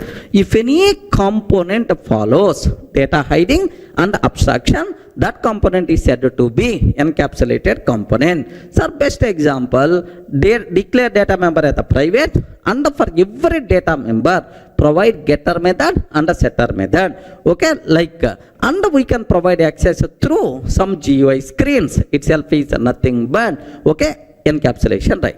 Sir, have you observed here one small thing you people should aware, sir? Is it possible to access this data member directly? Can you please confirm? Is it possible to access this data member directly? No, outside person can't access, right? So if outside person want to access, he has to call get balance or set balance method. So through get balance and set balance only, we are going to provide our data. That's why get a balance and set balance. So either interface for outside person, internally our balance data is going to come. That's why hiding data behind methods. Can you please observe my statement very carefully, sir? Hiding data behind methods is the concept of encapsulation. Remember this one, sir. Hiding data behind methods is the concept of encapsulation. Okay, like now here there are two important conclusions are there. What is the advantage of encapsulation? What advantages are there?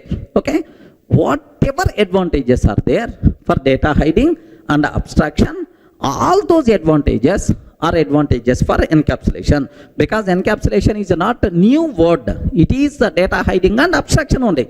That's why first one, security, we can able to achieve or we can able to get security. Second one, enhancement will become very easy without affecting outside person. Without affecting outside person, we can able to perform any type of changes internally. Enhancement. Okay. Third one, sir. Third one, the biggest thing what we are going to get, maintainability of the application, modularity of the application will be improved. Are you getting? Maintainability will be improved, modularity of the application will be improved, sir.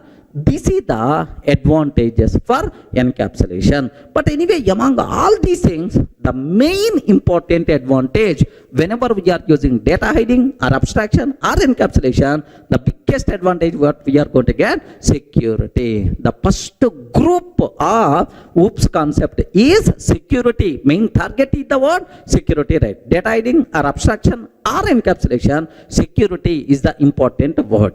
Okay, well, now there is one more small point is there. If you are getting something compulsory, universal rule, we have to miss something. Are you getting? If you want to get something, you should miss something. Sir, what we are going to get because of encapsulation? What we are getting because of encapsulation? Security we are getting. But what we are going to miss because of encapsulation? Yes, we have to compromise. We have to compromise. We have to sacrifice something. Then only we are going to get, sir, the security. What is that? Is, so, for every data member, compulsory we require to provide getter method, setter method. Every time validations must be required, then only I can able to perform required operation. It increases length of the code. Validation, everywhere validation. It increases length of the code, slows down execution. Are you getting? So I want to get balance. So best example, if you want to know your account balance, you are the valid customer. You are valid customer of the bank. But still, you can't get directly your account balance. You have to provide your username, password, then only you are going to get. So, validation must be required or not? Yes. If you want something, you should miss something. Here you are going to get security, but it is going to time-consuming process. Performance is going to be down. Remember that. So, that's why, so everywhere, don't try to implement security, don't try to use encapsulation. If a security constraint is there, then only we require to use encapsulation. Sir, best example, I want to perform fund transfer to my friend account 10,000 rupees. Assume that, sir, 10,000 rupees funds transfer I want to perform. In the ICICI bank, to perform funds transfer of 10,000 rupees, how many activities you have to do? You have to provide your username, password. Next and after that, OTP you are going to get. Next, in your card backside grid, you have to enter some numbers. You require to enter some number. After doing all these things, after 3 minutes or 4 minutes, you can able to perform, you can able to complete transaction of 10,000 rupees for your friend. Are you getting? So the problem, time consuming, performance is down, but advantage, right person only can able to perform funds transfer. Security by default you are going to get. Clear? Any doubt about this one? So 3 words you should aware. What is encapsulation? What is the advantages of encapsulation? What is the disadvantage of encapsulation? These are things you people should aware very clearly, right? Sir, can you please observe the process of grouping data members and the corresponding methods into a single unit is nothing but encapsulation. Next, what we call, if any component follows data hiding and abstraction is the concept of encapsulation. Hiding the data behind the methods is the concept of encapsulation. Advantages, security, enhancement will become easy, maintainability, modularity will be improved. The bigger problems with this is, sir, performance is going to be down because it is the time consuming. Length of the code is always going to increase because validation logic has to execute. That's all, sir. Clear for all of you, right? Very important this encapsulation word for the exam sake, even for interview room also. A bit theoretical, but compulsory you should aware.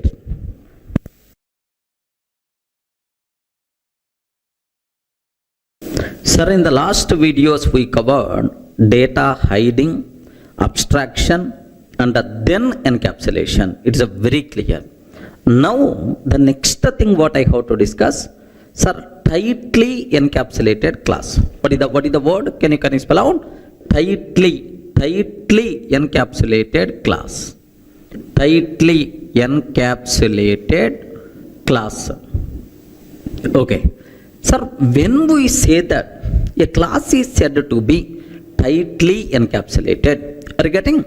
Sir, usually every Java class, is by default considered as encapsulated class only. When we say that it is tightly encapsulated, if and only if every variable present inside that class is private. Regarding every variable present inside that class is private. Such type of class is said to be tightly encapsulated. Whether the class contain getter methods, setter methods or not, whether these getter methods, setter methods are declared public or not, these things are not required to worry. Only one point we should aware. Every variable present inside that class is private. Such type of class is said to be tightly encapsulated. 100% data hiding is there, sir. Yes, obviously it is a tightly encapsulated class. Sir, best example here, if I consider public class account. Public class account class is there. Now I'm taking private double balance. Private double balance variable is there. Now the point is, if I can take public double get a balance, public double get a balance, like this I'm taking.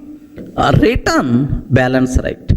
Public double get balance, return balance, like this I'm taking. Can you please confirm, is it a tightly encapsulated class or not? You respond.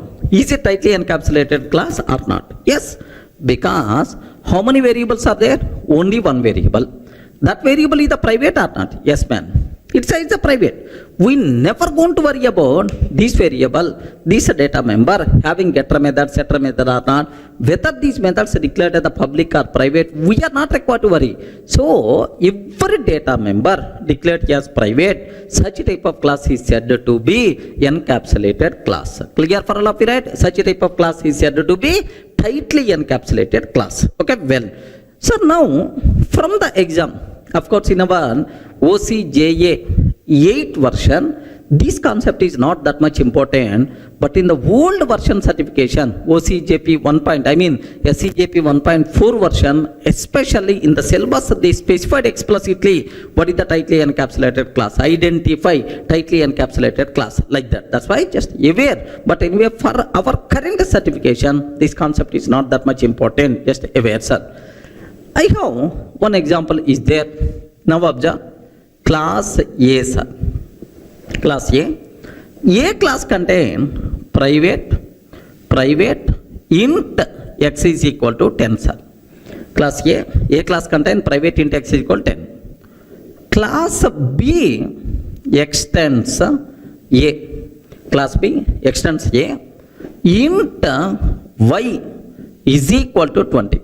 Class B extends A, int y is equal to 20. Sir, class C extends A private int z is equal to 30. Private int z is equal to 30, like this, right? Can you please tell total how many classes are available? 3. A, B, C. 3 classes are there.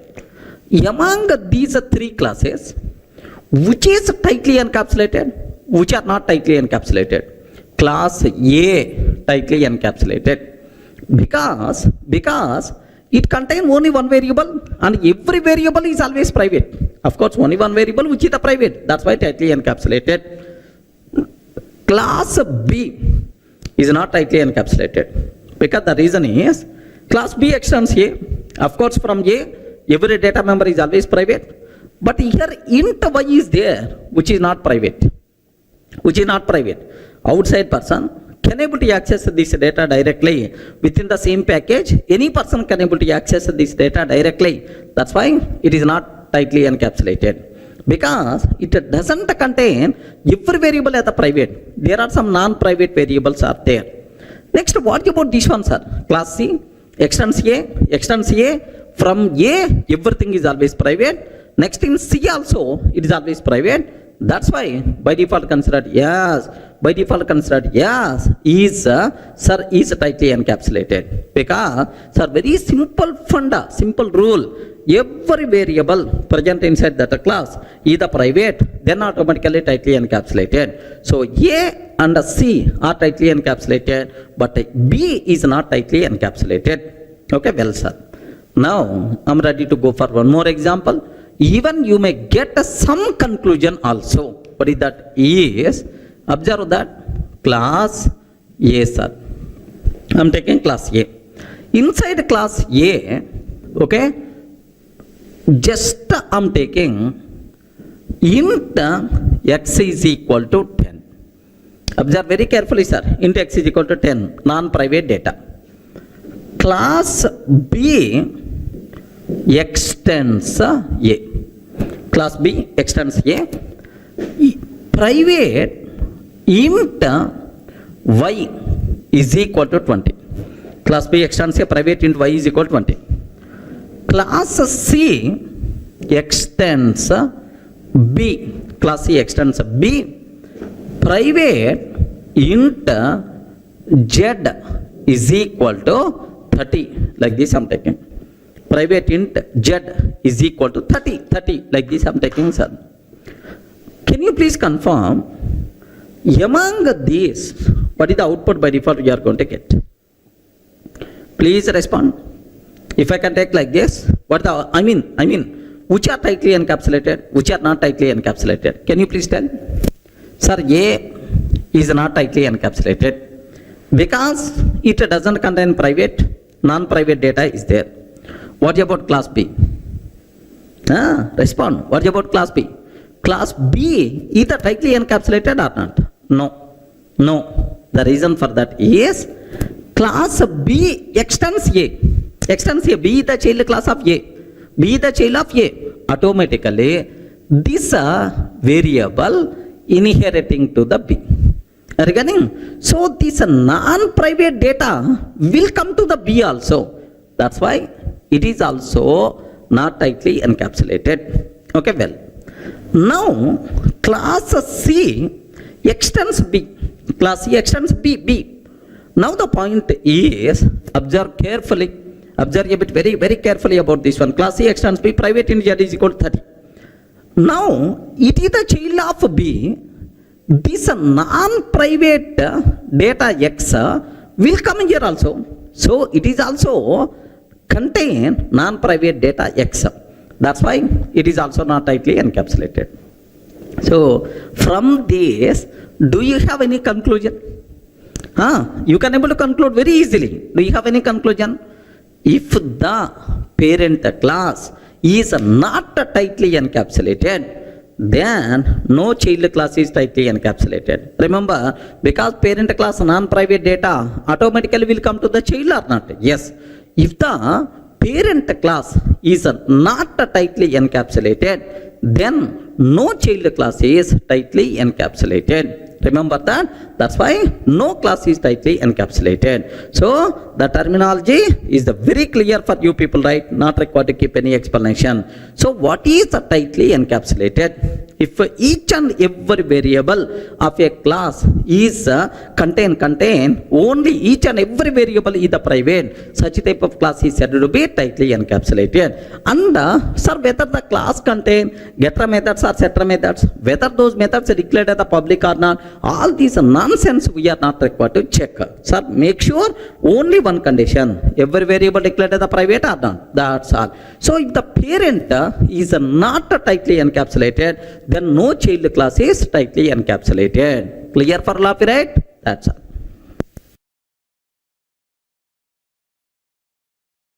Sir, in the last videos we covered very clearly what is abstraction, what is data hiding, encapsulation, tightly encapsulated class. These concepts always talks about one very important word, security. Clear, right? Sir, now the next thing what I have to talk, the most valuable important concept, inheritance. Remember this one. The most valuable important concept, inheritance, right? Sir, the first point what you people should be aware, inheritance is also known as is a relationship. Are you getting? Inheritance is also known as is a relationship. Okay. Next, the main advantage of inheritance is, the biggest advantage of inheritance is code reusability. Are you getting? What is the biggest advantage of inheritance, right? Code reusability. Of course, I will explain with examples all these things, don't worry. Next, how to implement inheritance by using extends keyword, we can implement inheritance concept. Are you getting right? So inheritance, the thumb rules, only 3 points, just I'm telling. What are the first one, sir?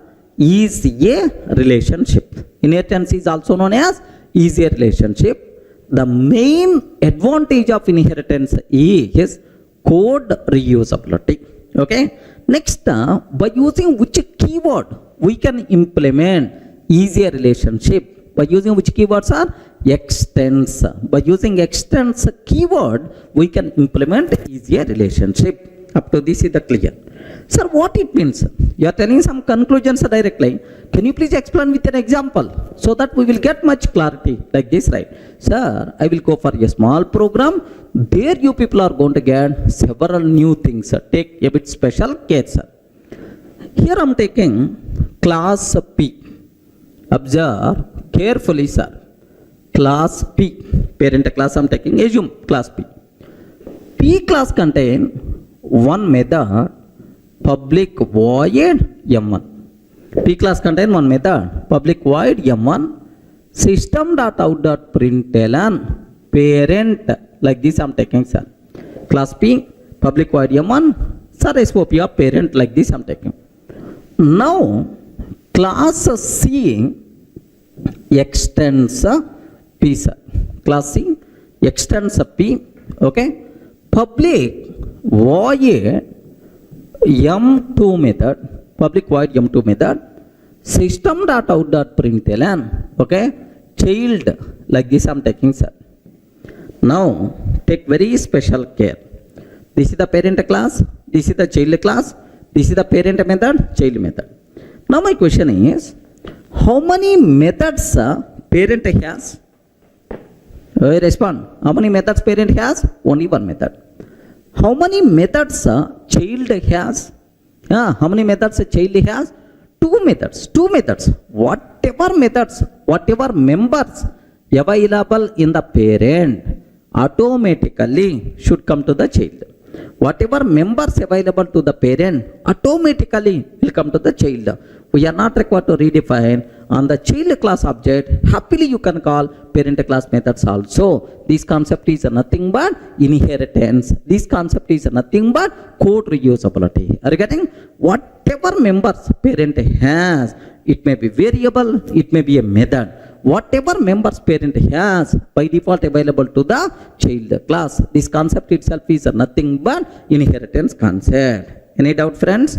Are you in the position to understand, right? Now child class contain how many methods? Child class contain how many methods? Two methods. M1 method and M2 method both. Now, sir, my requirement is, I am taking class test. Class test. Okay. Public static void main method. Public static void main method. String array args. String array args. Now, take very special care, sir. The most valuable point for the OCJA exam sake. Okay, here I am taking parent P is equal to new parent. I am creating which class object? Parent class object. I am creating which object? Parent class. Parent class reference parent class object. Now on P I am calling M1 method. On P I am calling M1 method. On P I am calling M2 method. Can you please confirm? Is it valid or not? Hurry respond. M1 method is available in the parent class, but M2 method is available in the child class. Whatever methods available by default available to the child, but whatever methods available in the child class by default not available to the parent. Regarding inheritance is always parent to child, not from child to parent. Remember this one. So on the parent reference, you can call any method available in the parent class, no problem at all. But sir, you can't call child specific method on the parent reference. Remember this one.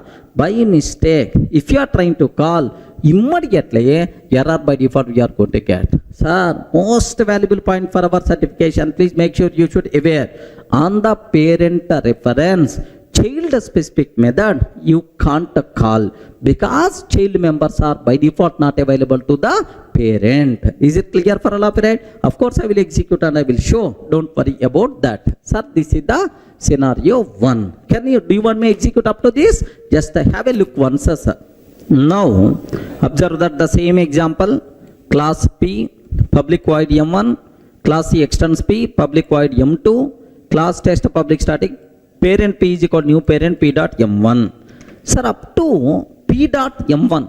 Sir, P dot M1. M1 is a method available in which class? Parent class. Sir, on the parent reference, have you observed right? On the parent reference, the method available in the parent class, happily you can call, no problem at all. Now, let me execute this code. The code compiles fine. Let me execute. Happily, parent by default is the answer we are going to get. Okay, well. Now, on this P, I am calling M2 method. But M2 method available where? In the child class. Regarding in the child class. So, on the parent reference, child specific method you can't call, sir. By mistake, if you are trying to call, need not be method, even variables also. So on the parent reference, child specific methods, child specific variables you can't call. By mistake, if you are trying to call, immediately error we are going to get. Observe carefully, right? Observe a bit very carefully. Here I am taking Java C, test.java.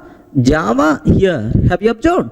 Cannot find a symbol. Sir, M2 method is not available for a type P. Regarding for type P, M2 method is not available. Like that comparative method we are going to get. Sir, any doubt? Are you in the position to understand, right? So the first important conclusion, on the parent reference, child specific methods, child specific variables we can't call. Clear, right? Now the second case I am ready to explain. Suppose I am taking child C is equal to new child. I am taking child C is equal to new child C dot M1. Sir, on the child class reference, can I call parent class method? No problem. What is the problem? Parent class method by default available to the child. That's why acceptable. On C, I am calling M2.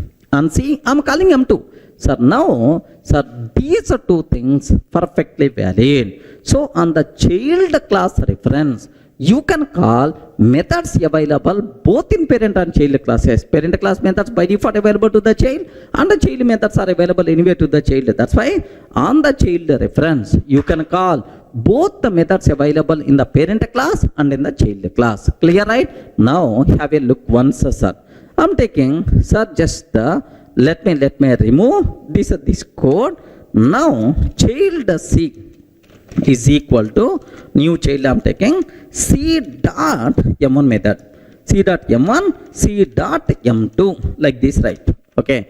Happily, do you know the code compiles fine, no problem at all. The code runs fine. Yes, parent and child by default we are going to get. Are you getting right? So on the child class reference, we can call the methods available in the parent class and the child class, no problem.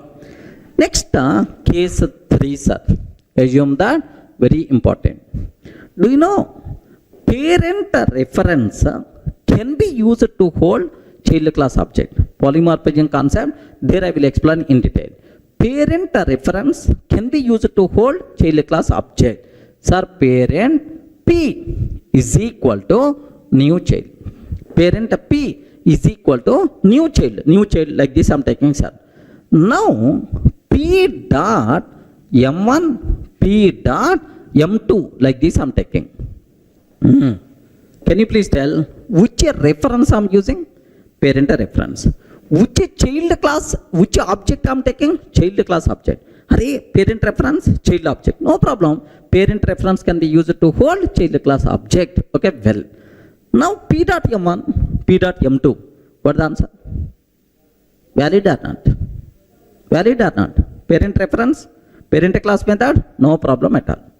Parent reference, child specific method. Even though object is the child class object, compiler never going to worry about runtime object. Boss, you are calling M2 and P. P is what type? P type. For the P type, M2 method is not available. Immediately, error we are going to get, sir. So, very important point. Parent reference can be used to hold child class object. But by using that reference, we can't call child specific methods. By mistake, if you are trying to call child specific method, immediately error by default you are going to get. Everyone can able to understand, right? So then what is the advantage? Polymorphism advantage is there. There next while talking polymorphism, I will explain, sir. Now have a look once, sir. Here I'm taking, sir, just a parent reference, but a child object. Parent reference but child class object. P dot M1, P dot M2. Sir, P dot M1 up to that acceptable. Acceptable. Have you observed? P dot M1. The code compiles fine. The code runs fine. What the answer we are going to get, sir? Parent. But P dot M2 immediately compatible error we are going to get, sir. Have you observed, right? Immediately error we are going to get. M2 is not available for the P type. So parent reference can be used to hold child class object, but by using that reference, we can't call child specific methods. We can call only the methods available in parent class. Clear, right? Okay, well. So now, last case. Case 1, case 2, case 3, last one, sir, case 4. Very simple. What is this line? Can you please read once? Parent P is equal to new child. Parent P is equal to new child. Sir, now I am taking child C is equal to new parent. Are you getting? Child C is equal to new parent. Child reference I am using to hold parent object. Child reference I am using to hold parent object. By mistake, if you are trying to do, immediately compatible error you are going to get. Sir, parent reference can be used to hold child object, but child reference cannot be used to hold parent object. Please make sure you should aware all these loopholes. Let me repeat again. Let me show this one practically here. So, I am taking parent P is equal to new child. No problem, sir. This one is acceptable. Parent reference can be used to hold child class object. Acceptable, right? Now, let me compile. Yes, perfectly valid. We never going to face any problem, right? Now I'm taking child C is equal to new parent. Child C is equal to new parent I'm taking.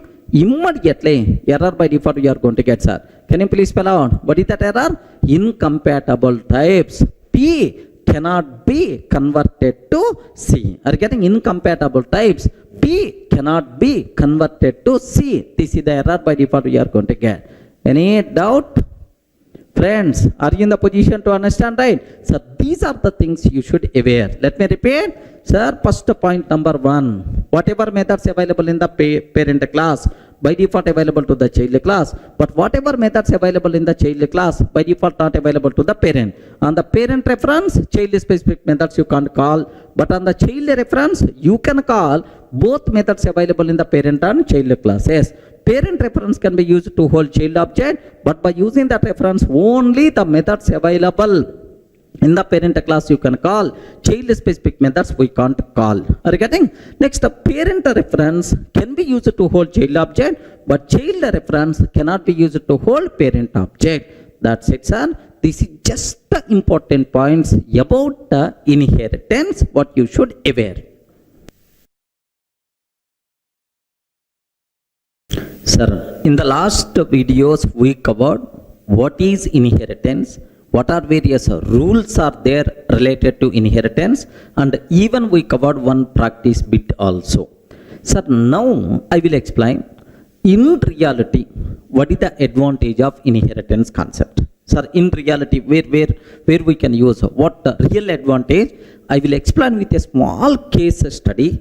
Without inheritance, with inheritance, then you people can able to see very clearly the power of inheritance, right? Now, have a look once, sir. Sir, without inheritance, I don't know about the inheritance concept. Sir, without inheritance, sir, here I want to develop a loan module. Regarding a loan module I want to develop. In the loan, how many types of loans are possible? Housing loan, personal loan, vehicle loan. Like I want to develop one loan module. There I require to handle 3 types of loans: housing loan, vehicle loan, and then personal loan. Now observe that I'm taking here class housing loan I'm taking, sir.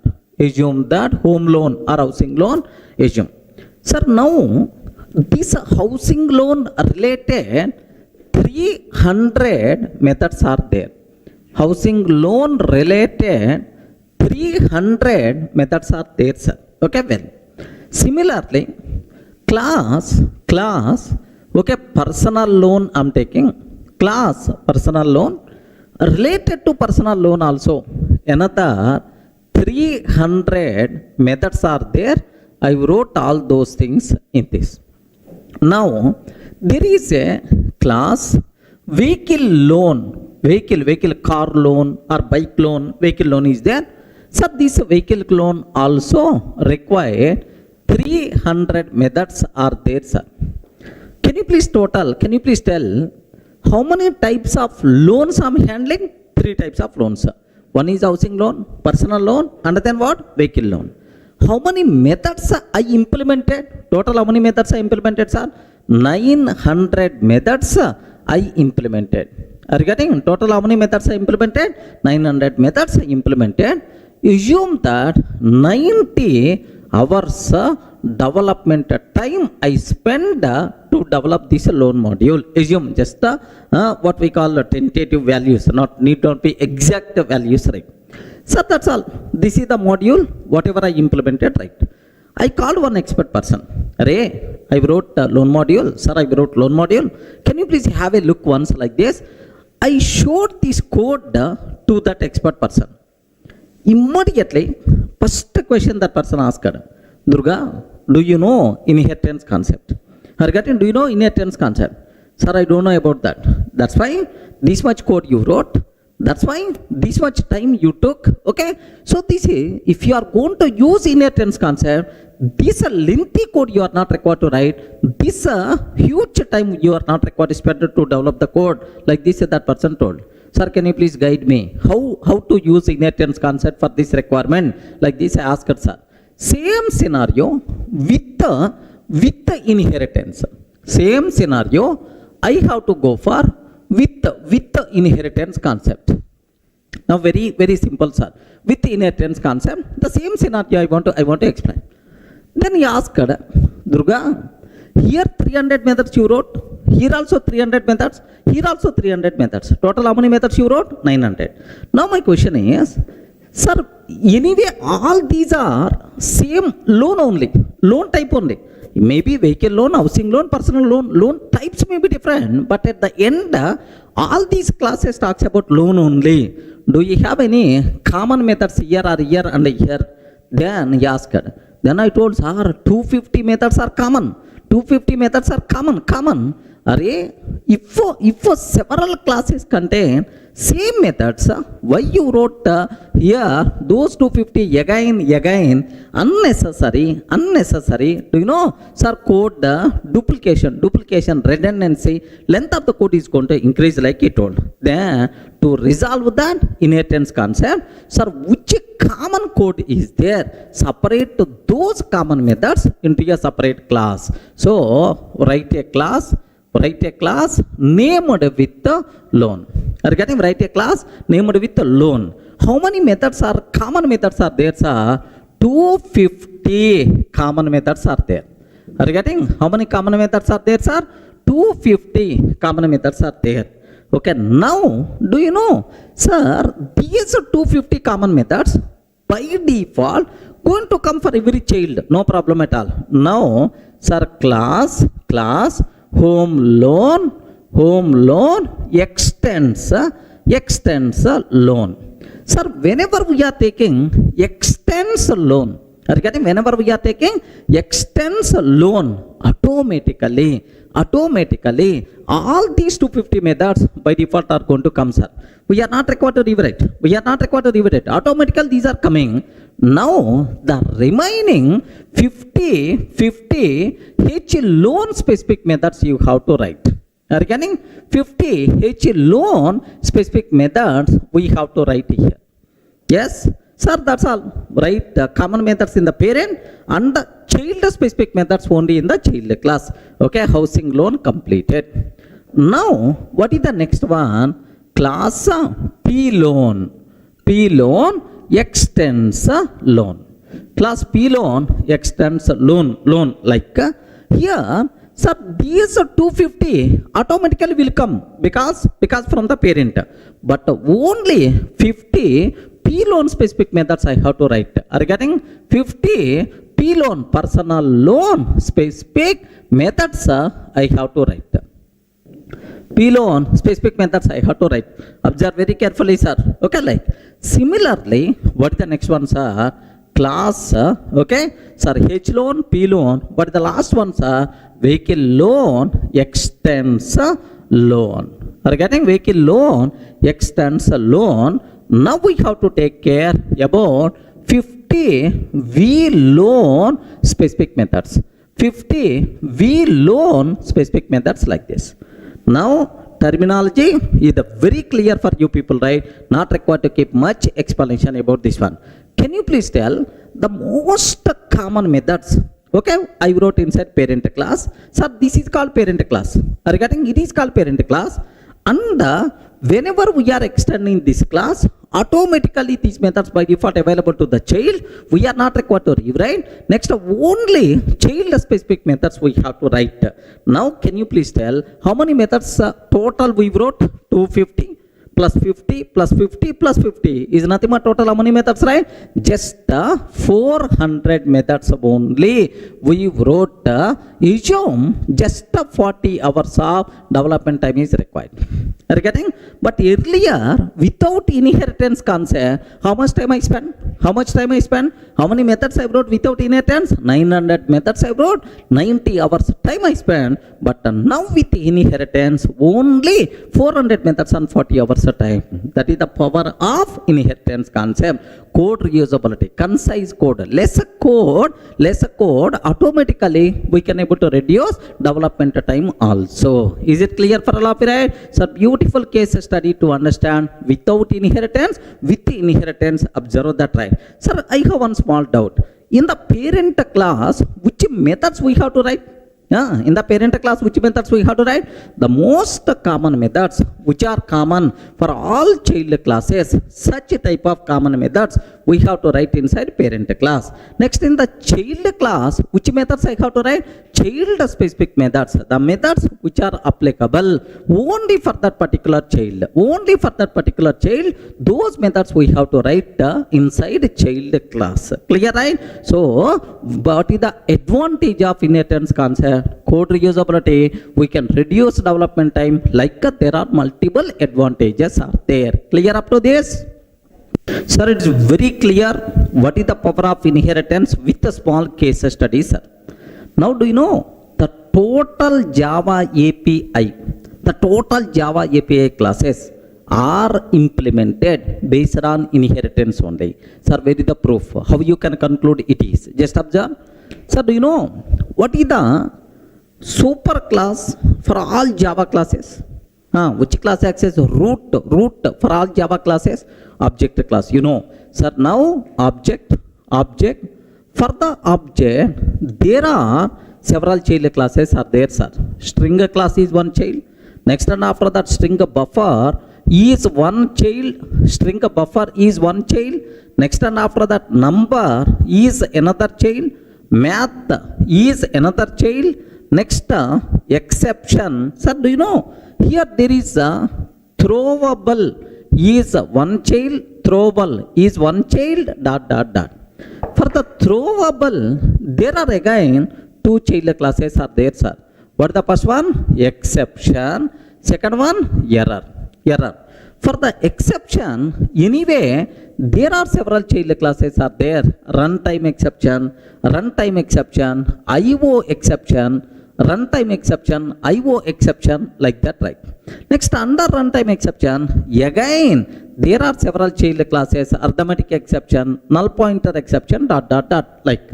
Sir, even under error also, VM error. Are you getting virtual machine error? Sir, here, out of memory error, stack overflow error, like there are multiple things are there. Now observe, take very special care, sir. Very important question for the entire room. Which class acts as root for all Java classes? Can you please tell which one is the correct answer? Which class acts as root for all Java classes? Object. Okay, well, object class.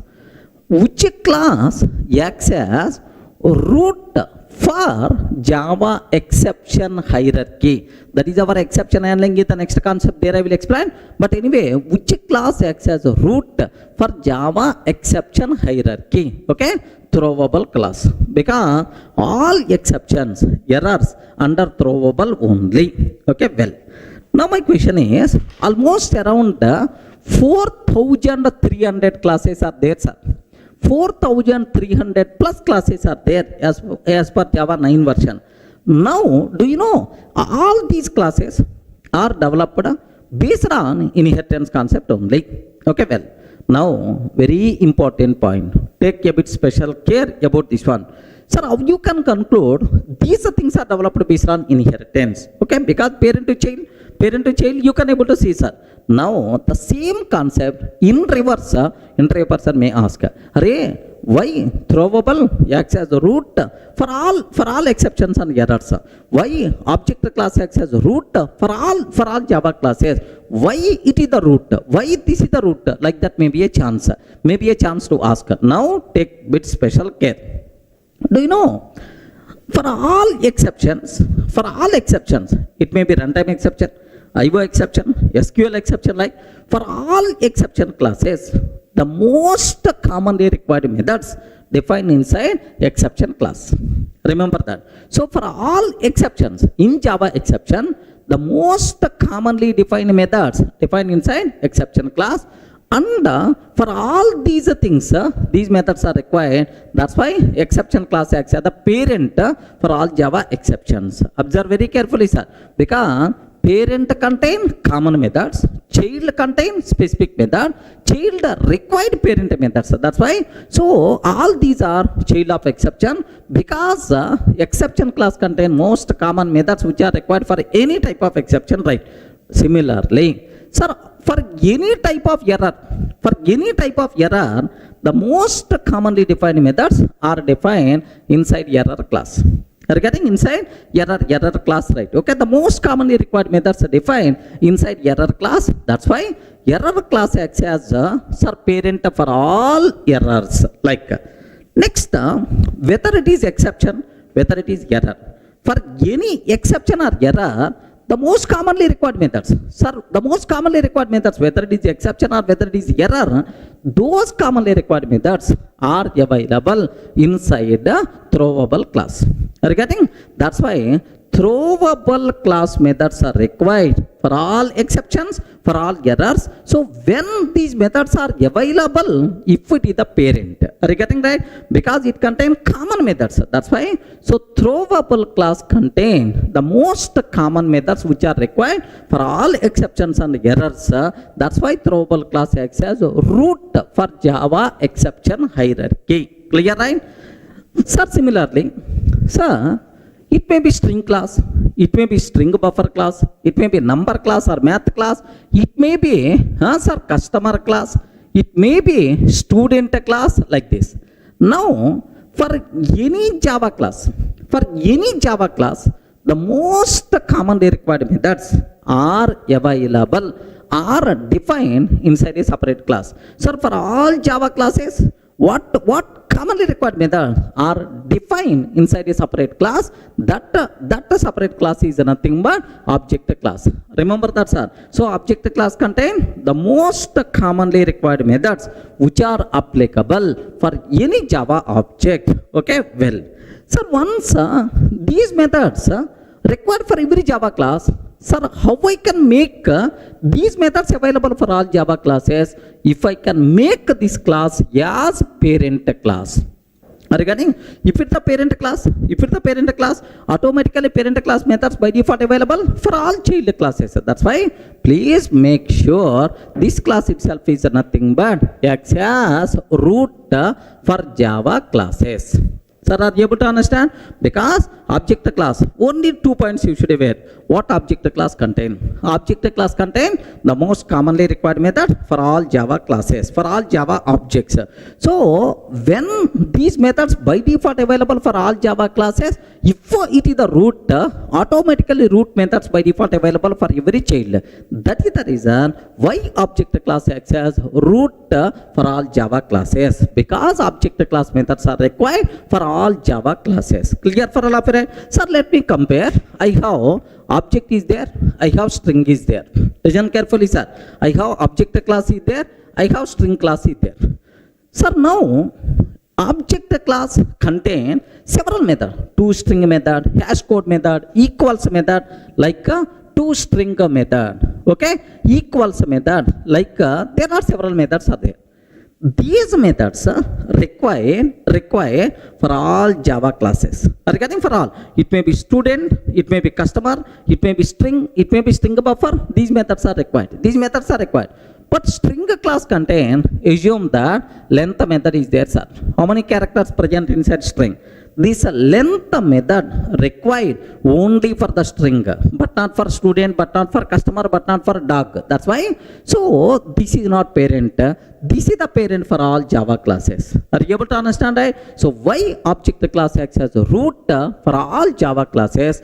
Because it contains the most commonly required method for all Java classes. So if it is the root, automatically these methods by default available for all Java classes. That is the internal reason why this object class acts as a root for all Java classes. Everyone can able to understand, right? Suppose just observe. Do you know how many methods are there inside the object class? 11 methods are there, sir. 11 methods are there. Okay. These 11 methods, how many times I have to write? Only once. Regarding how many times I require to write? Only once in the object. Automatically, for all Java classes, we are not required to rewrite, by default available. How many Java classes are there?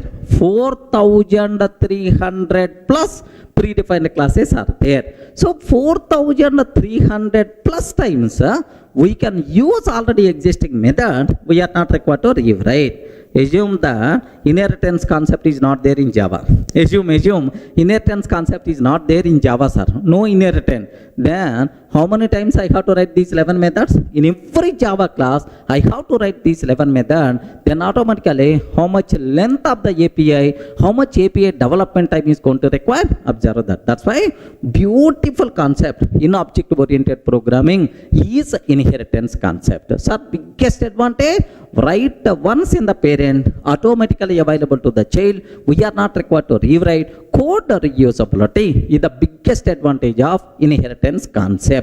Clear, right? The next thing what I have to explain, sir, what are various types of inheritances are possible? Regarding what are various types of inheritance? In Java, which type of inheritances are supported? Okay, just sometimes you may heard multiple inheritance is not supported, hybrid inheritance is not supported. Somewhere you may heard. First, what are various types of inheritances are possible, right? So the first simplest type of inheritance is single inheritance. Are you getting right? What is this one, sir? Single inheritance. What is the meaning of this one? What is the meaning of single inheritance, right? Suppose I have class A is there, sir. Okay, class A. I want to extend, sir, this class A with the class B. Observe that carefully, sir. Class A, sir, extended by class B. So one child class, one parent class. How many parent classes are there? Only one parent, one child class. If a single class extend a single parent class, if a single child class extend a single parent class, this type of inheritance is called single inheritance. Are you getting? Single child, single parent. This type of inheritance is called single inheritance.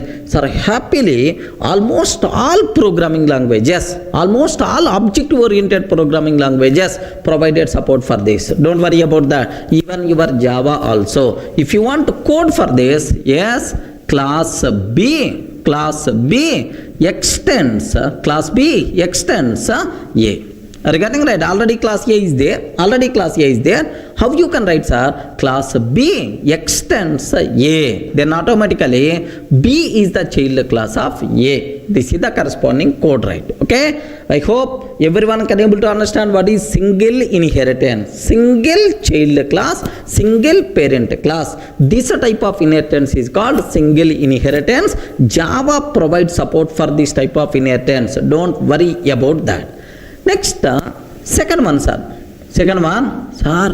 a bit dangerous, man, a bit dangerous. More concentration must be required. After completing these types of inheritance, there we will discuss separately this concept, but anyway, just a very basic idea purpose. Second type of inheritance is multiple inheritance. Are you getting right? What is the second one, sir? Multiple inheritance. Sir, which are multiple? Parents are multiple or childs are multiple, sir? Parent classes are multiple. Such type of inheritance is called multiple inheritance. Sir, diagrammatic way. Assume that class A is there, class B, sir. Class A and class B is there. Now, I have class C is there, sir. Have you observed? Class C is there. Now, C is a child class of A. C is child class of B. Sir, this is the child class. How many child classes are there? Only one. The process of extending more than one parent class at a time, more than one parent class at a time. Such type of inheritance is by default considered as multiple inheritance. Is it clear for all of you, right? Sir, unfortunately, Java won't provide support for multiple inheritance. Okay? Why Java won't provide support? That thing I'm going to discuss. But in interfaces, it is possible. But as separately, we are going to discuss at code level. Just aware what is the meaning of multiple inheritance. Sir, a single class extend multiple parent classes at a time. This type of inheritance is called multiple inheritance. Any doubt? Are you in a position to understand? Sir, single, only single parent. Sir, multiple parents. Next, multi-level inheritance. What is the third one, sir? Multi-level inheritance. Observe that very carefully, sir. What is the meaning of multi-level? Multiple levels. Okay. Here, class A, class B, class C. Are you getting? Class A, class B, class C. Observe. Class C is the child class of B is the child class of A. Whatever methods available inside A automatically available to B, because we are not required to redefine. Class B, whatever methods available inside A class, B class, by default available to the C class. This type of inheritance is nothing but multi-level inheritance. Best example, coding level, right? Sorry, I have class A is there. Are you getting? Class B extends A. Class B extends A. I'm taking, sir. Class C extends B. B. Okay, like this. So all properties present inside class A by default available to class B. All properties present inside class A and B by default available to the class C. This type of inheritance is nothing but multi-level inheritance. Perfectly, this type of inheritance is valid, applicable in Java, no problem at all. Clear for all of it? Sir, best example, if you consider Amitabh Bachchan. Are you getting right? If you consider Amitabh Bachchan, right? Big B. Everyone can wear in India, sir. Amitabh Bachchan. So, Amitabh Bachchan, next level, Abhishek Bachchan. Next level, Abhishek Bachchan, right? Sir, next level, assume that some Chota Bachchan. Assume that some Chota Bachchan like this, right? So, whatever fame Amitabh has, by default available to the Abhishek. Are you getting right? Abhishek, by default available to the Abhishek. Sir, Abhishek, we are not required to redefine anywhere. Okay? This person is the son of Amitabh. Next, tomorrow, sir, if this Chota Bachchan is going to come, then the properties of Amitabh, the properties of Abhishek, by default available to this person, right? So, child is the most luckiest person because parent properties, parent assets, parent, whatever property parent has, by default automatically available to the child class. Is it clear for all of you? This type of inheritance is nothing but what? Multi-level inheritance. So first one I covered single inheritance. Second one we discussed multiple inheritance. Third one we discussed multi-level inheritance. Sir, single and multi-level supported in Java, but multiple inheritance is not supported in Java, sir. By mistake, if I can take class C extends A comma B. If I can take class C extends A comma B, compiler will give left and right. Remember, compiler will give left and right. Compile method we are going to get. Why this problem? That part we are going to discuss in the next video somewhere in detail. Clear? Sir, up to this we covered three types of inheritances: single, multi-level and multiple. These are three inheritances, right? Now the fourth one we have hierarchical inheritance. Are you getting? What is that, sir? Hierarchical inheritance. What it means? What it means? It is a counterpart of multiple inheritance. In the case of multiple inheritance, how many parent classes are there? A, B, sir, both like this. Multiple parents are available. One child. This is nothing but multiple. But what is hierarchical, sir? Reverse. A single class, from a single class, we are going to extend multiple child classes. Class B, class C, and then class D. Are you getting? So, from a single parent class, we are creating how many child classes, right? Multiple child classes. This type of inheritance is nothing but what? Hierarchical inheritance. Are you getting? Class B extends class A. Class C extends class A. Class D extends class A. Perfectly it is possible. It is the reverse of multiple inheritance. But hierarchical inheritance supported by Java or not? Why not? Why not? Happily Java can provide support, sir. If you want corresponding coding, just observe that class A is there. Okay, class A is there. Now class B extends A. Are you getting? Class B extends A. Similarly, class C extends A. Are you getting? Class C extends A. Next, class D extends A. Class D extends A. Sir, all these classes are extending same class. This type of inheritance is nothing but hierarchical inheritance. It is something like single inheritance only. A group of single inheritances is by default considered as hierarchical inheritance. Everyone can able to understand? Next one, sir. What is the next cinema? The fifth type of inheritance, right? Very important, hybrid inheritance. Regarding what is the fifth one, sir? Hybrid inheritance. Can you spell out what the meaning of hybrid? Hybrids are mixed. Group is by default considered as hybrid. if we are using multiple types of inheritances simultaneously. Sir, I'm using hierarchical inheritance, multiple inheritance, like a group of inheritances if you are using simultaneously, such type of thing is by default considered as hybrid inheritance. Best example, sir, what is the hybrid inheritance? Observe that. Observe a bit very carefully. A, sir. A, B, next C, I'm taking. A, B, C. Next D, I'm taking. Next E, I'm taking, sir. Just F, I'm taking. Observe this. This is the hierarchy, sir. This one itself is the hierarchy. Hierarchy, assume that. Sir, this is an example for, it is itself is an example for my hybrid inheritance, right? How you can conclude it is the hybrid inheritance? Sir, here single inheritance is there. Next here multi-level inheritance is there. Are you getting? This one itself is the single, sir. This one itself is multi-level inheritance. Next, from the same child, from the same parent, two child classes we are defining. This one is by default considered hierarchical inheritance.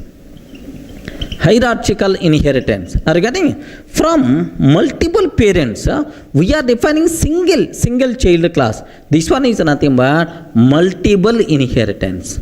Are you getting? Multiple inheritance, right? So if we are using different types of inheritance simultaneously, this type of concept is nothing but what? Hybrid inheritance. But in Java, hybrid inheritance concept is not supported because multiple inheritance is not supported by Java. Clear for all, right? So these are various types of inheritances what are possible in Java. Sir, can you spell out what the first one? Single. Next one, multiple. Next, multi-level. Next one, hierarchical. Next one, sir, hybrid. Sir, which types of inheritances are not supported by Java? Two types. What is the multiple inheritance?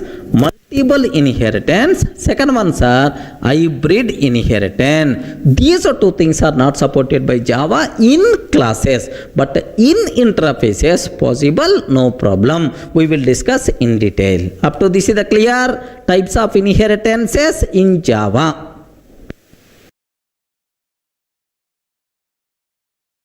Sir, in the last videos we covered what are various types of inheritance are there. Single inheritance, next multiple inheritance, multi-level inheritance, hierarchical inheritance, hybrid inheritance.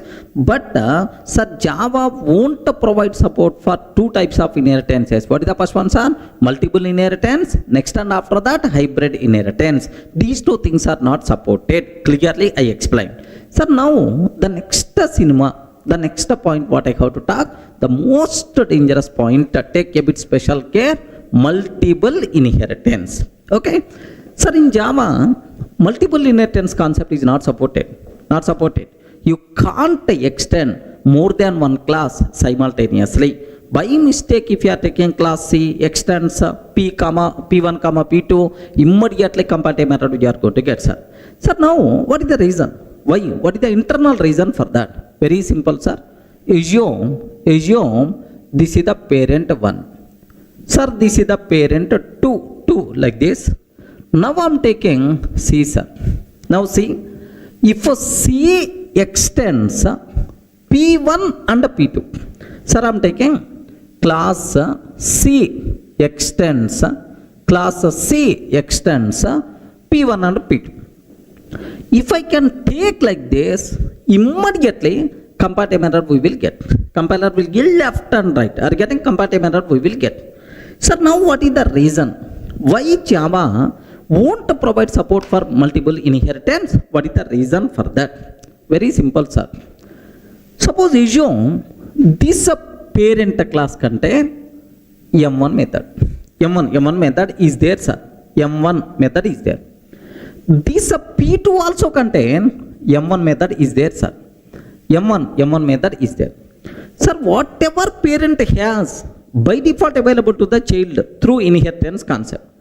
Now, from this P1, one M1 is coming. From this P2, one M1 is coming. Sir, on C object, if any person calling M1 method, on C, if any person calling M1, which M1 method has to execute? Either from parent 1 M1 or from parent to M2. So there is no way to resolve this one. Are you getting? There may be a chance of ambiguity problem, which M1 has to execute. My compiler or my JVM is always in the trouble. That's why, sorry man, because of this ambiguity problem, yes, it's not possible to extend more than one class simultaneously. Sir, why Java won't provide support for multiple inheritance? Sir, this is the reason. Okay, so this parent and both parent, more than one parent, both parent classes contain same method, then on the child, if I'm calling that method, which M1 method has to come, there is no way to resolve. That's why Java won't provide support for multiple inheritance. Sir, do you know this is a problem? Some people may use diamond access problem. Are you getting? Diamond access problem. Some people may use the word. Have you observed, right? Something like a diamond style. Something like a diamond style. Diamond access problem. Or some people may use the word ambiguity problem. Are you getting? Ambiguity problem, right? So, because of this problem, Java won't provide support for multiple inheritance. Is it clear for all of you, right? Okay, well, sir, now let me execute this code. Is it really error or not? I will show, sir. Observe that a bit carefully. Here, I'm just taking class P1 class contain M1 method. Class P2 class also contain M1 method, right? Regarding M1, like this class C extends P1 comma P2 I'm taking, sir. Even whether these methods are available or not available, so you can't extend, a Java class can't extend more than one class immediately compile a method. By default we are going to get. Are you getting? Sir, let me compile this code. Observe a bit very carefully, sir. Here Java C dot Java, because I saved this code, yeah, C dot Java. Have you observed? Immediately compile a method you are going to get, sir. Sir, class C extends P1. Immediately I am expecting curly brace, but not another class. Are you getting? Curly brace expected, but not another class. That's why. So Java won't provide support for multiple inheritance because of diamond access problem or because of ambiguity problem. Okay, like this. But now in interfaces, Java provides support for multiple inheritance, man. In interfaces, it's always possible. Sir, how, sir? In classes, it's not possible. But in interfaces, how multiple inheritance is supported? Why this ambiguity problem is not going to come? Just observe a bit very carefully about this one, sir. Suppose assume that if the interface, parent interface 1. Regarding this one is assume that parent interface 1, parent interface 2, parent interface 1, parent interface 2. This is the child interface. Regarding itself is child interface, right? Now, anyway, interface method having only declaration but not implementation. Regarding interface methods having only declaration but not implementation. Every method present inside interface is always public and abstract, whether we are declaring or not. That's why only declaration but not implementation. What about default method? That part we are going to take care. Don't worry, first observe. Sir, here M1 method is there, only declaration but not implementation. Here also M1 method is there, only declaration but not implementation. So this M1 declaration should come here. The person who is going to implement this child interface, that person is called, assume that implementation class. This implementation class is responsible to provide implementation for M1 method. Are you getting? Now, on the interface, no one is going to call M1. Everyone can call M1 on the implementation class object only. That's why even multiple method declarations are available, but implementation is always, how many implementations are there? Only one implementation. That's why where is the question of ambiguity problem? Assume that it is the test class. Implementation class is the test class. Now, do you know parent 1 P1 is equal to new test, parent 1 P1 is equal to new test, P1 dot M1, which method is going to come? This implementation method only. Whether we are using parent 1, parent 2 or child interface reference, any reference you can use, but always which method is going to come? Only this method will come. Means that even multiple method declarations are available, but implementation is always what? Only one implementation, unique implementation. That's why there is no chance of ambiguity problem in the case of interfaces. Clear for all of you, right? So an interface can extend multiple interfaces simultaneously, but a class can't extend multiple interfaces, right? So same example, if I will go for interface, then it will be accepted. Observe that this example is what? Class. Regarding this one is class P1, class P2, and then class C. So compiler gave left and right. But if I replace this class with the interface terminology, acceptable. Observe that. Here I am taking here instead of class interface. Regarding, so I don't want to take the class, right? Just I am taking interface. Next interface C. Interface C extends P1 comma P2. So an interface can extend any number of interfaces simultaneously. Earlier we got error, but now the same example, happily the code is going to compile. That's why, so Java provides support for multiple inheritance. Regarding Java provides support for multiple inheritance in interfaces, but not in classes. Clear, right? So what is the reason? Ambiguity problem, diamond access problem, because of that. Next, why this problem only in classes but not in interfaces? Because in classes multiple method implementations are there. Which method I have to execute? That's why the problem is going to come. But in interfaces only declarations are available but not implementation. That's why there is no such type of problem in interfaces, right? Then immediately you may ask, sir, in interfaces from 1.8 version onwards, we can take default methods also. Yes, we can take default methods also.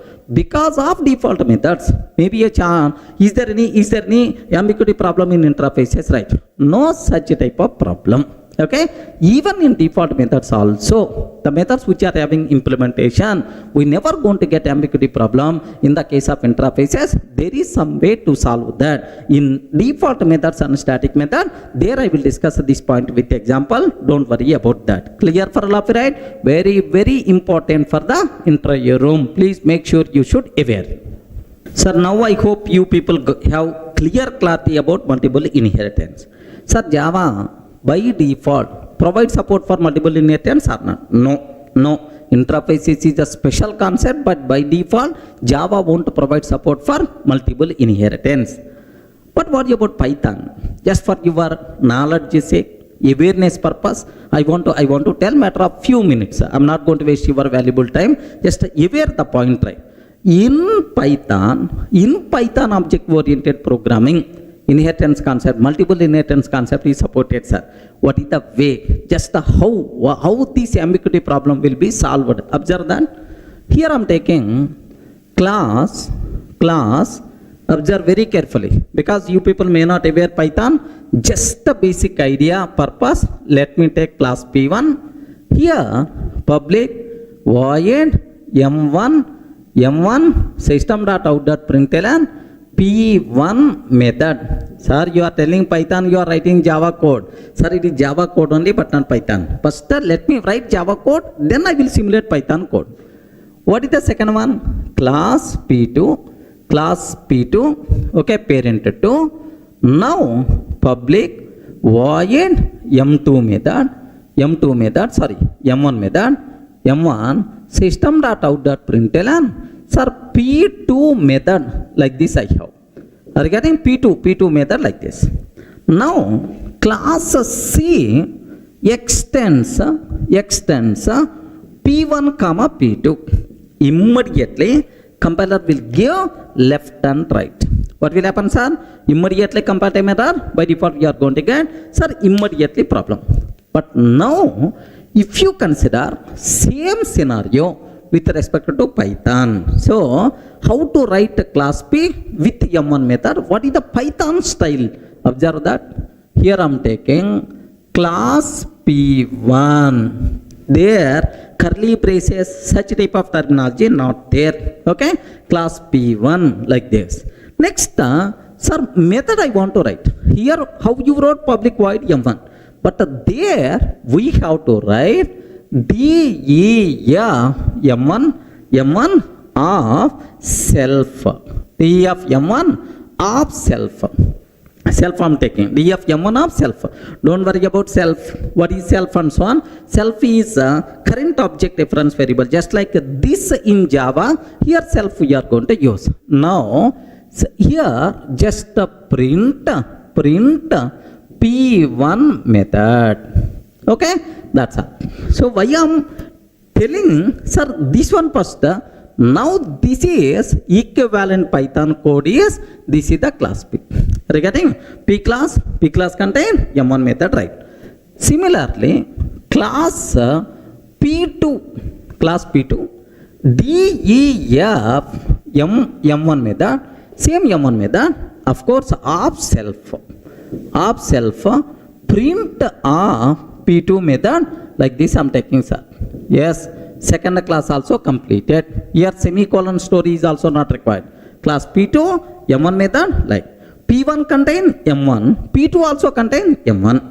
Now I'm ready to create child class. Sir, how you can create child class in Java? Class C extends P1 comma P2. Regarding class C extends P1 comma P2. Class C, which is the child of P1 comma P2. Oh, within bracket you have to take parent classes. Sir, what is the first parent I'm taking? P1. What is the second parent I'm taking? P2. Okay, well, I don't want to take any code in the child class. Empty, sir. Just like a curly brace open and close, empty. Sir, that's all. 3 classes completed. P1, P2, and then C. Sir, here P1 is the first parent, P2, next and after that C, like this we have. Okay, now my target is, observe very, very carefully about this one. Now my target is, let me create C class object. How to create C class objects? C is like this. That's all. New keyword, such a type of thing is not there in Python. C, that's all. C, that's it. C object got created. If I call C.M1, which M1 method has to come? Can you please tell? One M1 method is coming from P1, another M1 method is coming from P2. Which M1 method is going to come? In Java, there is no way to solve this problem. That's why Java won't provide support for multiple inheritance. But in Python, this problem will be solved in very beautiful way. In what way the problem will be solved is very simple, sir. While declaring parent classes, in which order we took, sir? First P1 and then P2. Are you getting first P1 and then P2? While resolving methods, first priority will goes to P1. If P1 doesn't contain that method, then only P2. Are you getting right? So in parent classes, in which order we declared, based on that, the corresponding method will come. So P1 already contained, then it never going to search for P2, directly P1 method will come. P1 method means, sir, P1. This is the answer by default we are going to get. Everyone can aware? Suppose if I interchange the order, something like class C, P2 comma P1.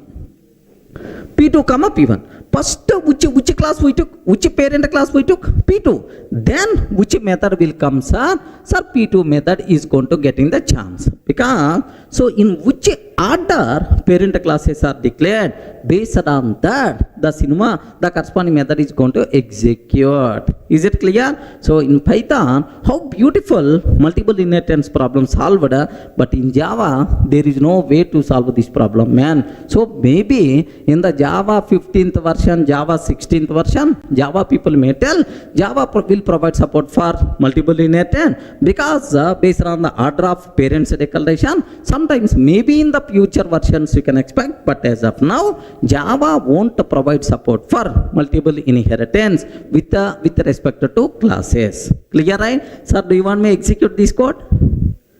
Python code. Do you want me to execute this code? Yes, I'm expert in Python also. Don't worry. Sir, let me write the code. Here just very simple, sir. Very simple I'm taking. This is, sir, class P1. Class P1. DEF M1 method I'm taking. Self. Sir, now print P1 method. Like this I'm taking, sir. Print of P1 method. That's all. This is the first class, right? Sir, like this, right?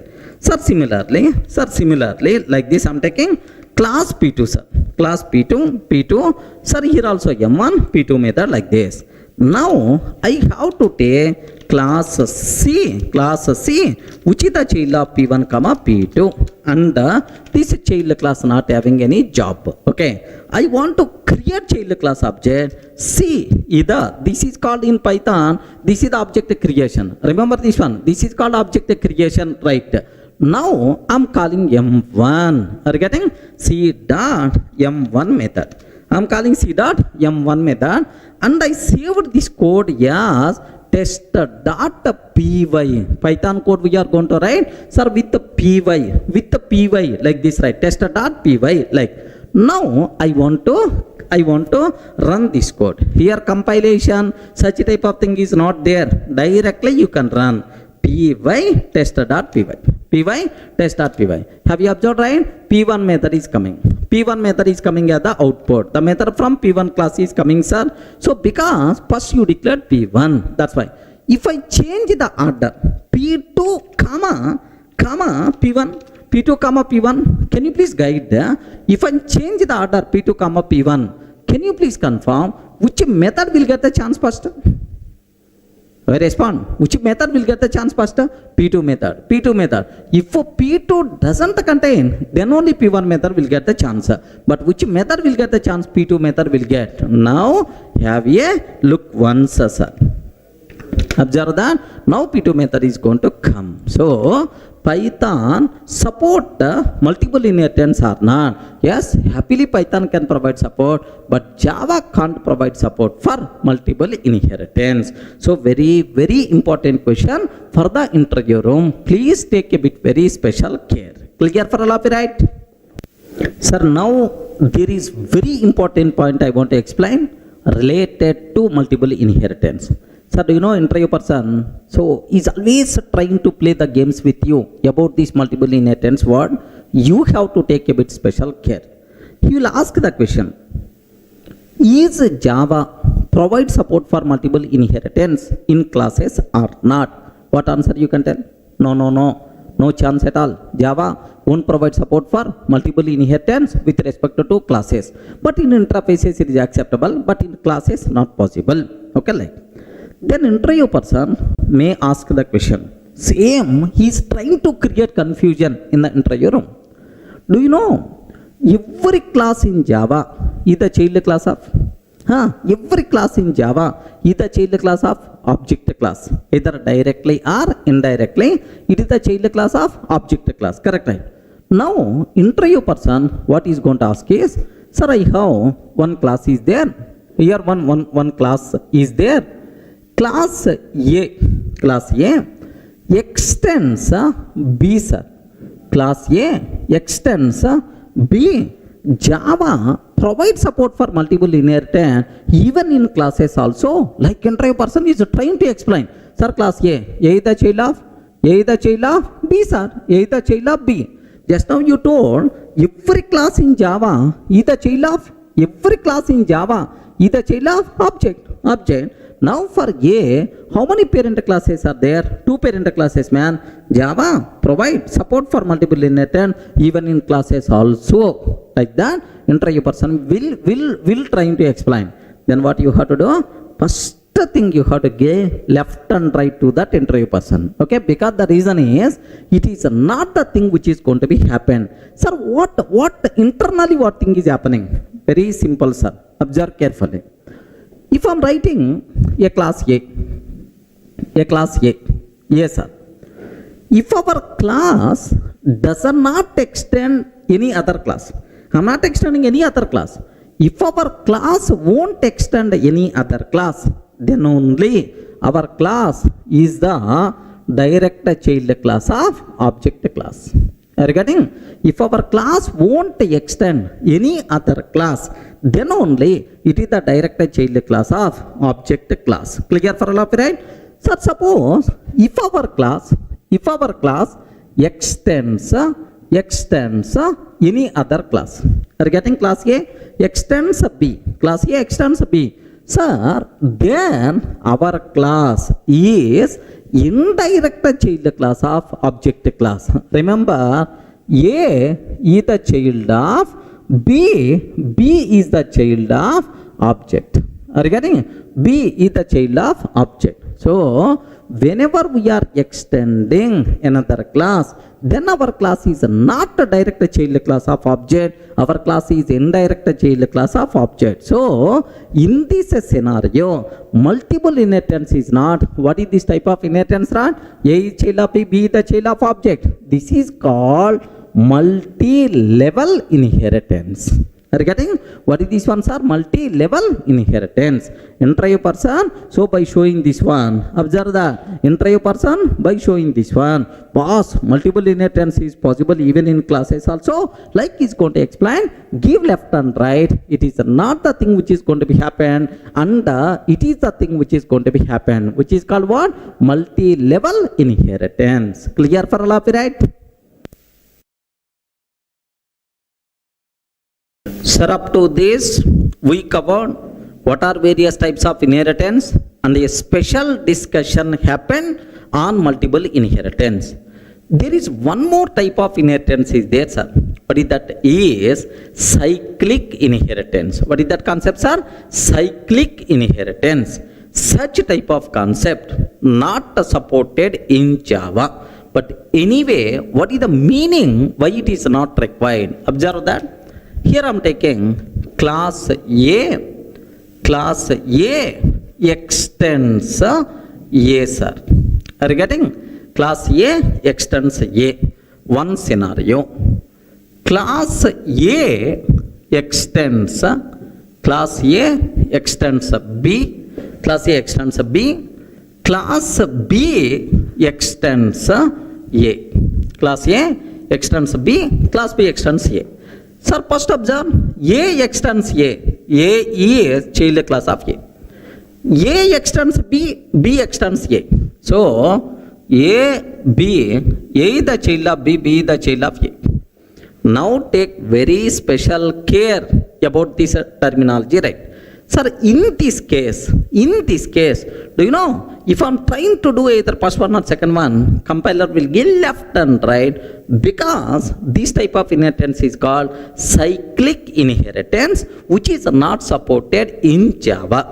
Okay? Not only in Java, sir. Everywhere cyclic inheritance is not supported, because it is really not required. Really not required. Why it is not required? Observe that. If I can take class C extends P, sir. Class C extends P. What is the meaning of that? Sir, for the P, I am creating child class. Whatever members are there in the P, I want, sir. I don't want to rewrite again. All members of P, can you please make it available to C? For that purpose, for the code reusability purpose, I am creating object. I am creating child class, right? Now observe, in this case, observe, class A extends A. Sir, all members of A, I want to A class. All members of A, I want to A class. All members of A are already available in the A class. Why you are writing? Like this? Immediately compile time error we are going to get. The members of A already available inside A. Why you are taking this one? Unnecessary, sir, extra code. That's why compiler won't accept. Now here observe, class A extends B. Sir, all members of B are required to A. All members of B required to A. Next, class B extends A. All members of A required to the B. A required B members, B required A members. If A required B members, B required A member, why you are taking 2 two classes, better to take a single class. Are you getting? Better to take one single class only, because A required B required A. We are not required to take two classes. So all the members only single class is enough. Clear for all of you, right? So that's why cyclic inheritance is not really required. This type of inheritance is called cyclic, which is not really required. That's why Java won't provide support for cyclic inheritance. Not only Java, even Python also won't provide support for that. Now have a look once, sir. Observe carefully. Here I'm taking just let me go for class A extends class A. Sir, here extends, sir, one minute. Class A extends A. Let me save this code. A.java, like this I'm taking. Let me compile this code. Java C, A.java. Sir, observe, class A extends A. Immediately, cyclic inheritance involving A, like that compile method you are going to get. Similarly, class A extends B, class B extends A. Class B extends A. Observe that. Immediately, compile method you are going to get class A extends B, cyclic inheritance involving A. That's why. So what is a cyclic inheritance? Why Java won't provide support? Why it is not really required? Clear for all of you, right?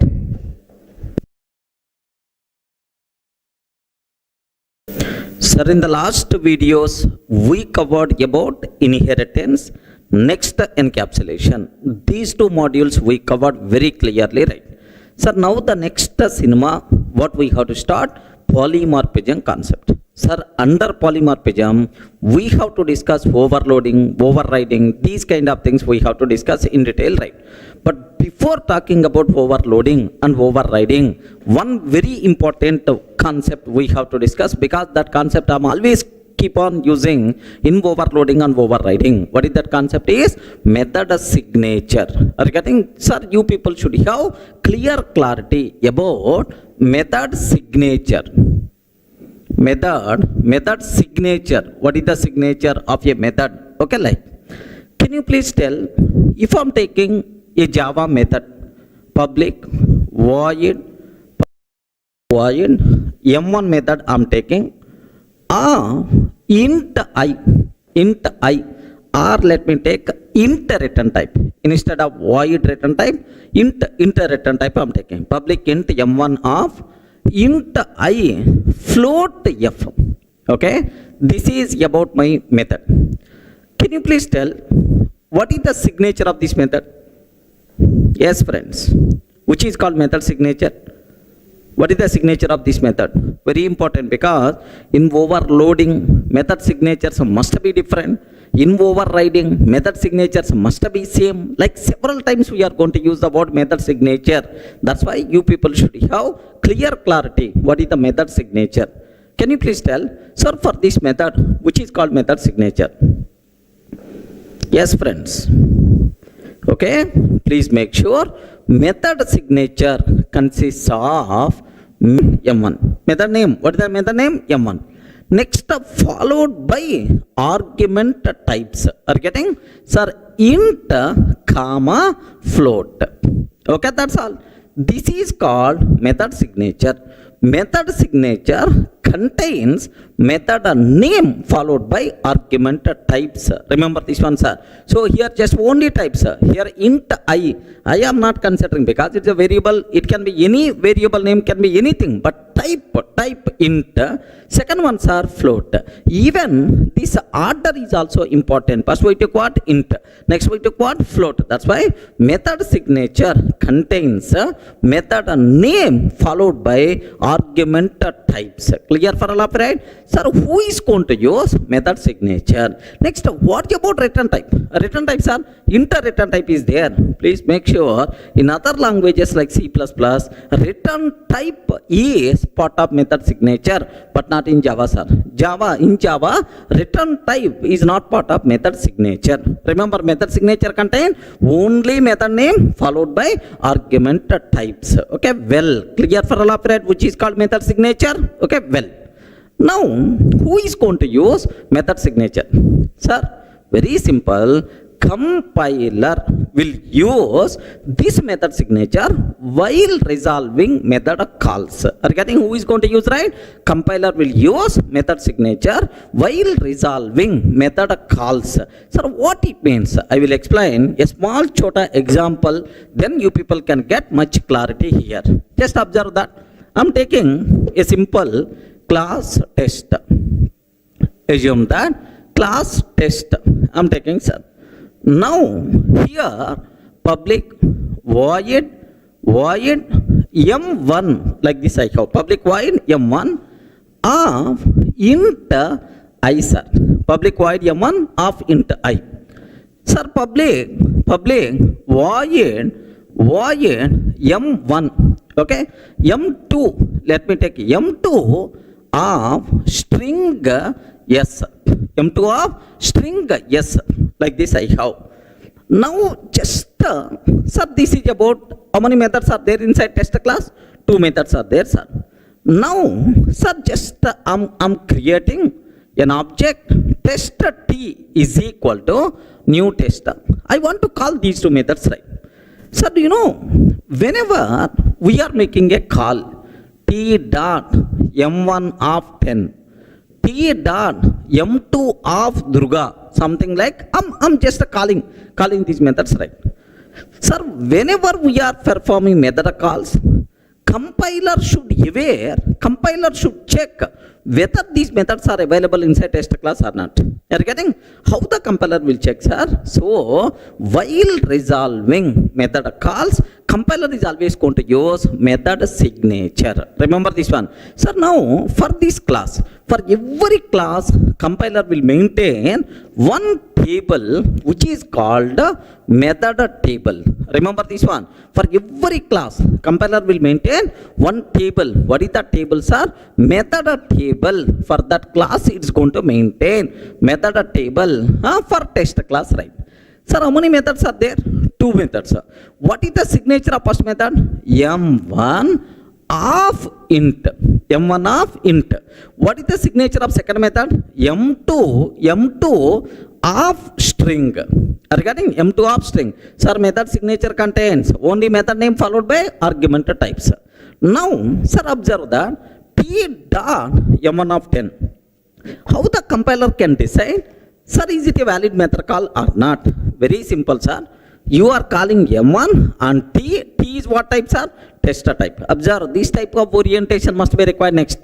You are calling m1 method on t is what type? Tester type. Are you getting? Now, which argument you are passing? Int type. So inside the tester class, is there any method which can take int type as the argument or not? Yes, there is a method which can take int type as the argument. Are you getting? Inside the tester class, is there any method which can take int type as the argument? Yes, there is a method is there. Compiler feels that yes, it is the legal. Are you getting? Similarly, so t dot m2 of Durga, you are calling m2 method and t is what type? Tester type. By passing which one as the argument? String as the argument. Is there any m2 method inside tester class with the string argument? Yes, man. With this method signature, there is a method is there with this signature. That's why happily it is going to call. Clear, right? Sir, now take very special care. Now I'm calling t dot m3 of 10.5. T dot m3 of 10.5. Immediately compiler will check. Array, you are calling m3 method and t by passing double a the argument. 10.5 floating point literal by default double type, right? So now you are calling m3, you are calling double a the argument m3 method and t. T is what type? Tester type. T is what type? Tester type. Now in the tester class, is there any m3 method with a double as the argument or not? No such type of method. With the required signature, there is no method. Immediately, compiler is going to object, boss, no such type of method. Are you getting? No such type of method. Like this, immediately, compile method by default you are going to get. Are you getting, right? So, what is a method signature? Who is going to use these method signatures? Compiler will use these method signatures while resolving method calls. Clear, right? Sir, let me execute what exact comparative method we are going to get. I will show here. Observe that carefully, sir.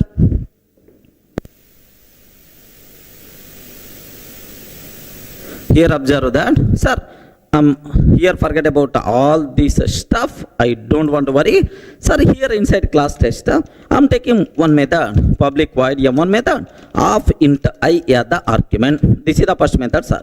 Public void m2 method, which can take string as the argument, string yes. Like this I'm taking, sir. Sir, that's all. This is about m1 and m2, two methods are there. Now, sir, I'm trying to take test t is equal to new test. Test t is equal to new test. T dot m1 of 10. Can you please tell, is it valid or not? Yes, friends. Is it valid or not? Yes, because you are calling m1 and t. T is what time? Test time.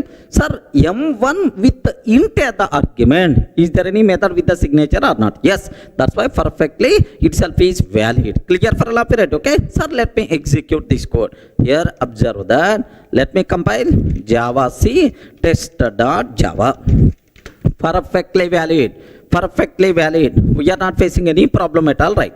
Similarly, T dot m2 method bypassing Durga as the argument. Are getting T dot m2 method bypassing Durga as the argument. Yes, this one is also perfectly valid, sir. No problem at all, because with the required method signatures already, sir, methods are available. That's why no problem at all. But now observe carefully, sir. T dot m3 method bypassing 10.5 as the argument. Are getting? Immediately comparative method by default you are going to get. Can you please observe what is that comparative method, sir?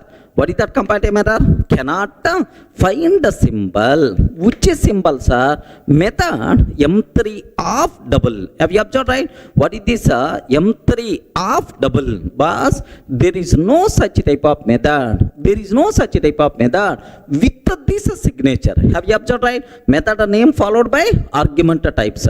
With this signature, my compiler unable to find any method. That's why immediately comparative method we are going to get. Clear for all of it, right? Sir, now observe very carefully about this one. What is method signature and who is going to use method signature? Method signature contains method name followed by argument types.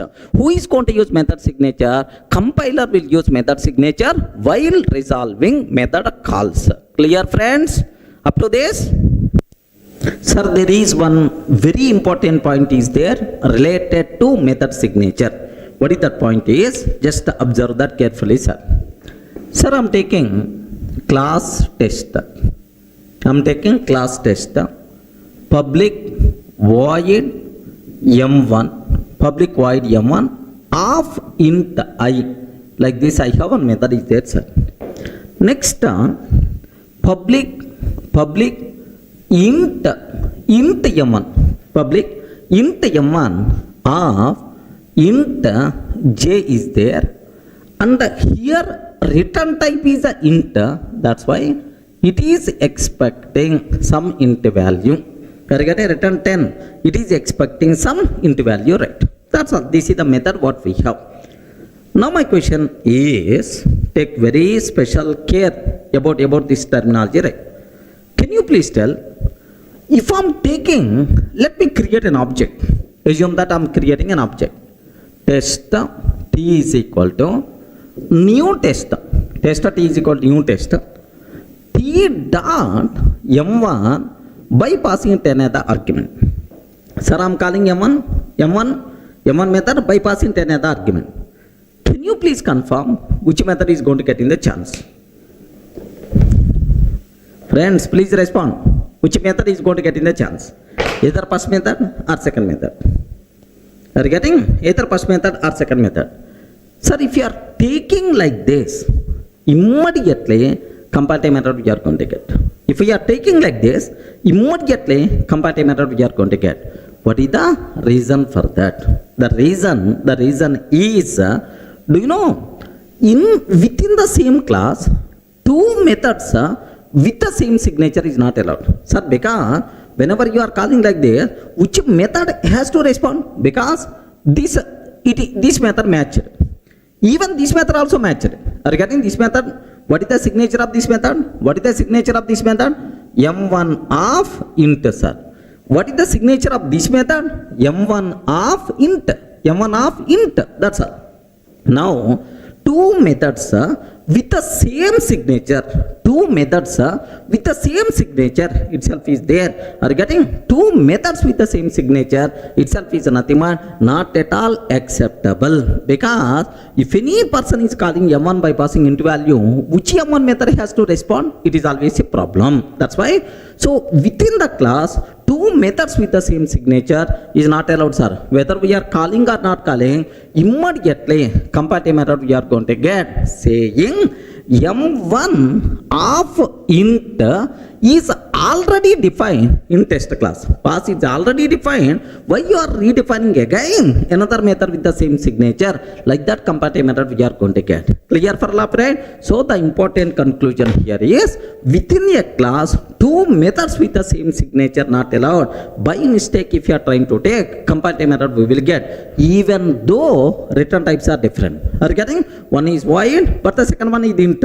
Even return types are different, but make sure, okay, within the same class, two methods with the same signature not allowed. Sir, let me check this one. Sir, which comparative method we are going to get, I will show. Have a look once. I'm taking class test, public void M1 of int I. Okay, like public void M1, public int M1 of int k. Can you please tell what is the signature of first method? Please respond. What is the signature of first method, sir? M1. What is the signature? M1 of int. Are you getting M1 of int? What is the signature of second method? Yes, second method signature is also M1 of int. So both the methods having the same signature. That's why immediately comparative method we are going to get. Clear for all of you, right? Sir, let me cross check. Observe carefully, right? Now let me compile. What is that comparative method, sir? Method M1 of int is already defined in test. Why you are redefining again?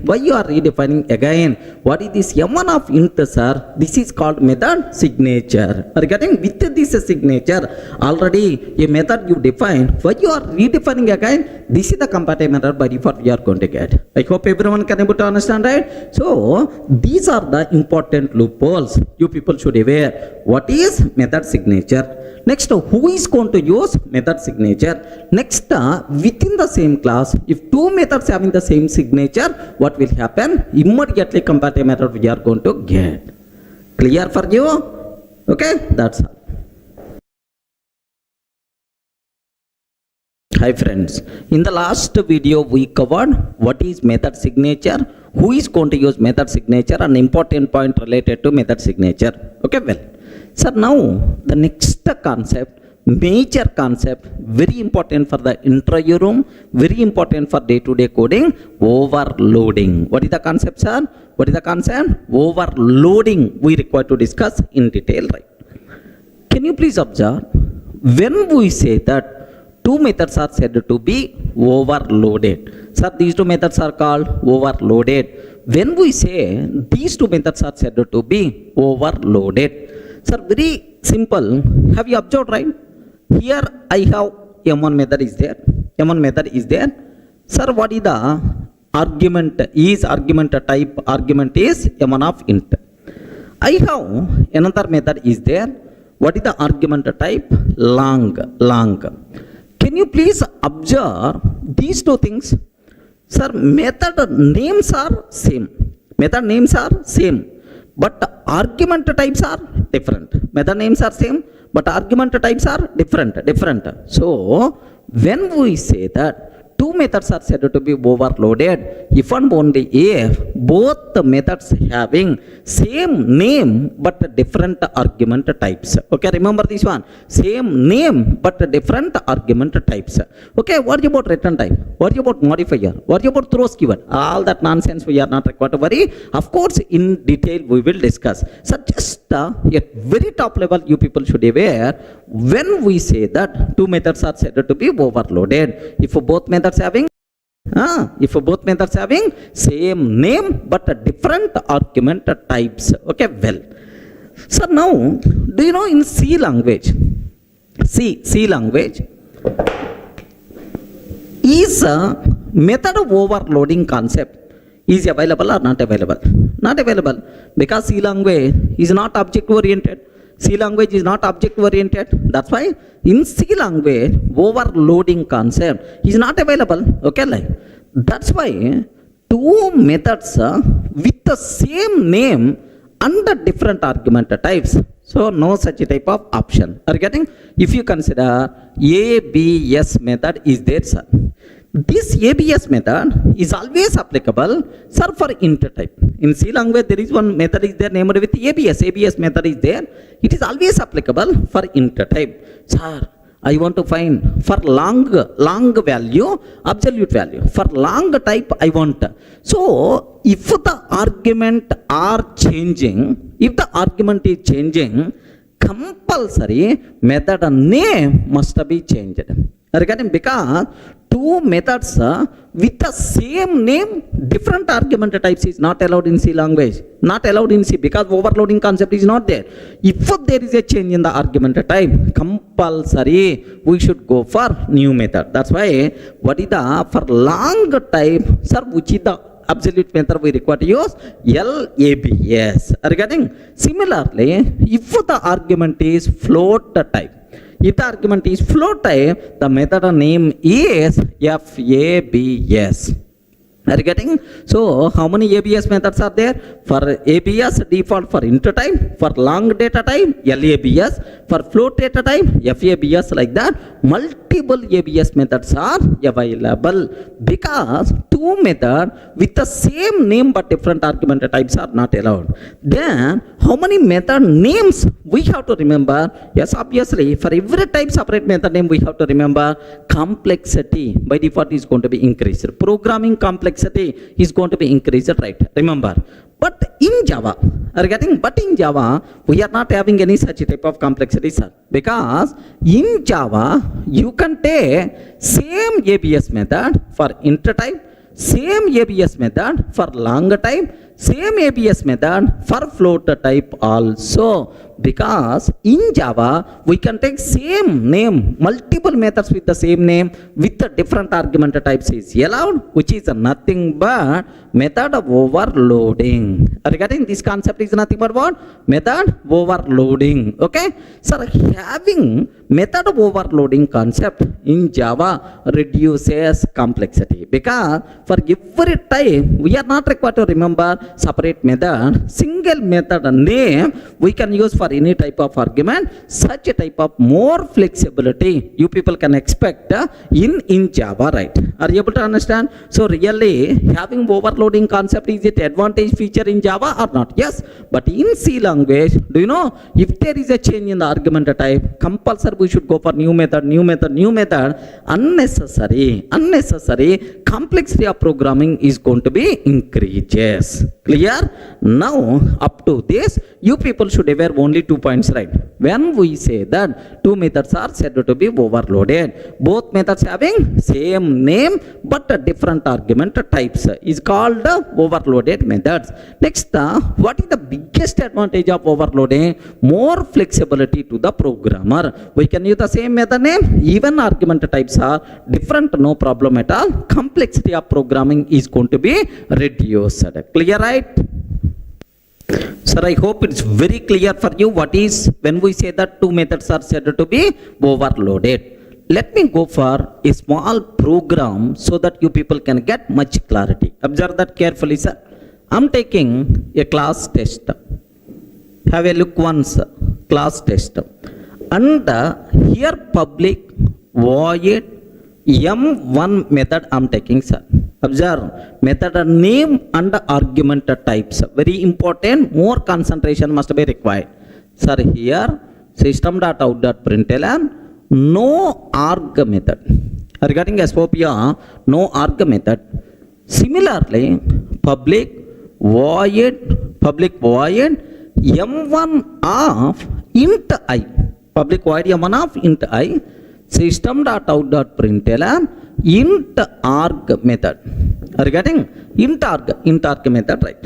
Sir, now public void M1 method, public void M1 method of double D, sir. double D system.out.println double arg method.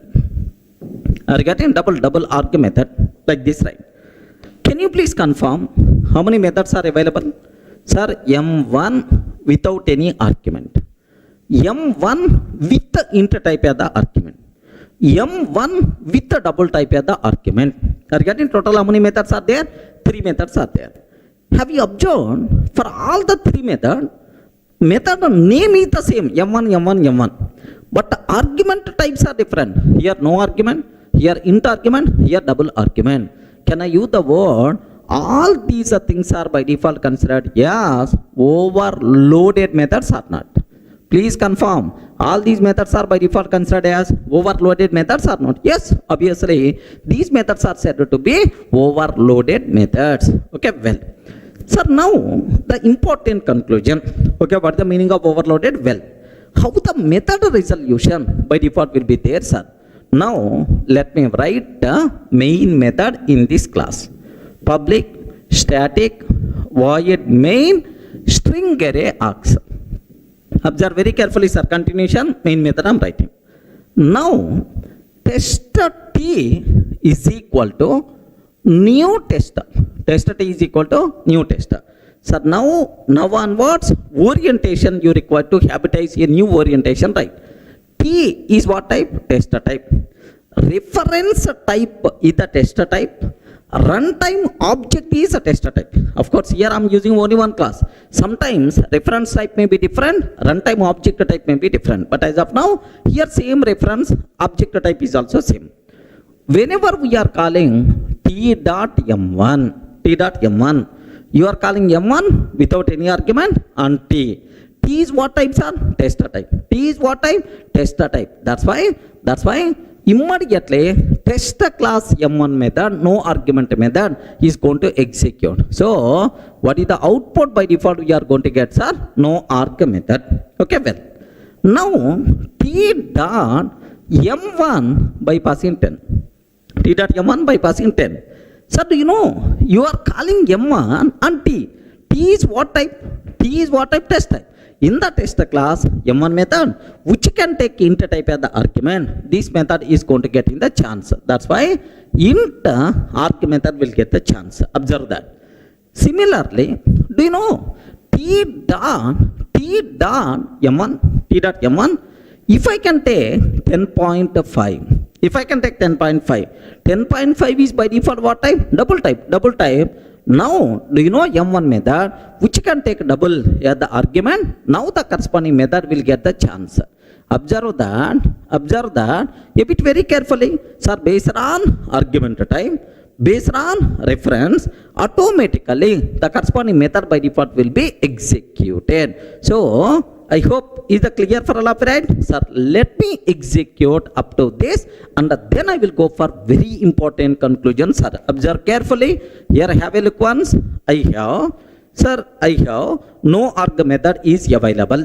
Sir, first method no arg method, int arg method, and then what the last one? Double arg method. Like 3 methods are there, sir. Now the point is inside main method. Let me create an object. Tester T is equal to new test I am taking, sir. Test is equal to new tester T.M1. Are you getting T.M1? Sir, have you observed? I am calling no argument method. Then obviously which method is going to get in the chance, right? No arg method will get the chance. Observe that. Happily the code compiles fine. Now if I run this code, which method we will get the chances, sir? No arg method is getting the chance. Okay, well. Now T.M1 of 10, sir. T.M1 of 10. 10 means int value. 10 means int value, right? Now, which method is going to get in the chance, right? Int arg method by default will get the chance, right? Sir, which method is going to get in the chance? Int arg method will get the chance. Similarly, T.M1 of 10.5. T.M1 of 10.5. Sir, obviously double argument method will get the chance. The code compiles fine. What is that answer we are going to get? Double arg method we are going to get in the chance. So, please make sure you people should aware how to declare overloaded methods. Next, how you can call overloaded methods. It is a very clear, right? But from this example, one very important point we have to conclude, sir. In overloading, observe, T is what type? Please respond. Sir, you are calling M1 and T. T is what type? Test type. Runtime object is what type? Runtime object is what type? Test type. In overloading, method resolution means which method has to execute. That process is called method resolution, sir. In overloading, method resolution always takes care by compiler. Regarding who is the responsible, sir? In overloading, method resolution is always takes care by compiler based on reference type. Remember this one. But anyway, here reference type, runtime object type is the same. That's why you may not get much clarity from this example. But while next examples going on, somewhere definitely you people are going to get much clarity about this one, sir. But please make sure you people should aware, sir, in overloading, method resolution always takes care by compiler based on reference type, but not based on runtime object. Sir, it's always going to take care by compiler based on reference type. That's why overloading is also known as compile time polymorphism. Regarding what is this one, sir? Overloading is also known as compile time polymorphism. Compile time polymorphism or static polymorphism. Static polymorphism or early binding. Early binding. These are various other words for overloading. Regarding in overloading, method resolution is always takes care by compiler based on reference type. Regarding compiler based on reference type. That's why, so overloading is also known as compile time polymorphism or static polymorphism or early binding. Remember this one. Here, runtime object is the dummy and JVM is not responsible for method resolution. Compiler is responsible. But from this example, you are not going to get much clarity. But while examples going on, you people can get much clarity up to this. Are you able to get right? About this point I will explain in detail in the next coming example. Somewhere you will get much clarity, believe me, sir. That's all. Sir, in the last video we covered very clearly about what is overloading. Next, in overloading, who is the responsible to perform method resolution? Can you spell out? Who is the responsible to perform method resolution? Compiler is responsible to perform method resolution based on reference type. Hence, overloading is also known as compile time polymorphism or static polymorphism or early binding. Clear, right? Sir, now there are multiple cases are there related to overloading. Let me talk one by one, right? Sir, the first case, observe carefully, sir. Here I have class test, public void m1 of int I, int arg method, public void m1 of float f and float arg method. Regarding this is the int arg method, this is the float arg method. Now, can I use the word these two methods are overloaded or not? Can you please spell out? These two methods are overloaded methods or not? Yes, obviously these are overloaded methods, right? Now, main method, public static void main, tester T is equal to new tester, T dot, observe very carefully, sir, T dot M1 by passing 10 as the argument. 10 means which type? Int type. By default, every integral literal is of what type? Int type. That's why int arg method will get the chance. Okay? Well, int arg method will get the chance. T dot M1 of 10.5 F. 10.5 F. F means float type. Float type. Float type means float arg method will get the chance. Are you getting? Float arg method will get the chance. We know up to this, already we covered in the last example, same. Sir, let me execute up to this. Now the next I will explain. First up to this, let me execute, sir. Here, sir, the same public void m1, int arg method, public void m1 of float f, float arg method, t dot m1 of 10. Then obviously, which method we are going to get, sir? Int arg method will get the chance. Observe that, int arg method, right? Now, t dot m1 of 10.5 f. T dot m1 of 10.5 f. Are you getting which method will get the chance, sir? Now observe that float arg method will get the chance. Clear for all of you, right? Sir, that's it. Now, the next point you people should be aware, sir. Sir, it is the very, very important. Observe carefully. If I can take t dot m1 of a, sir. Array, a is what type? A within single quote. A is what type? Char type. Can you please tell t dot m1 of a char type? Which method will get the chance now? Ayyo. Which method will get the chance now? Can you please confirm? Which method is going to get in the chance? Either int method will get the chance, or float method will get the chance, or we will get compile time method saying no such type of method because here int is there, float is there, but you are passing char as the argument. Can you please confirm? Very, very important concept. That is our first case. Which method is going to get in the chance? Okay? Very simple. In overloading.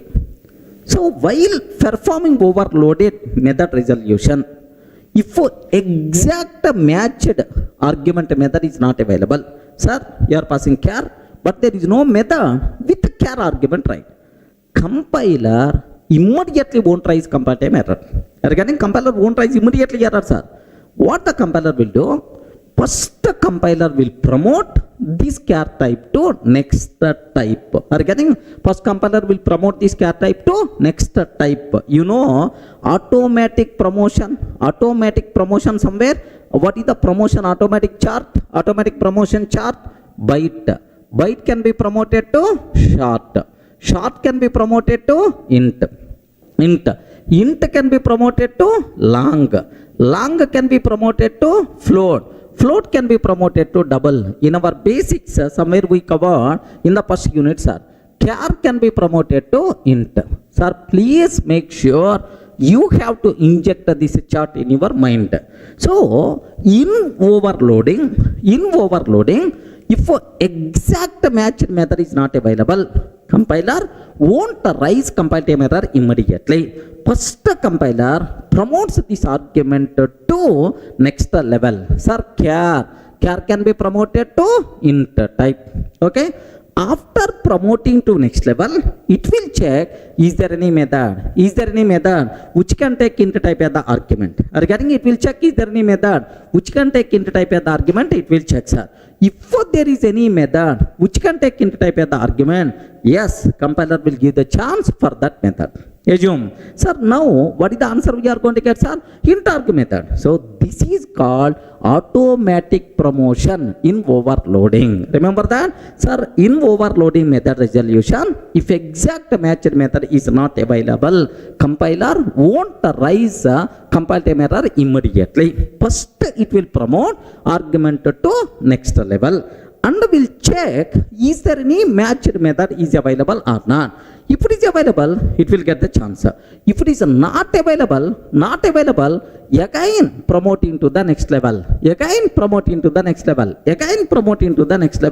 Sir, all possible promotions completed, still no matched method, then only we will get compile time error. This is called automatic promotion in overloading. Are you able to understand that case one? What is the meaning of automatic promotion in overloading? Like, sir, according to our scenario, for the char, which method will get the chance now? Respond, man. Which method is going to get in the chance?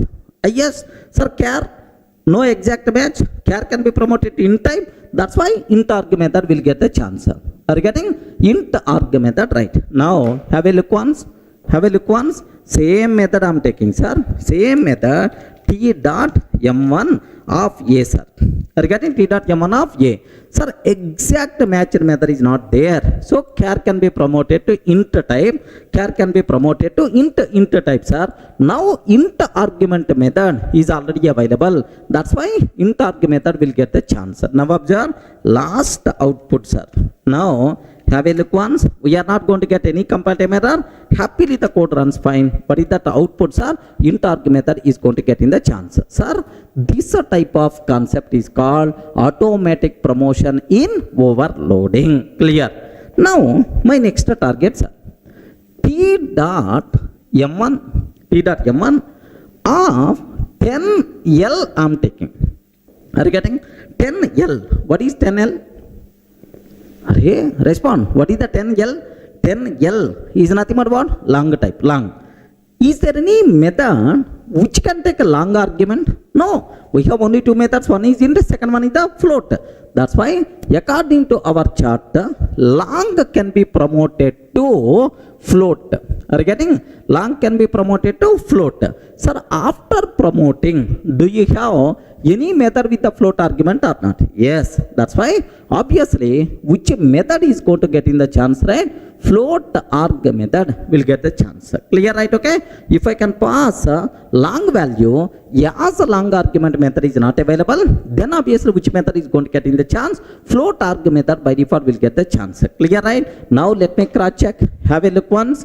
Now T dot m1 of 10L, either small l or capital L, no problem at all.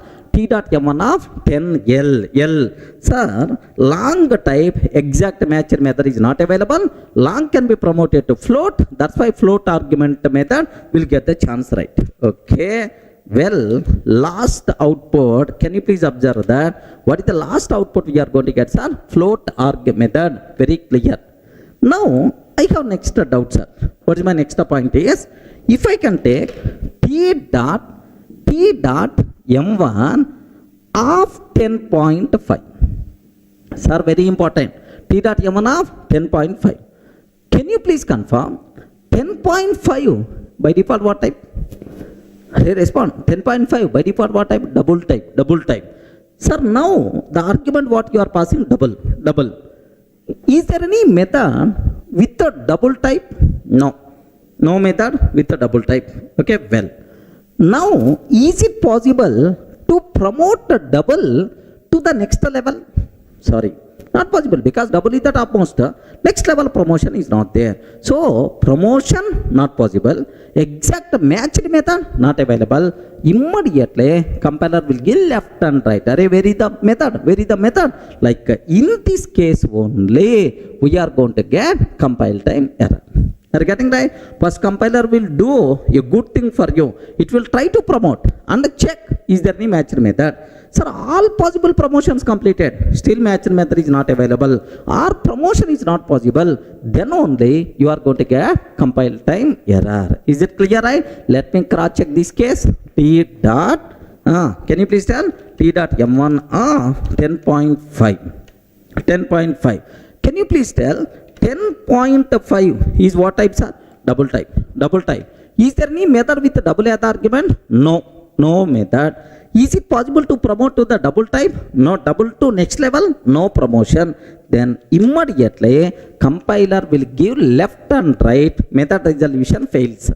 Are you getting? Now observe that no suitable method found for m1 of double. Are you getting right? No suitable method found for m1 of double. First it will try m1 of int is not applicable.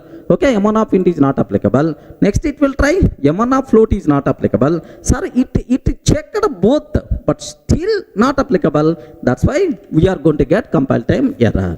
Are you able to understand? This concept is called automatic promotion in overloading. Very important concepts are even next level constructors concept. There also it is applicable. So in overloading method resolution, if exact matched method not available, we won't get compile time error. First this argument will be promoted to next level. Okay, sir, after promoting, either matched method is available or not available. Next level promotion again. Sir, like all possible promotions completed, still matched method not available, then only we are going to get compile time error. This concept is called, what is this concept? Respond, man. What is this concept? Automatic promotion in overloading. Clear, right? Sir, in the last case, we covered automatic promotion in overloading. Now, the next possible question, even the next case, let me talk. Here, class test, public void M1 of objective, SOP of object version. Next, public void M1 of string S, SOP of string version. Public static void main, like this, right? Can you please tell what is the argument to the first method? M1 of object O. What is the argument to the second method? M1 of string S. Both methods same name but different argument types. So can I use the word overloaded methods or not? Yes. These two methods are said to be overloaded. Okay, well. Now main method tester T is equal to new tester. Sir, T dot M1 of, sir, new object I am taking. Are you getting? New object. T dot M1 of new object I am taking, sir. Now the point is, listen a bit very carefully, sir. If I can take new object, so which method will get the chance, sir? Sir, object argument, string argument, then object argument will get the chance. Sir, very important point. In overloading, while overloading method resolution, exact match will get highest priority. Remember, that's why which method will get the chance, right? Object version will get the chance. Okay, well, no problem at all. Now, T dot M1 of Durga, I am taking, sir. If I can take Durga, T dot M1 of Durga is what type? String type. Then obviously, object version, string version, exact match will get highest priority. That's why which method will get the chance, right? String version will get the chance. Regarding which method will get the chance? String version will get the chance. That's why, so string version, right? Up to this, let me check, and then the next point I will explain. Observe carefully, sir. Here I am taking two methods, right? Here I am taking two methods. First method, M1 of object version, M1 of string, yes. Okay. T dot M1 of new object. I am creating an object and I am passing that object as the argument. I am creating an object, I am passing that object as the argument, right? Now which one is always going to get in the chances, sir? Exact match will get the highest priority. That's why object version will get the chance. Now have a look once. The code compiles fine. What is the output we are going to get, sir? Object version like this, right? Now, sir, T dot M1 of Durga I am taking. T dot M1 of Durga like this I am taking, sir. Now, which one is going to get in the chance? Yes, obviously, string version will get the chance. Regarding which version will get the chance? String version will get the chance, right? Sir, up to this, it's a very clear for you. Now the cinema is going to start. Observe carefully, right? If I can take T dot M1 of null like this, right? Null value, I'm passing null value. Can you please confirm which one we will get the chance? First one, object, second one, string. Null is a valid value for any type of object reference. Null is the valid for object reference, even null is the valid for string reference also. Can you please tell who is going to get in the chance now? Getting? Both methods got matched. Because null you can provide in the place of object, in the place of string. Which method will get the chance? Very easy. You can able to guess. Which class is the parent class, which class is the child class? Observe that. The parent class is object, child class is string, sir. Object and then string is the child class, object is the parent class. Can you please tell, in overloading, parent and child both came, which one is going to get the chance? Very simple, sir. Very simple. Suppose here in the government office, collector is there, attender is there. Collector is there, attender is there. Suppose I have a small work is there, saying, Array, I will go to collector office. I want my required signs. Observe that signatures are required from the collector. Then obviously I should meet the collector.